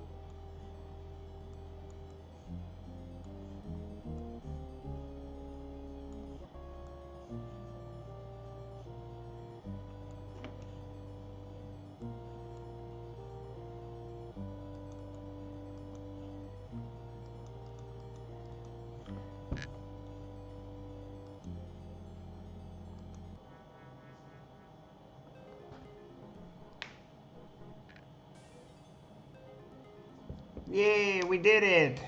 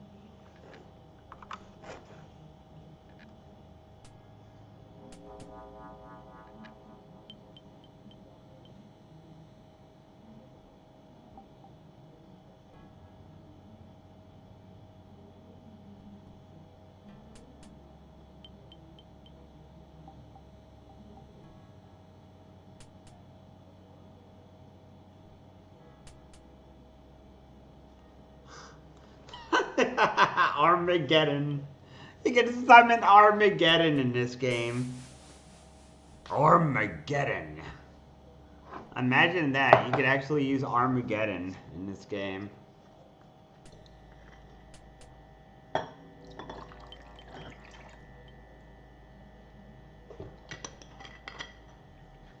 Yo. Alright, welcome in.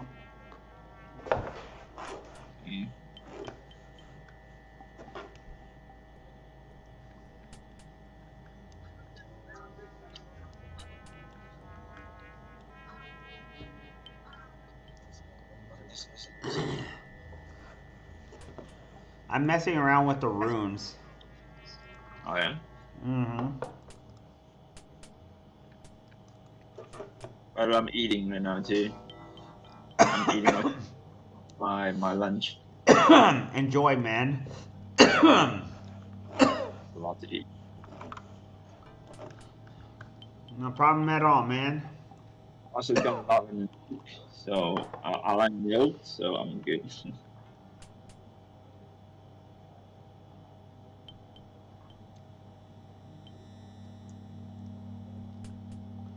But don't worry about the music. You're not gonna hear it, so don't worry about it. I just let the own through.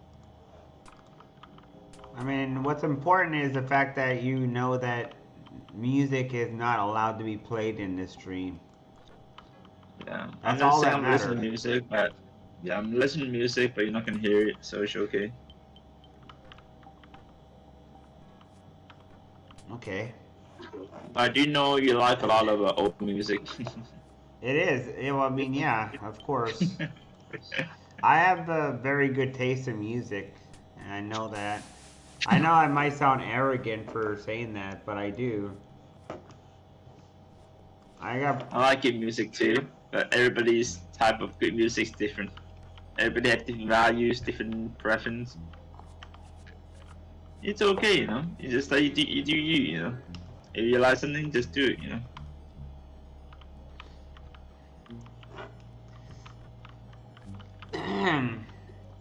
The thing is that the people who are from the olden days knew how to sing and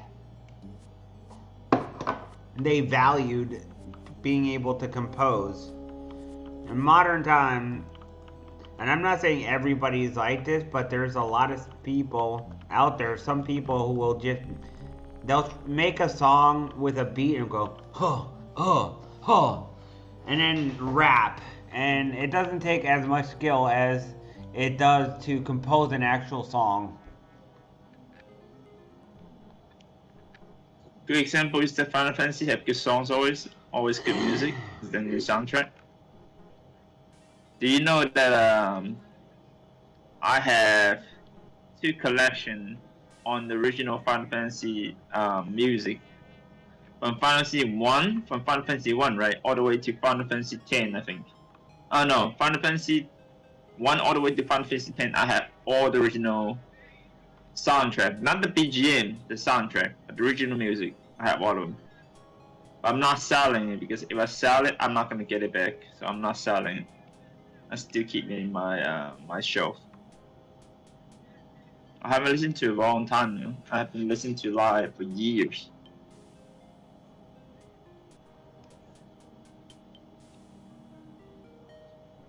You know, those I like Final Fantasy music because they're very generic. They like very classic to me, and the different music depends on the song.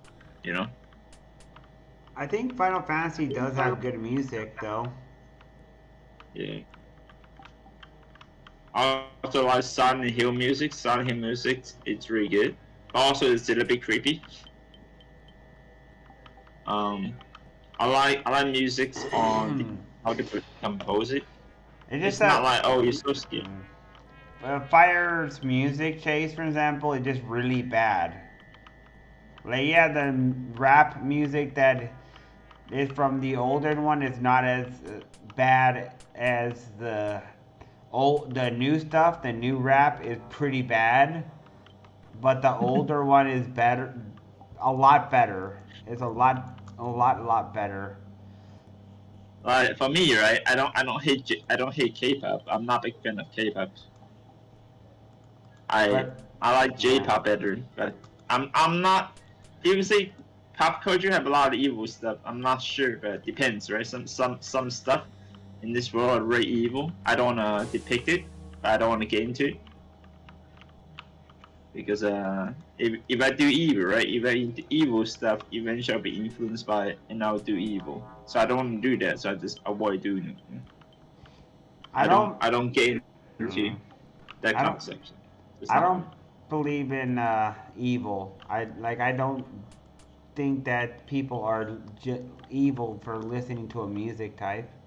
I'm not gonna say that it's kind of ridiculous if one believes that, but I'm not going to judge them either if they say, "Hey, I think this music is bad because it's evil. It's the music of the devil." I'll be like, "Okay, you do you then."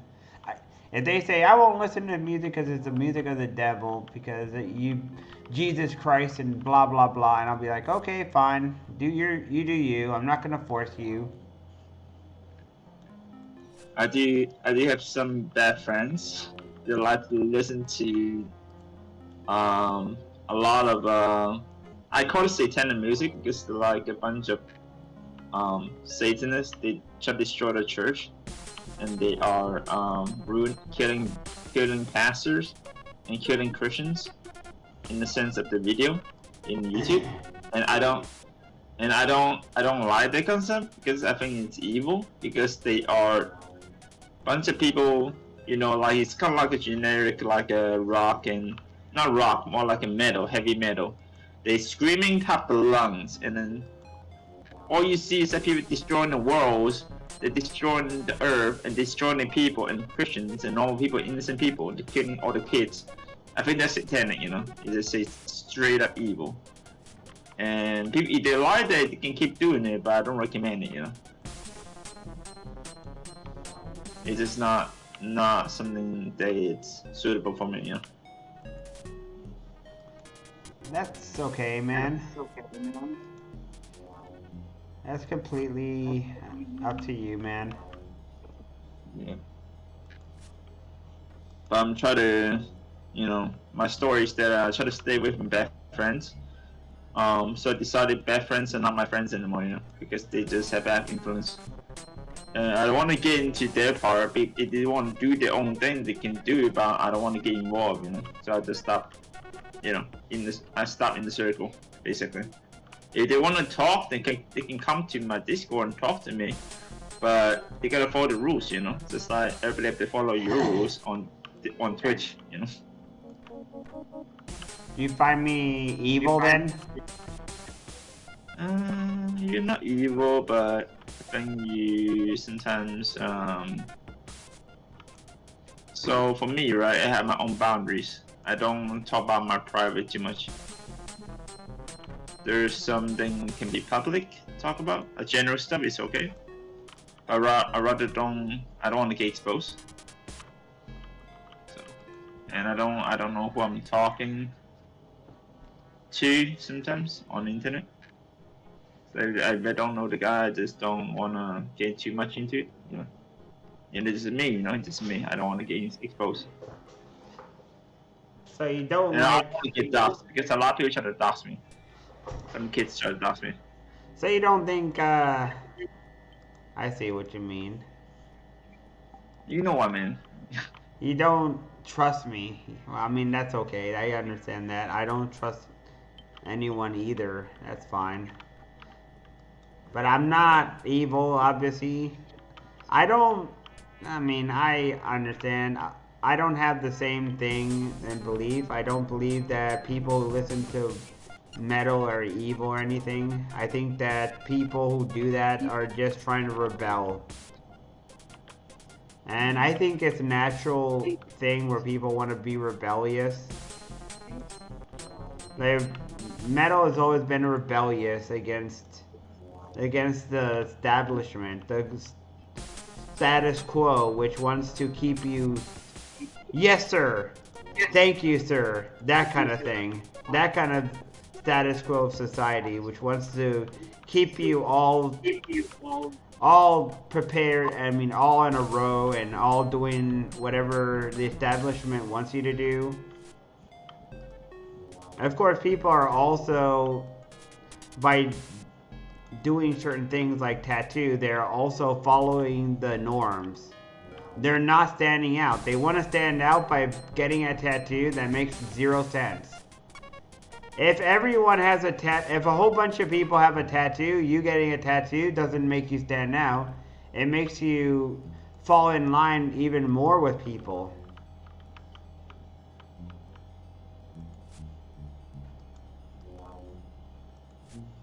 Does that make any sense if you were to get a tattoo? If you get a tattoo, then you're going to be like everyone else. Get a tattoo. Never.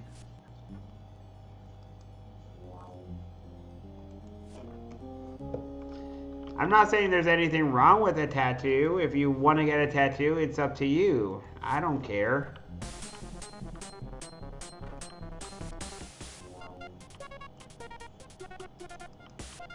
I'm just saying that there's people out there who they want to be different and get a piercing and everything, and then there's a whole bunch of people just like them.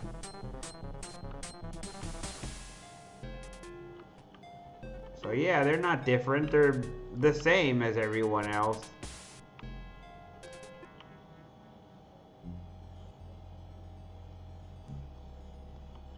It's just silly, man. It's just silly. These people are just silly.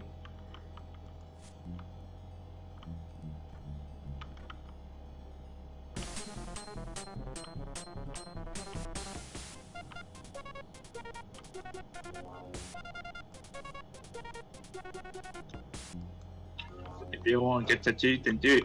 For me, I have my own gender. I don't do the same thing as people do.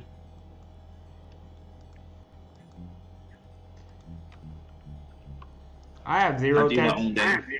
I have zero tattoos as well. No tattoos, no piercing, nothing. I never Yeah, me did too. any of that.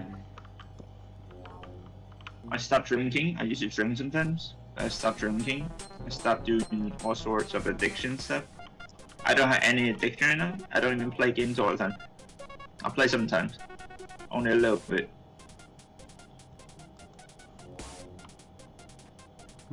I used to have a gaming addiction. I should play games all the time. But I quit. I quit gaming all the time because I think it's a bad thing for me. It's not healthy. I only game a few hours max. I used to game. I used to play Diablo 4 for 15 hours straight every day for 2 weeks, and I quit right now. I don't want to touch it. It's not I don't like the game. It's just the game is repetitive and had zero value on my part. So I don't like it that part. On that way, I don't like the game. It's not fun. It's not challenging. It just depends on DPS. The DPS, you're just doing the same thing over and over. I mean, PD2 do the same thing too. I think PD2 have more density and more fun. You know, at least it's more density. And they every build has different gear to accommodate it, so it's different. But in D4, it's like every build is the same thing. You do the same thing over and over, and gear does not matter. It just increases damage, that's all. And so it's just kind of boring. You know what it made me kind of think of? Diablo. Remember how in Diablo 3 it was very repetitive in that way? Like, remember that? Diablo 3 is better than Diablo 4 because Diablo 3 have a lot of full animations and full builds, you know. So and they have set items. In Diablo 4, there's no set items. You just take a build and you just roll it out, and you're just doing the same thing over and over. There's no variety of builds. Every build is the same abilities and same. The gears, they changes the build a little bit, but this does not change the way of the game or how you feel about the game or the characters. That's why I don't like it. I think the original D4 was good, but now with the new D4 was awful. The original in beta was the best Diablo 4, but they changed the whole thing to money grab, so I don't like it. And I think I'm not the only one who feel that way about D4 right now. A lot of people feel the same way. That's why they don't touch it for years. I'm I talking. think if they keep it in the beta, it'll be a lot better. I'm talking, of course, about that in Diablo 3, when you are playing the game, it feels kind of like there's a lot of builds in the end of the game when you're going to the high end, which are completely useless and you can't do it. Sort of like the walking lightning. There's a lot of builds works, but every build have the ranking. Not every build is super powerful, but there's some builds that's really strong and some builds is not really strong. So it depends on how you're geared up, you know. Depends on your gear and how you decide to play it out, you know. I think Diablo 3 is more fun than Diablo 4. Diablo 4 is just graphically better, but Diablo 3 is just more cartoony, you say. I think Diablo 3 is more fun because it has more enemy types and more density in the rips. In D4 you want density. This game is screw you. I don't have density. But you want to play me, you bought me. You gotta better play me, or you're gonna get upset. And I'd rather be upset than to play the game. I don't care about D4 anymore. I don't touch it anymore. If they want me to play it, they better go back to beta, make the game a lot better. Because the game right now is completely trash to me. I don't care what people think. I don't care about what people think about what I'm saying. But how I feel is really important to me. Because I feel like D4 is not a game for me. It's more like it's a machine that asks me to spend money. If I don't spend money, and there's no point, you know. Yes, I spend money to buy cosmetics all day, and it's a waste of time. I don't want to do that shit at all either. I don't play games to buy cosmetics either. Every few days there's new cosmetic. Basically, the whole team is depends on making cosmetic items to make the game interesting, to make you feel different, make you feel unique. And all the gear, right, is increase your DPS. Nothing changes. Increase your DPS, changes the animation a little bit, and that's it. It's the same thing. Way worse than D1, D2, D3 at all. There's no variety of builds. There's only a few builds. It works, and the rest of it just don't work. I feel so like it's doing the same thing. If each class is just doing the same, you're just doing the same thing over time. Just repetitive, and the story is not bad, but I don't like going to part A to part B and to get a little bit of story, and then have to go to part B to part C to get a stupid story. I don't know, that's kind of boring. You know, if I want to get a story, I want to stay in one place and then read it out, you know. And I don't want the voice acting. The voice acting is just fun.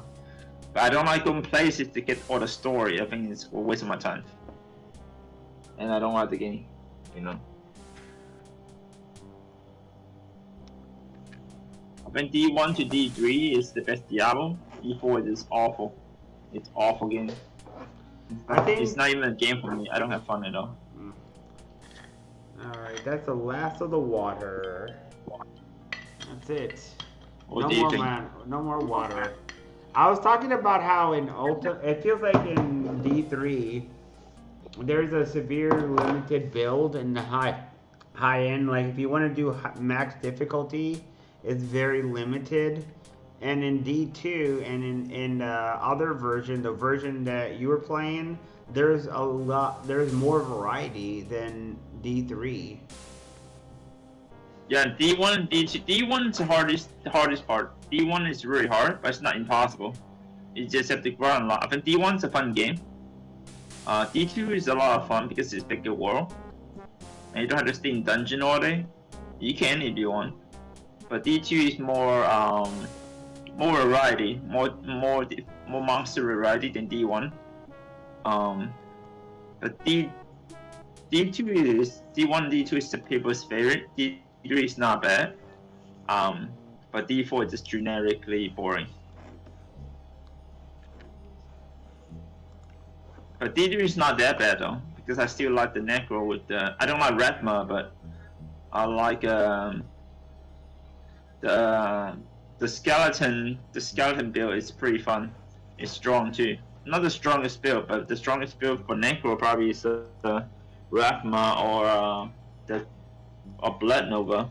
Those are the best build, the strongest build. But I don't play D3 because I think it's kind of repetitive and there's no story. But it can still be a little bit fun. It's just not really fun for me, so I don't play. I only play PvT or D1. I have D1 mod. The D1 mod is quite fun. But I don't touch Diablo right now because I feel like Diablo is just too much grind. It's just too much grind. It's more fun with friends, but solo grind is just not like a no-go. You know, just Diablo is just kind of grindy. with like not much of story. Just doing the same thing over. And in D2, right? D2 is that a lot of gear can change your properties of your character, and your changes the way that how you play the game. So that's nice, yeah. And depends on the gear, it can make you build different than you try to be.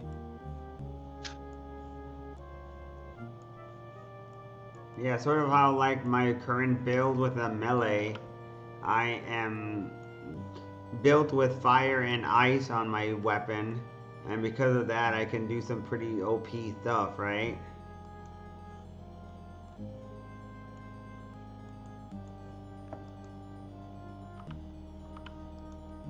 I guess not.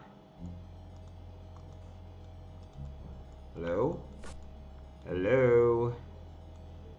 What happened, Nanoya? Then I'm eating, by the way. I'm eating. Yeah, you did say you were eating. Never mind, sorry. That's true. You did say.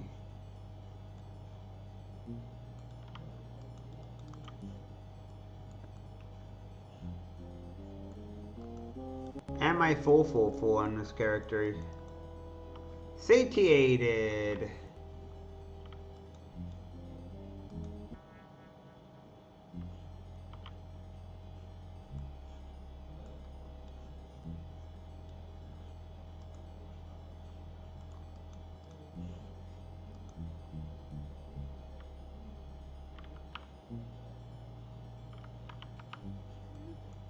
There's a new game called Atomfall. I don't know if you know about it. Atomfall, Atomfall.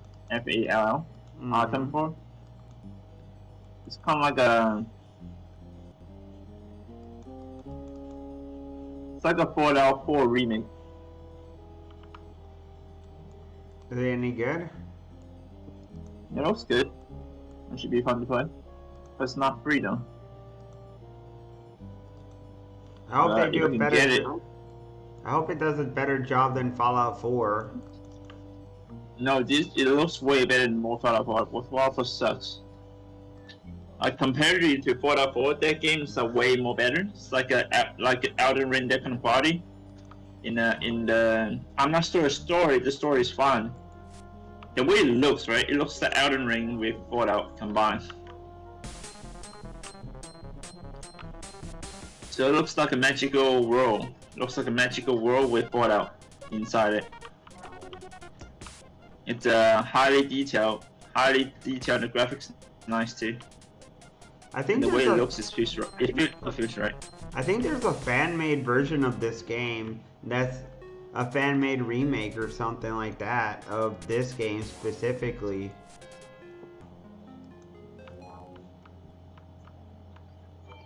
Did you know that? There's a fan-made remake of this game specifically? Probably. There's a lot of remakes. There's a lot of fan translation. It's a lot of fan mod. Like PD2 is a fan mod. Almost every game in the park. Yeah. Almost all the old games have a fan mod almost. I'm glad they tried to do something with this property. I think it has a lot of interesting things, and there's a potential to, if you improve it, to make it better. Like for example, you could make it easier to level up by making it more clear.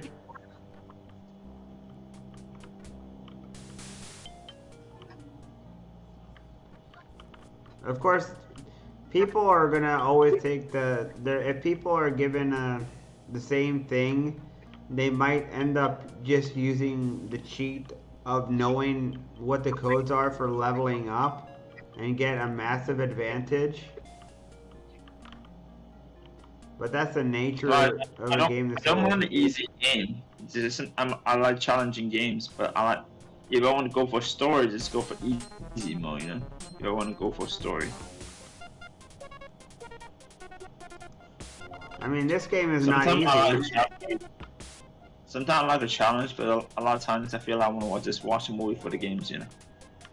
I just want to get all the cutscenes, all the stories, and I want to have any of the proper. I won't have problem fighting enemies because I think it's I want to chill. You know? It's just me sometimes. It's all good, man.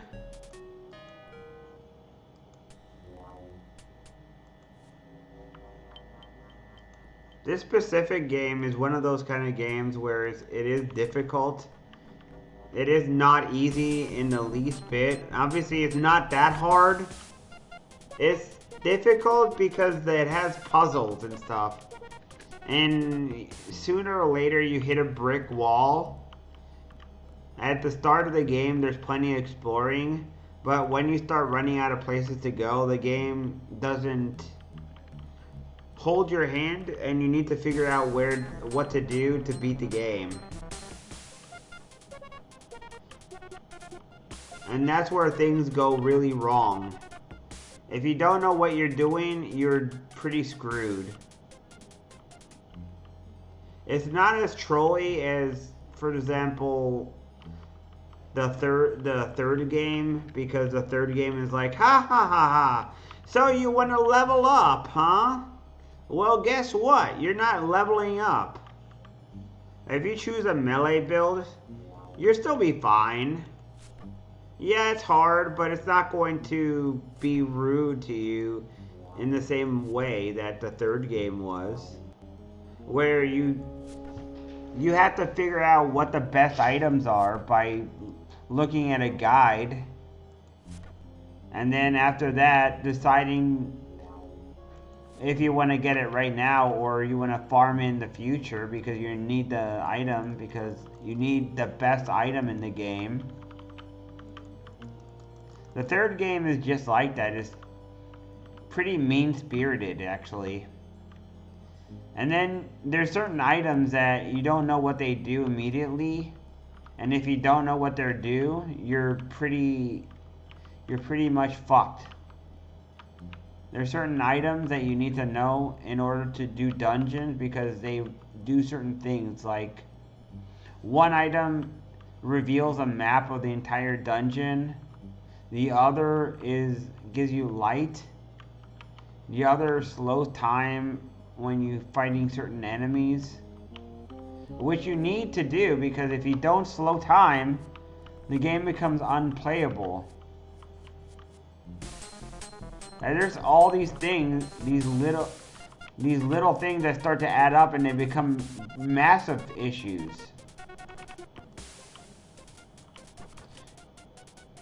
But you get what I mean, man. There's all these little things that just start to add up. Yeah, give me a second to use the bathroom. Yeah, no problem, man.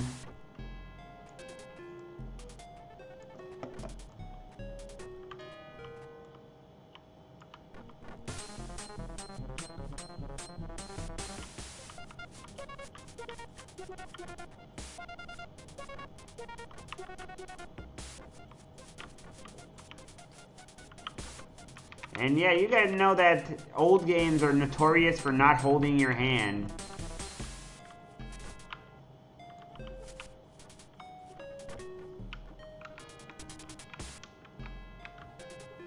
Old games don't hold your hand. Old games say, hey, you want to beat this game, you gotta figure it out yourself.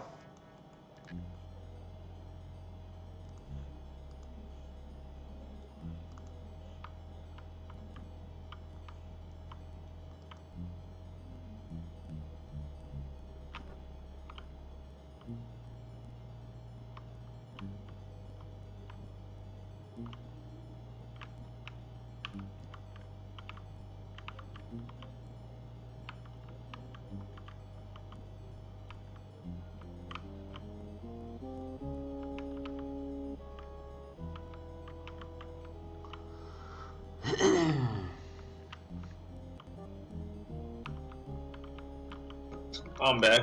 Welcome back, man. You know, I'm reading a manga series for the rookies. It's pretty good. Almost finished it. The last 3 episodes. No, the last 3 volumes. I'm finished the whole entire manga. What's it about? It's about school life. It's about a teacher. The protagonist is a teacher.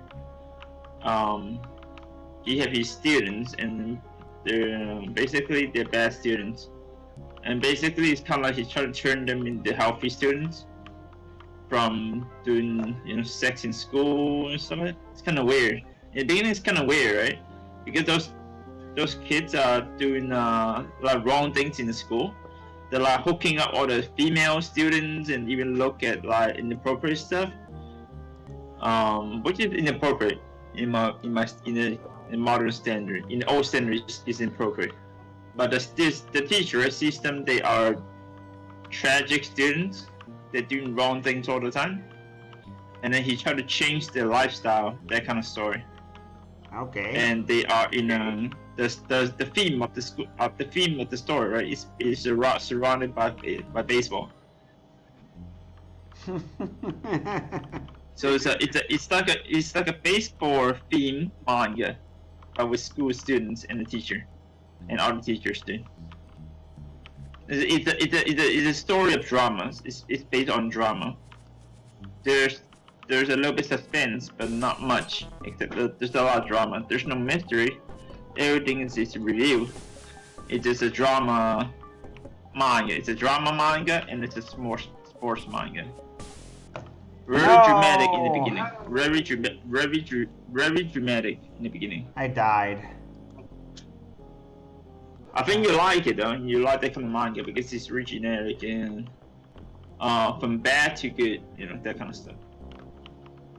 It's kind of like a bunch of yakuzas. They do drugs. They have sex with women all the time, and they do drugs. They do sex and they do trafficking, and then a Christian showed up and brought them to God's way. That kind of story, it's close to that, explanation.